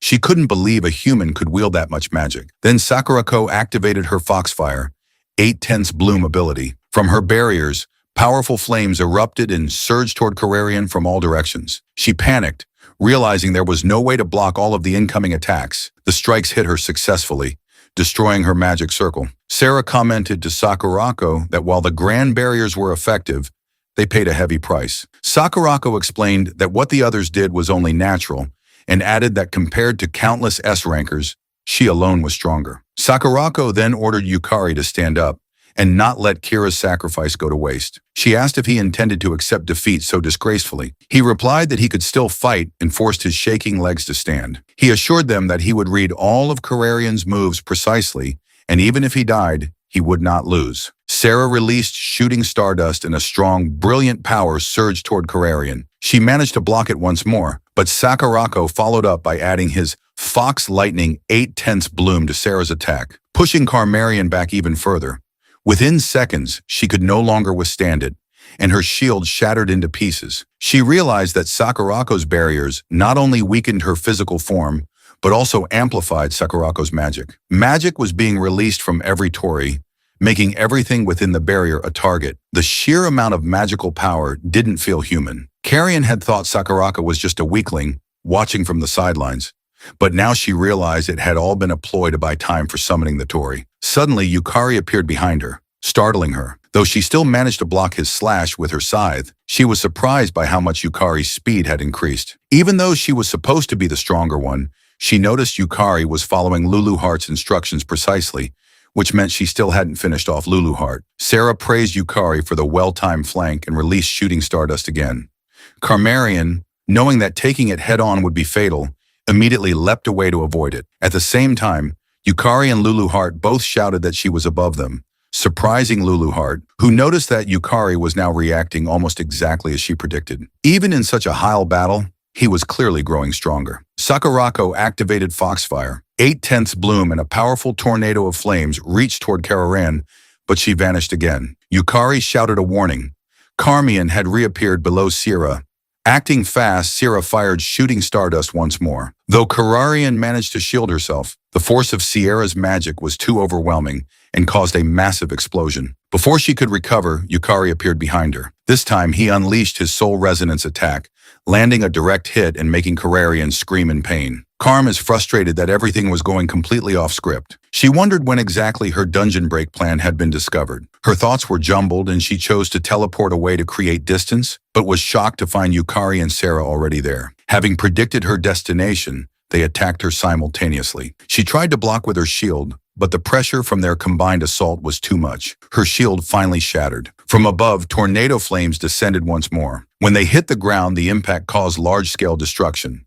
Yukari was stunned that Sakurako could still cast such powerful magic after everything else, and noted that her mana hadn't dropped at all, exactly what he expected from the strongest player in the magic class. He also observed that Sarah's power wasn't limited to magic.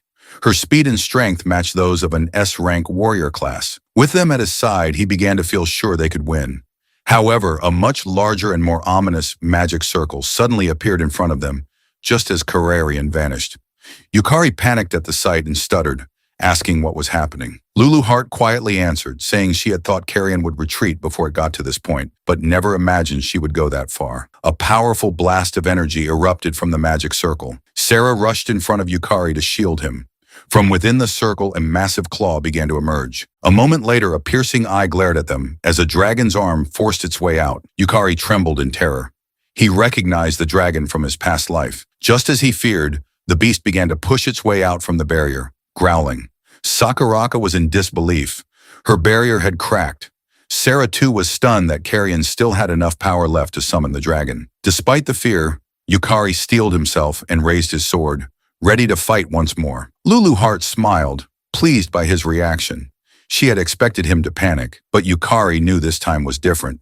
In his past life, all he had done was run away. But now he had Lulu Heart beside him, and compared to his past, dying and returning over and over, he had become stronger. Kararan, who had borrowed the power of the dragon, rushed at them.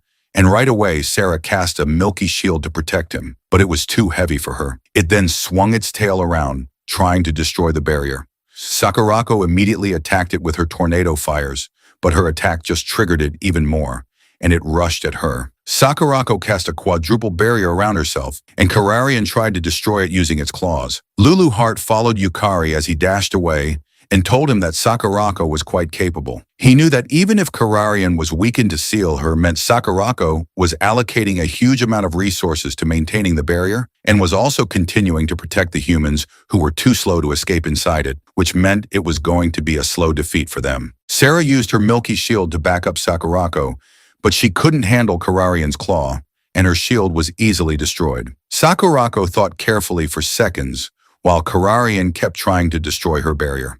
Sakurako then informed Sur that she was going to release her Ninetails, but Sira disagreed and warned her that if she released it, she wouldn't get out of it unscathed. However, Sakurako knew that it wasn't the time to be concerned about it, because the only thing that she absolutely could not allow was for any harm to come to her sister Sira. But Yukari interrupted her, saying that he had a plan and asked for their cooperation. Sakurako asked him what it was, and before he could answer, Sakurako ordered him to state the ideal and most optimal conditions, because there was nothing she couldn't do, and warned him that if he was useless, she would just release the Ninetails, to which he confidently replied that he understood. He then informed them that he wanted the Demon King to pay no attention to him, that they should stay in place and give him time to charge a big move, but he would have Sarah lend him her power. After a small briefing, Sarah attacked Carmian with her shooting stardust, but she noticed it and counterattacked with a dragonfire breath. As Sarah and Carmian were busy exchanging blows, Yukari began executing his plan and jumped off Sakurako's torii from above. Yukari was amazed that Sakurako also had a means of spatial movement. He flew down knowing that Soul Burst takes a long time to activate and leaves a big opening, but if he was falling from the sky, it wouldn't be a problem. He was close to reaching Carmian and managed to cast his Soul Burst ability faster. Carmian felt a higher magic power output from above, making her wonder why it was coming at her at that timing. A few moments ago, Yukari realized that he couldn't win as he was now, and he needed to change his stats to ones that could win, and that's where Sarah walked in. He asked her if she could take his hand as they ran away, and when she was about to agree, she stopped in confusion. Soul resonance can link not only with a monster's soul, but also if two hearts truly connect. And Yukari guessed that if Sira could trust him from the bottom of her heart, they could be able to resonate. And if they did, he could replace his stats with the S-rank stats of the world's strongest Sira and unleash Soul Burst. Back on the battlefield, Carmian knew that she had to stop it with everything she had or she would be finished. Carmian then activated her strongest barrier.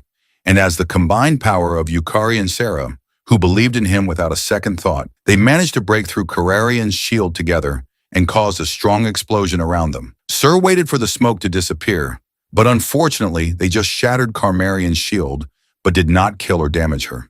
However, Carmian admitted that their power together was incredible, and if she had taken it one more time, it would have been dangerous for her. Yet she was glad that she could sense Yukari's magic power vanish. Fujimini and the others were horrified when they didn't see Yukari, and like them, Kamarian thought that Yukari was dead, and all she had to do was finish off the remaining humans. Sakurako was frustrated that their effort didn't work, and was about to release her nine-tailed fox, but Sarah told her that it wouldn't be necessary, and looked up at Yukari, who was gathering a massive magic attack from above, and dashed toward Kararian with it. Carmian couldn't believe it and asked why the magic power that should have been gone had fully recovered. The reason for this is the last elixir that fully restores health and mana points, which he had gotten from the Lululart dungeon. Sarah excitedly reached for him and tightly held his hand. Their souls once more synchronized with each other, and it pissed Karmarian off even more. But they didn't care, and just launched his soul burst at her together. They successfully landed the attack on Kararan, and everyone was amazed and couldn't believe what they were seeing with their own eyes. However, the clash caused massive destruction and pushed everyone away. Yukari kneeled to the ground in exhaustion, having used up all his mana and soul. He looked up in worry, but Lulu Heart held his shoulder and assured him that the subjugation was a success. As Kararian had returned to her human form, Kararian's mana was empty, and she knew that Yukari shouldn't have had that much mana, making her even more curious about him. She immediately dashed back, needing to return to her dungeon and replenish her mana. However, Sakurako used her tornado fires to stop her from escaping. Carmine panicked for a second, but then smiled as she called for the witch. Irigami appeared behind her instantly, and everyone was shocked to see her. Yukari couldn't believe it and figured out that the one connected to the dungeon monsters was Irigami.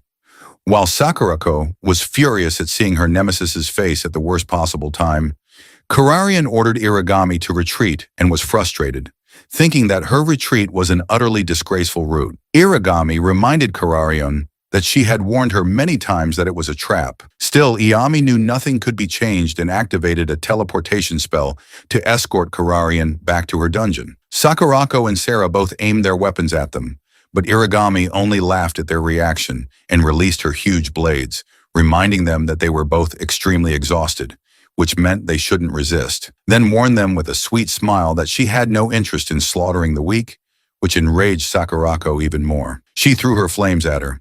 Sakurako was confident that exterminating a couple of trash bugs meant nothing to her. However, Irigami easily blocked her attacks and teasingly asked where her usual firepower had gone. Irigami then reminded her that between maintaining the Great Barrier to imprison Karm, casting advanced spells one after another, and defending the weak, she had finally run out of mana. This pisses off Sakurako, and she swore to Irigami that she would kill her. Sarah shouted to Sakurako not to do it and reminded her that there were civilians nearby. Sakurako then looked down and saw Sarah below them. She forced herself to calm down, but unfortunately, Irigami noticed it and confirmed that Sakurako was soft when it came to her little sister. Irigami then ordered Kararian to target Sierra, and Kararian immediately opened a magic circle in front of Sierra, casting something at her. For a second, Sierra didn't feel anything. Sakurako demanded to know what Iami had done to her sister.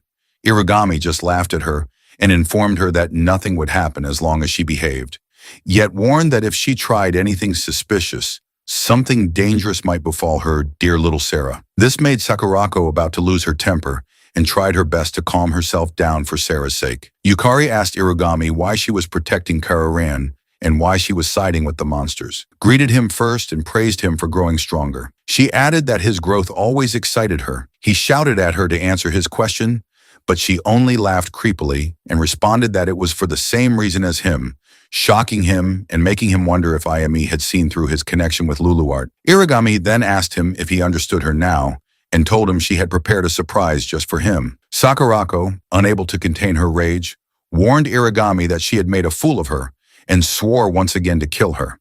However, Irigami simply pretended to be scared to tease her and replied that she'd love to experience it. She then said her farewells to everyone and vanished with Carmarian, leaving Yukari frustrated that in the end, Carmian still escaped. Lulu Hart told him not to be so pessimistic because Kararian's power had been greatly weakened and that she had achieved what she set out to do. She explained that she had deliberately leaked information, causing discord among those plotting the dungeon break, which was a major step toward stopping it. A moment later, the rescuers arrived and healed everyone who was injured. Kira apologized to Yukari for forcing him to face a demon lord, but he disagreed and reminded Kira that he should be the one thanking him. Without his protection, he wouldn't have been able to fight. Kira was proud that his decision to protect him had been the right one and praised him for fighting well. He then raised his fist, which surprised him, but it made him feel good, and he accepted Kira's fist bump. Yuma Mako appeared, rushing to him and worriedly asking if he was hurt. He was glad was safe as well. She informed him that Sierra had been taken somewhere by Sakurako,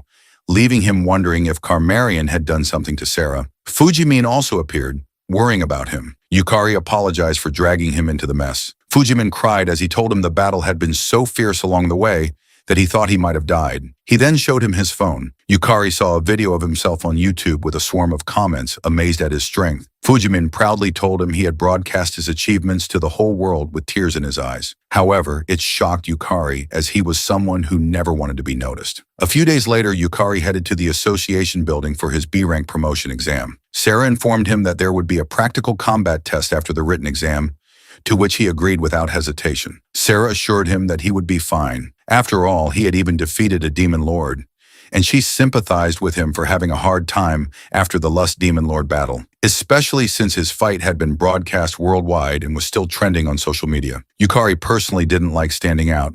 Rather, he wasn't good at handling the spotlight, which made him nervous. He just hoped the promotion exam would go peacefully. Yet Sarah informed him that it might be difficult, as she had heard Kira and his group were coming. That reminded him of when Kira and Kiritaro told him they'd be observing. Lulu Hart thought the exam was a hassle and asked if his mana would increase significantly once he reached bank. He replied that from B rank onward, the growth in advanced player stats would be substantial, and that battles in the Lululart dungeon would progress much more efficiently. Luluart agreed without hesitation and ordered him to advance to B rank quickly. He glared at her, annoyed that she ordered him around like it would be easy, when in reality the B rank promotion test was much harder. Sarah then interrupted his thoughts when she suddenly remembered something. She shilly asked him to keep her magical girl class a secret. She explained that being 30 and still transforming was a little embarrassing. He told her that he thought it was cute, which made Sarah blush even more and stumble around in flustered shyness. A moment later in the waiting room, a girl asked him which rank's promotion exam he was taking. He replied that he was there for the B rank promotion exam. The girl told him she was there for it too and introduced herself as Sonagi Hyagisaka. Sonagi then spoke to a man named Ritsuki Kiroshima, a B rank player, but he told her not to talk to him so casually, claiming she was distracting him. Yet Sonagi didn't back down and told him they should get along since they were taking the exam together. However, Ritsuki angrily warned her that he was there for the A-rank promotion exam and not to lump him in with C-rankers like them. Tsunagi figured out that Ritsuki was a veteran and asked why he was so on edge. He explained that high-ranking big shots from major guilds were observing their exams, including Kira Senzaki from the Oryu Guild, which had the most S-rank members, and Kiritaro Odachi, the S-rank solo player. Tsunagi was amazed to hear that such big names were attending. Ritsuki confidently stated that if he made a strong impression, he might catch the attention of the S-rankers. However, Tsunagi told him it would be extremely difficult, which pissed him off. He asked what she meant by that, and she calmly reminded him that the examiner was Arama. The anger on Ritsuki's face immediately turned to fear at the mention of her name. Later, the examiner announced that 8 candidates had failed, including Ritsuki, who had been so confident just moments earlier. Arama Arisa, an A-rank player, gave him feedback, saying that his field of vision was too narrow. His strikes had power, but he focused too much on cutting only what was directly in front of him. She added that he couldn't predict his opponent's movements and recommended he continue training at B rank for a while longer. Ritsuki walked out of the field cursing in frustration. Tsunagi wasn't surprised. She had expected it, knowing Aima was far too strong for them. Ritsuki muttered bitterly, still questioning why she had to be the examiner. Arma then called Yukari, the last candidate, and ordered him to step onto the field. As he entered, Lulu Hart mentioned that if he summoned Harble, it would be over instantly, but he told her that would defeat the purpose, reminding her that it was a rare opportunity to reflect on his own abilities. Kira and Kiritara were watching from above. Arma explained that for the B-rank promotion test, he needed to fight her for 5 minutes without being knocked down. She then raised her blades and asked if he was ready. He confidently replied that he was ready anytime. Arma told him she had heard from Sarah that he was an exceptional player, then vanished in front of him. She reappeared close and informed him there was no need for her to hold back. She attacked with Shadow Step, but he managed to jump away in time. She was impressed by his quick reaction. She raised the pace and used her Windrunner technique to dash behind him. She swung her sword at his back, but he turned around in time to block the strikes. She noticed that he didn't even have a single breath out of rhythm and guessed that he had a great deal of combat experience. She activated her Scattering Sakura Slash and repeatedly slashed him with incredible speed, yet he blocked all of them. She wasn't fast enough, at least not compared to the Lust Demon Lord. Sonagi was amazed that he parried Aima's entire flurry of attacks, but Ritsuki arrogantly said he could do it too. He claimed that Yukari looked desperate and that there was no way he would block Arma's special technique. On the other hand, Arma saw an opening and assumed Yukari's agility was lower than hers. Yet with overwhelming foresight and adaptability, Yukari evaded everything. She grew frustrated at the tempo and decided to end the exam in a single strike. Leaping into the air, she used her clone technique. Ritsuki, annoyed by the sight, thought it was a cheat ability and wondered if Yukari could handle attacks coming from every direction at top speed. Yukari calmly locked eyes on Arama, surprising her. He stepped backward to dodge her blade, but she was confident he couldn't block the clones. However, Water Element was summoned just in time and dissolved the clones instantly. Arma couldn't believe he had cast a summoning spell while deflecting attacks. She was startled when he suddenly appeared in front of her, but fortunately for her, 5 minutes had passed. The match was over, and his blade stopped just inches from her forehead. He withdrew his sword and thanked her for the match. He added that he learned a lot from her use of misdirection and how she created openings.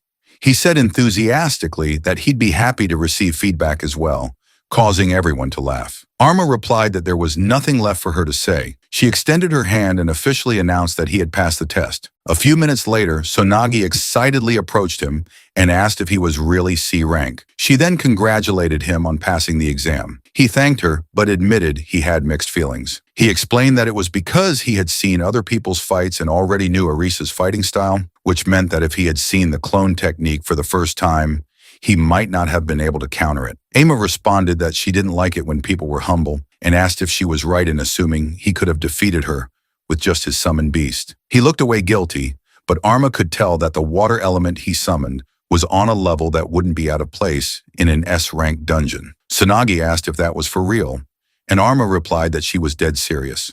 She added that this was why he had passed without any objections and congratulated him, admitting it was her complete defeat in his total victory. On the other hand, Ritsuki couldn't believe what he had just seen.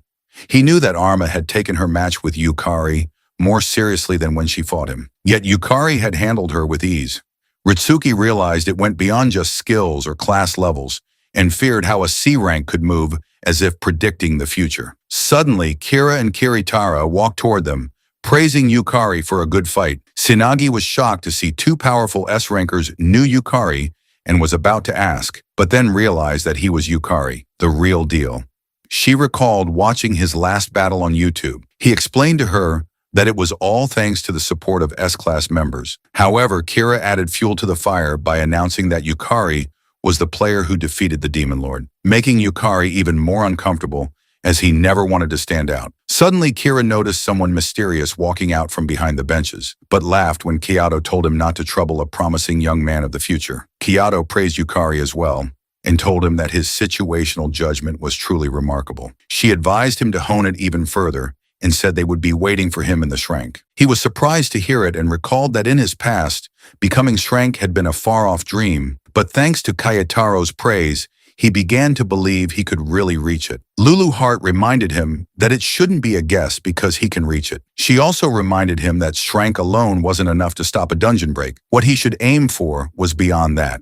Someone like a Demon Lord class player. He agreed with her and apologized for having such a narrow perspective. He explained that he had only been focusing on what was right in front of him. She ordered him to get stronger quickly if he understood, because they had a goal to fulfill. He agreed, knowing that their next objective was a rematch in the Lulu Art dungeon. Later, they returned to the Lulu Heart dungeon, and she guessed they would be able to enter smoothly. He assured her that his stats had increased after his promotion to B rank, which meant moving around undetected, even with heightened security, was now easy. Lulu Heart reminded him that they weren't starting from the castle like before. This time, they were beginning at the true starting point of the first stratum, the Eldrian Great Forest. After securing everything, they ran past the gate. He asked if this was for training. She replied that it was part of it, but that moving the dungeon consumed magical power. Yukari often forgot that Lulu Heart was so weak and she had taken the form of a small girl because she always acted so confidently. But in truth, she was just an empty shell with barely a speck of magical power left. He realized that he had to try harder so Lulu Heart wouldn't exhaust herself. When they reached the entrance, he asked if they just needed to head to the second stratum of the Lulu Heart dungeon from there. She agreed, but added that while the second stratum was their goal, there was something he had to do first. He was confused and asked what it was. She replied, "Seriously, he must become king." Yukari couldn't believe what he was hearing, but before he could hear an explanation, the two of them entered the dungeon together. Meanwhile, they didn't notice that they were being watched from above. As expected, they had entered the Lulu Art dungeon. Mocha Saiji, an S-Class player ranked 16th and affiliated with the Kakudaran Guild, told to Kagamagasi, an A-rank player from the same guild, that they should pursue them as the intelligence suggested. However, Toma responded that it was such a pain to have to chase after small fry. Mocha explained that the Cougar Guild Master had deduced that Yukari had cleared the Lulu Heart dungeon, but Toma replied that it was a lie. After all, Yukari had only recently reached Kank. Mocha also didn't fully believe Yukari had cleared the first floor of the Lulu Art dungeon, but she was certain he held valuable information about it. Even the scouts had been warned off by the Oryu Guildmaster. She added that if she were wrong, there would be no reason for an assassination request to have been passed down to underground operatives like them. She told Toma that their mission was very simple. If Yukari really had cleared the Luluart dungeon, then all they needed to do was kill a mere B rank and steal the authority to control the first floor. Meanwhile, on the first floor of the Luluart dungeon, the Alorian Great Forest, Yukari was fighting an S-rank rose monster. He summoned the fire element and ordered it to attack the monster from the right while he moved to the left. The fire element struck with a powerful flame, but the monster blocked it using a swarm of roses. Yukari had anticipated this and ordered fire to keep attacking. While the monster was focused on defending against fire element's attacks, Yukari rushed in from behind. However, the monster sensed his presence and released her Charm Bloom ability, which scattered rose petals that caused enemies within range to become charmed for a certain duration, rendering them unable to attack her. The Charm Bloom hit him, but it had no effect. He then used his Lost Man's skill, which removed the charm state from himself. He dashed forward and struck her, pushing her back. He immediately ordered Fire Element to finish her off. Fire Element unleashed a powerful flame, burning the rose monster to death. Luluart praised him for doing a great job. He admitted that even though he had died 3 times, they managed to defeat the monster using just one soul summon while conserving mana, making the deaths worth it. Luluart informed him that there would be continuous battles ahead, which would make for efficient training against S-class monsters. He thanked her for the information, but warned that they needed to make it even more efficient. They had to reduce mana consumption further and end battles faster because they didn't have time. Moments later, he was horrified by Luluart's confession. She explained that when Kararian retreated, she had cast a curse of lust on Sarah and placed the mark of Ludess on her. Luluart guessed that Sakurako had noticed it too. Yukari asked why she hadn't said anything and prepared to run to Sierra, but Luluart stopped him. She explained that confronting them directly would prompt Karm and Irigami to take additional countermeasures. She told him they had to pretend they hadn't noticed in order to lure Karan into carelessness and lift the mark of Ludess in the meantime. She added that the mark was a seed that bred lustful offspring. If it spread, Sierra would transform into a succubus type and become Karmarian's puppet. That would give Kararian a passageway into the living world. And if that happened, a dungeon break would arrive sooner, bringing disaster to the human world. He asked her what they needed to do to stop it. She replied that they must reach the World Tree hidden in Serendiana's great castle and obtain a drop of the World Tree. She explained that the drop of the World Tree was an almighty cure, and with it, they could break Sierra's curse. Luluart didn't have the mana capacity to freely move around the first floor, and traversing the dungeon consumed mana. That's why Yukari was tasked with conquering the Alorian Great Forest by his own strength. He knew he couldn't rely on Luluart forever. As they ran, Luluart warned him to be careful. In her prime, she had designed each floor of the Luluart dungeon as a world of its own, where countless races had established ecosystems and cultures. Yukari understood that meant facing all kinds of monsters. He assured her that no matter what appeared, he would handle it. However, she disagreed and explained that ever since Queen Serendiana had been defeated on the first floor, every race had been fighting for dominance. In other words, the first floor was now a war zone among all races, making security its weakest. Yukari was startled when he sensed a strong presence. He informed Luluart that he could feel many monsters nearby. Luluart quickly ordered him to attack and advised him to go all out, to which he agreed. He rushed into the battle and was surprised to see a child in the middle of a pack of wolves. He used Resonance of Soul to slash the wolves in his path, but one managed to sneak up behind him. Fortunately, he bent down in time to avoid the attack and decapitated the wolf with a single slash. He then summoned Harvel, who used her Wave of Despair to stun the incoming wolves. Yukari leapt forward at high speed and easily cuts down the wolves around him. He slowly approached the child and extended his hand, asking if she was all right. The child simply asked who he was. He introduced himself. The child glanced at his system and guessed he was the one who defeated Serendiana, though she sensed no malice in him. She smiled after examining him and thanked him for saving her. Then she stood up and introduced herself as Cecilia, the leader of the elves. He was surprised that she shared the same status as Serendiana.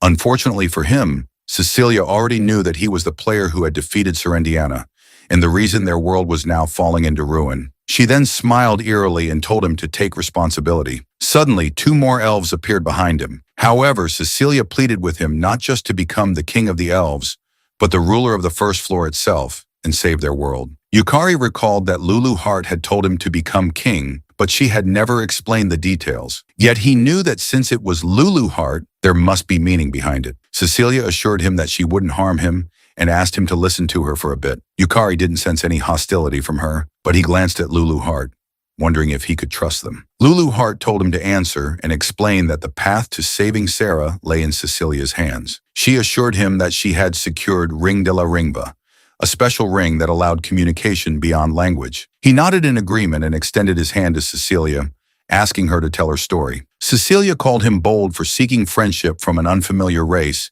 and placing trust without hesitation, but said it gave her hope. She accepted his hand. Cecilia wanted to show him something and asked if he would allow it. He agreed. A moment later, they arrived at a sunflower field, but Cecilia informed him that it was not really a sunflower field. She explained that the sunflowers were once elves, confusing him further. She clarified that the flowers were actually elves transformed into sunflowers. He asked why something like that had happened, but was startled when Lucelle shouted at him in anger, accusing him of being the cause by defeating Serendiana. Cecilia ordered Lucelle to calm himself and reminded him that talking about it wouldn't change anything. She then calmly said they should return to the important matter and explained that the first floor had been constructed by Lulu Heart using Yggdrasil, a massive magical circulative device. The one appointed to manage Yggdrasil was Serendiana, queen of the first floor. This makes Lulu Heart beside him nod proudly. Cecilia added that Serendiana had been slain by his hand, and because of that, Yggdrasil was deprived of its ruling queen and spiraled out of control. It began absorbing magical power from the monsters of their world, and the result was the sunflower field they now saw. However, the problem didn't end there. Various other races used the chaos as an excuse to rise in rebellion against the elves, who had managed for generations. She reminded him that the wolf pack he had fought earlier was one such group. Cecilia assured him that she didn't condemn him for slaying Serendiana. After all, the strong preying on the weak was the law of nature. Yukari then asked if this was the true meaning behind her plea for him to become king. He understood now that Lulu Heart wanted him to resolve the situation, and beyond lifting Sierra's curse, he would have to reach Drasil regardless. The more allies he had, the better. He immediately agreed to become king of the Lulu Heart dungeon. Cecilia was surprised.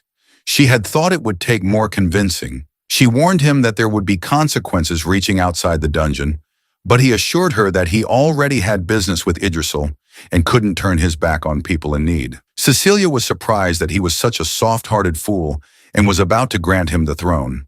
However, Lucelle stopped them and aimed his arrow at Yukari. Lucelle couldn't believe Yukari was serious and didn't want to entrust the world's fate to a mere human. Yukari assured him that he had no intention of fighting, but Lulu Heart reminded him that sometimes the fastest way to put an impotent brat in his place was with force. This situation couldn't be solved through discussion. He sighed in frustration and raised his blade, asking Lucelle to allow him to face him. That only angered Lucelle further, who released a flaming arrow at him. Yukari noticed it was fast, but not so fast that he couldn't dodge it until Lucelle activated his Duga skill, causing the arrows to multiply as they surged toward Yukari. Lucelle was determined to kill him, but was startled when Yukari didn't move. He had activated Lost Man, eliminating fear and panic, and noticed that, although there were many arrows, their trajectories were linear and easy to read. He forced himself to relax and activated Soul Trial, granting him increased magical power, though at the cost of emptiness, melancholy, and rage as penalties. Despite this, he easily deflected every arrow coming at him, shocking Lucelle.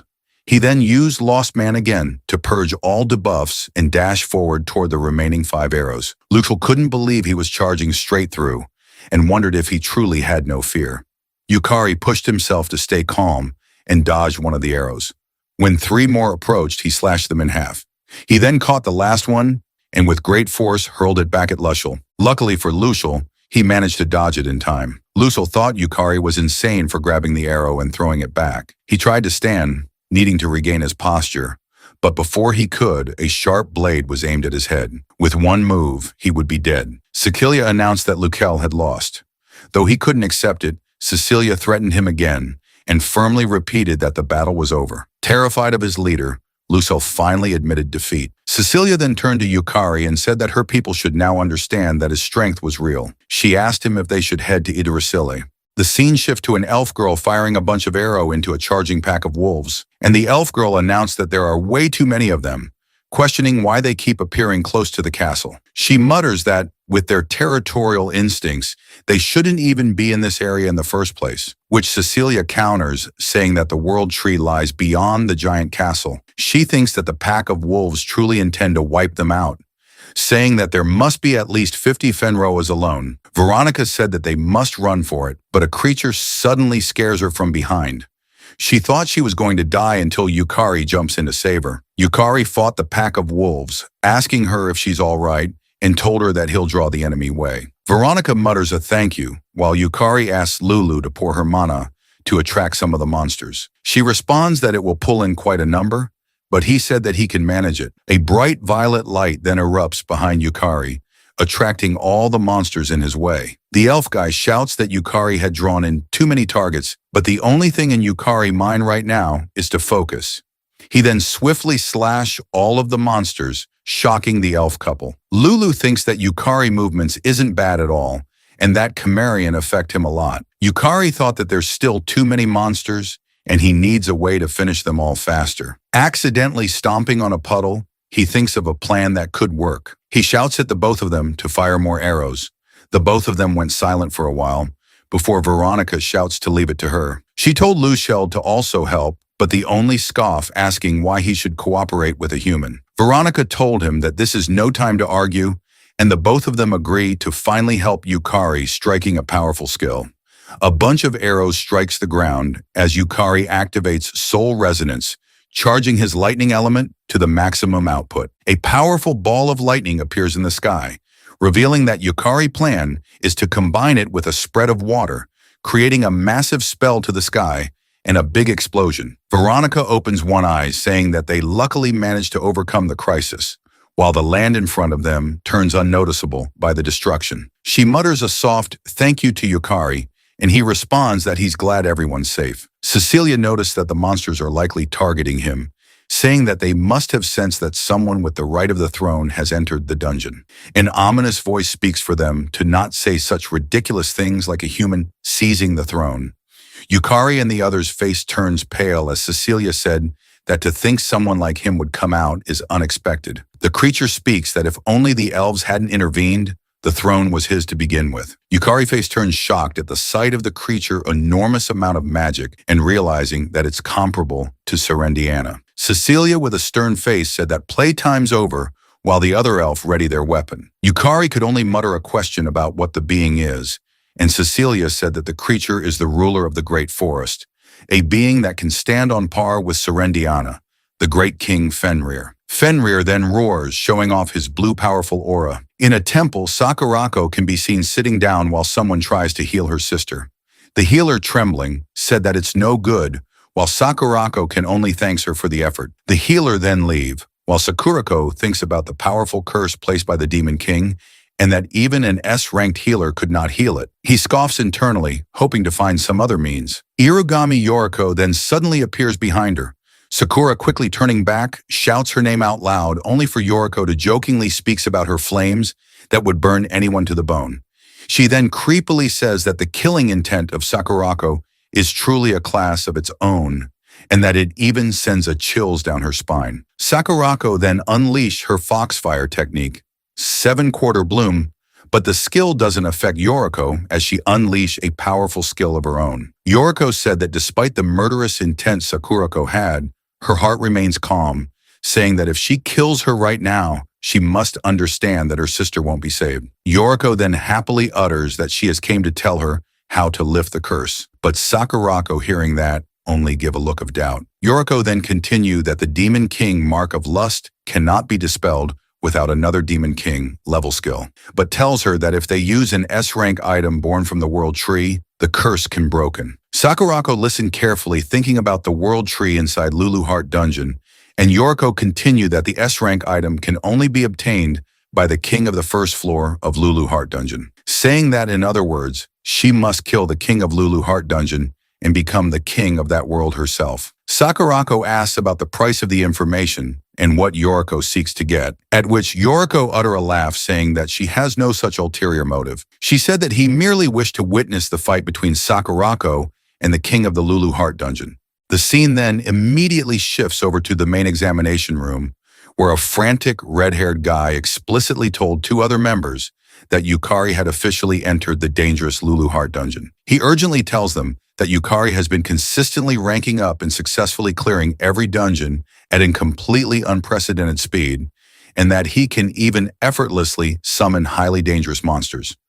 He quickly continued that, until now, his true power hasn't been fully confirmed, but that this shocking fact alone permanently seals it. He told them with absolute certainty that the powerful individual who cleared the entire first floor was definitely Yukari. A white-haired girl calmly comments that Yukari's tactical judgment was outstanding even during the fierce fight against the Demon Lord, and she also wants to ask how Yukari successfully conquered the dangerous forest and even ultimately defeats Serendiana. The other guy heavily holding his table told them that it has been officially confirmed that a hostile organization is currently actively pursuing Yukari. Preparing her sharp katana, the brave girl firmly suggests they had to depart immediately, telling them that she will personally take care of the incoming pursuer by herself. The concerned guy audibly questions her if she will really be fine with the solo job, and she confidently responds by reminding him that she's not legally bound by the public eye since she doesn't officially belong to any faction. Smiling, he suddenly realizes that if he wants to interfere, it would inevitably risk serious friction with other powerful guilds, severely troubling Yukari, continuing that since she also deeply likes to do things individually, she sharp-wittedly responds by telling him to not say things so dismissively, since there are critical things only she can properly take care of. The scene then shifts directly back to the Lulu Heart dungeon, where a menacing Fenrir arrogantly remarks that Saphira had truly fallen from her historical peak, spitefully remarking that elves are basically nothing without Serendiana. Fenrir then proudly roars aggressively and loudly told them he'll easily take care of the elves along with the humans.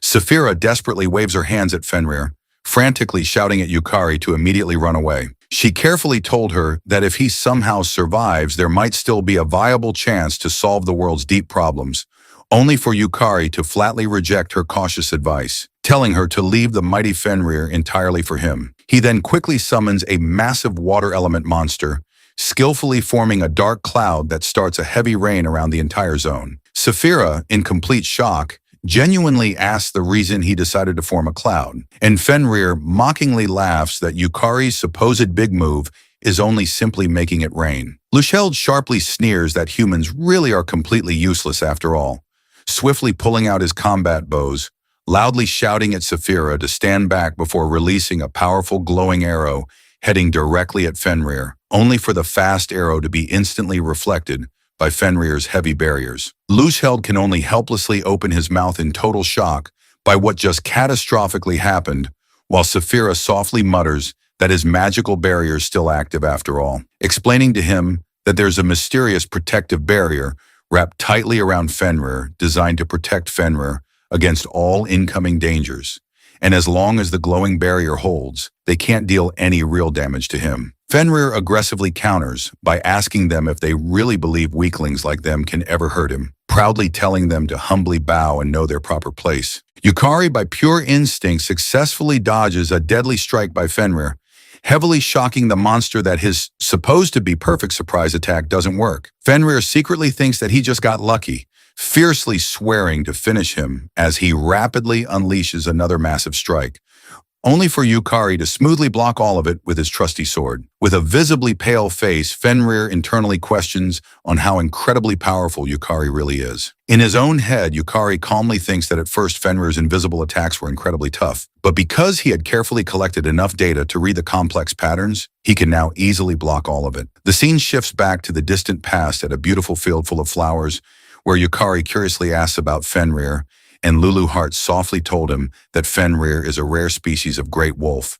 and is the ultimate boss of the stage. She seriously continues that Fenrir consistently uses deadly cold magic and invisible magic chains as his primary attack, directly telling Yukari that Fenrir is absolutely not an opponent he can easily defeat. Yukari directly asked her if she had any brilliant idea to beat him, and Lulu Heart, with a cheerful smile, told him she possesses a secret plan.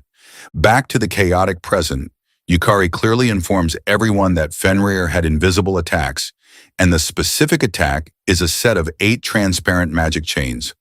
4 of them coming directly from the mouth and 1 from each of his moving legs. Saphira curiously asks Yukari about how he can successfully dodge and accurately know Fenrir's exact attack patterns. And Yukari helpfully told her that by strategically summoning the water element to make it rain, he can clearly trace the exact path of the wet chains. The 2 terrified elves on the back were utterly shocked, asking to themselves what kind of terrifying monster Yukari really is. Saphira silently thought that Fenrir was just heavily cloaked in the standard defensive magic, not realizing it had been actively manipulating invisible chains all along. Fenrir was utterly shocked at Yukari's tactical intelligence, loudly roaring that now he has to completely give it all to beat him. Yukari calmly raises his arm, rapidly freezing the ground below, as Fenrir boldly declares that chains aren't his only deadly weapon. Seeing the perfect opportunity, Yukari gracefully jumps to the air, thinking that this is his only viable chance, while Fenrir fiercely roars that a mere human must not underestimate him.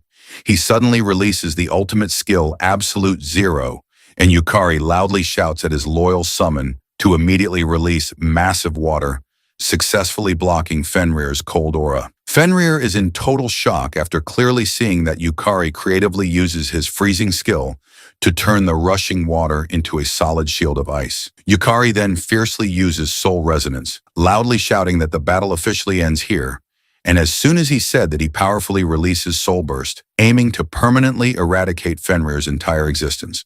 The devastating skill instantly created a whole crater in the fractured ground, and a heavily wounded Fenrir barely escaped the blast radius while furiously shouting at Yukari, completely not believing a mere human inherently possessed such immense power. With a deeply worried face, the creature simply can't believe what had just catastrophically happened, genuinely not believing that a legendary divine beast will be thoroughly defeated by a human opponent who doesn't even officially have a title. Yukari counters firmly, calmly stating that today will inevitably be the final end of its long life. Fenrir desperately responds by violently lunging his massive paw, stubbornly believing that he will absolutely not die, while Yukari quietly mumbles that this will really be the absolute end. Fenrir's razor-sharp paws suddenly freezes rigidly in the air, as his entire body completely stops mid-air, precisely because of Harbel's restrictive magic. Yukari then thoroughly explained that in his multiple previous loops, he repeatedly tried using Harbel's signature freeze magic, and at first it consistently didn't work until he strategically amplifies the skill with deep soul resonance.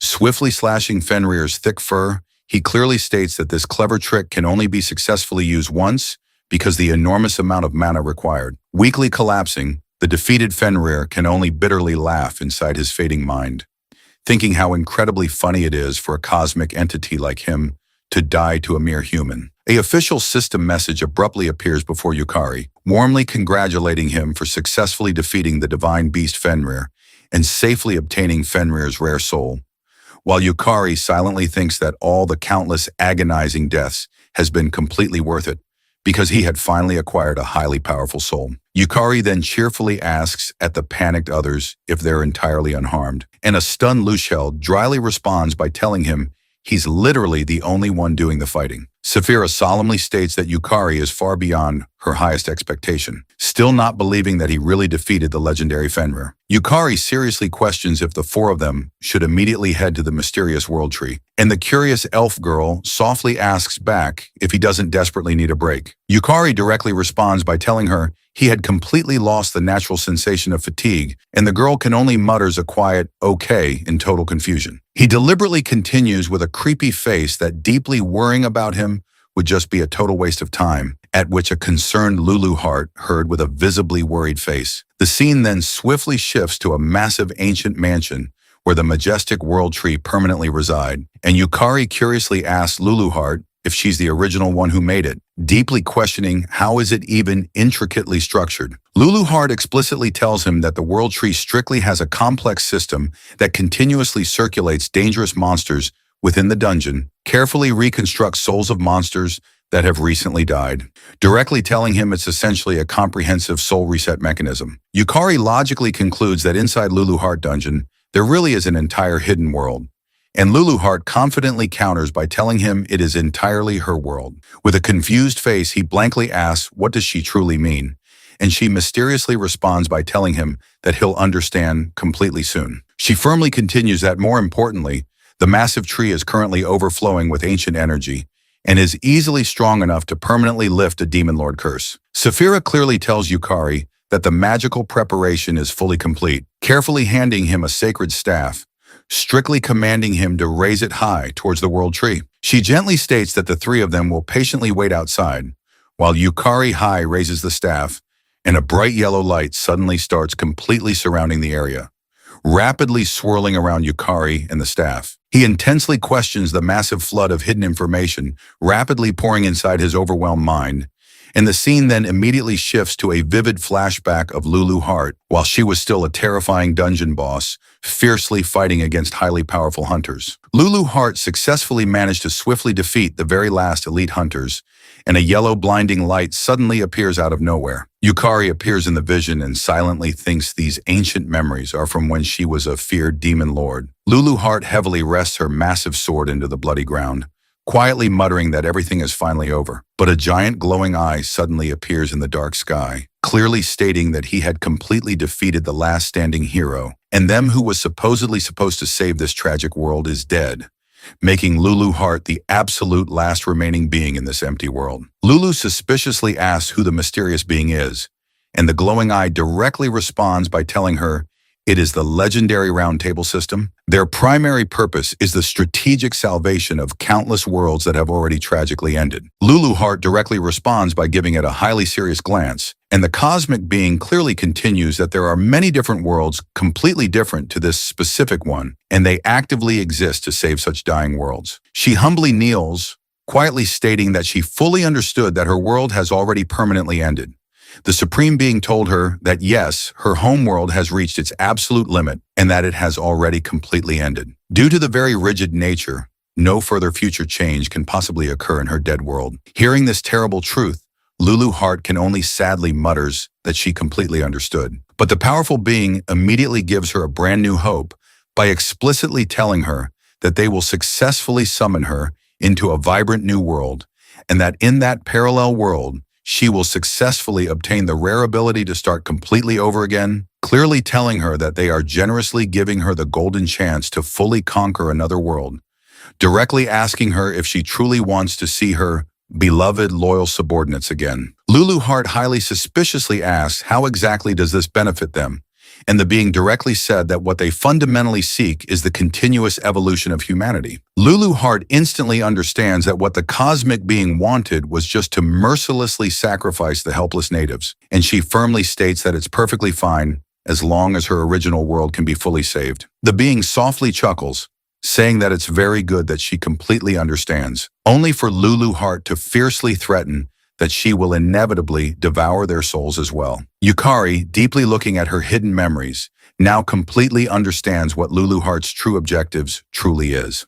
The narrative then smoothly shifts, explaining the deeply tragic past of Lulu Hart. In the beginning, she was simply a mere lump of magical power that purely existed, a fragile remnant of mana that would inevitably vanish and leave no trace behind. A dying person suddenly collapses, and Lulu Hart, being positioned very near, quickly devoured the weak souls, continuously devouring over and over again while growing noticeably stronger little by little. Even though she was still considered the absolute weakest monster in the entire world, by steadfastly continuing to devour souls, she possessed the extraordinary ability to grow infinitely with no upper limit. Because of this, in the extensive span of millions of years, as the world kept constantly changing and evolving, Lulu Hart had completely devoured everything in her world and had eventually become a supreme being called the Demon King. The scene then dramatically shifts into the real world right beside the world tree,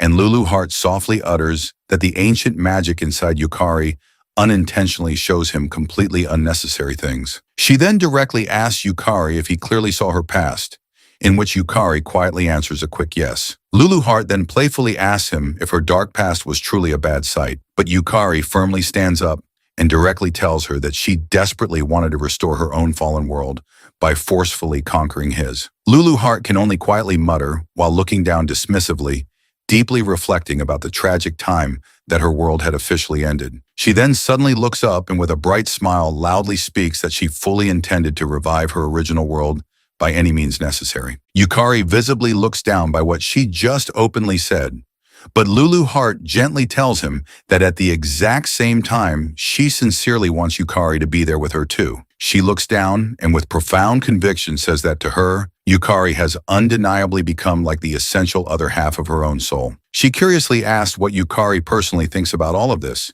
and Yukari thoughtfully reflects that he doesn't fully know about what he truly wants. Up until now, he had stubbornly came back to the past, specifically to stop a catastrophic dungeon break, genuinely thinking it would completely prevent the upcoming tragedy. But if someone like him who previously had nothing miraculously got a golden chance to start over, he deeply wants to do things the absolute right way, and carefully thinking about the many times Lulu Heart had selflessly helped him. But now clearly seeing her past memories and grand goals of conquering the world, he remarkably still doesn't feel a single doubt for her. He realizes that he had officially become a player to heroically save the world, but now he truly understands what he genuinely intends to do. He deeply wonders whether he needs to choose the entire world or choose a single girl, and softly closing his eyes, he definitively knows that what he really wants the absolute most right now is to permanently be with Lulu Heart. Cecilia and the other two suddenly appear, and she urgently told him that a vast amount of pure mana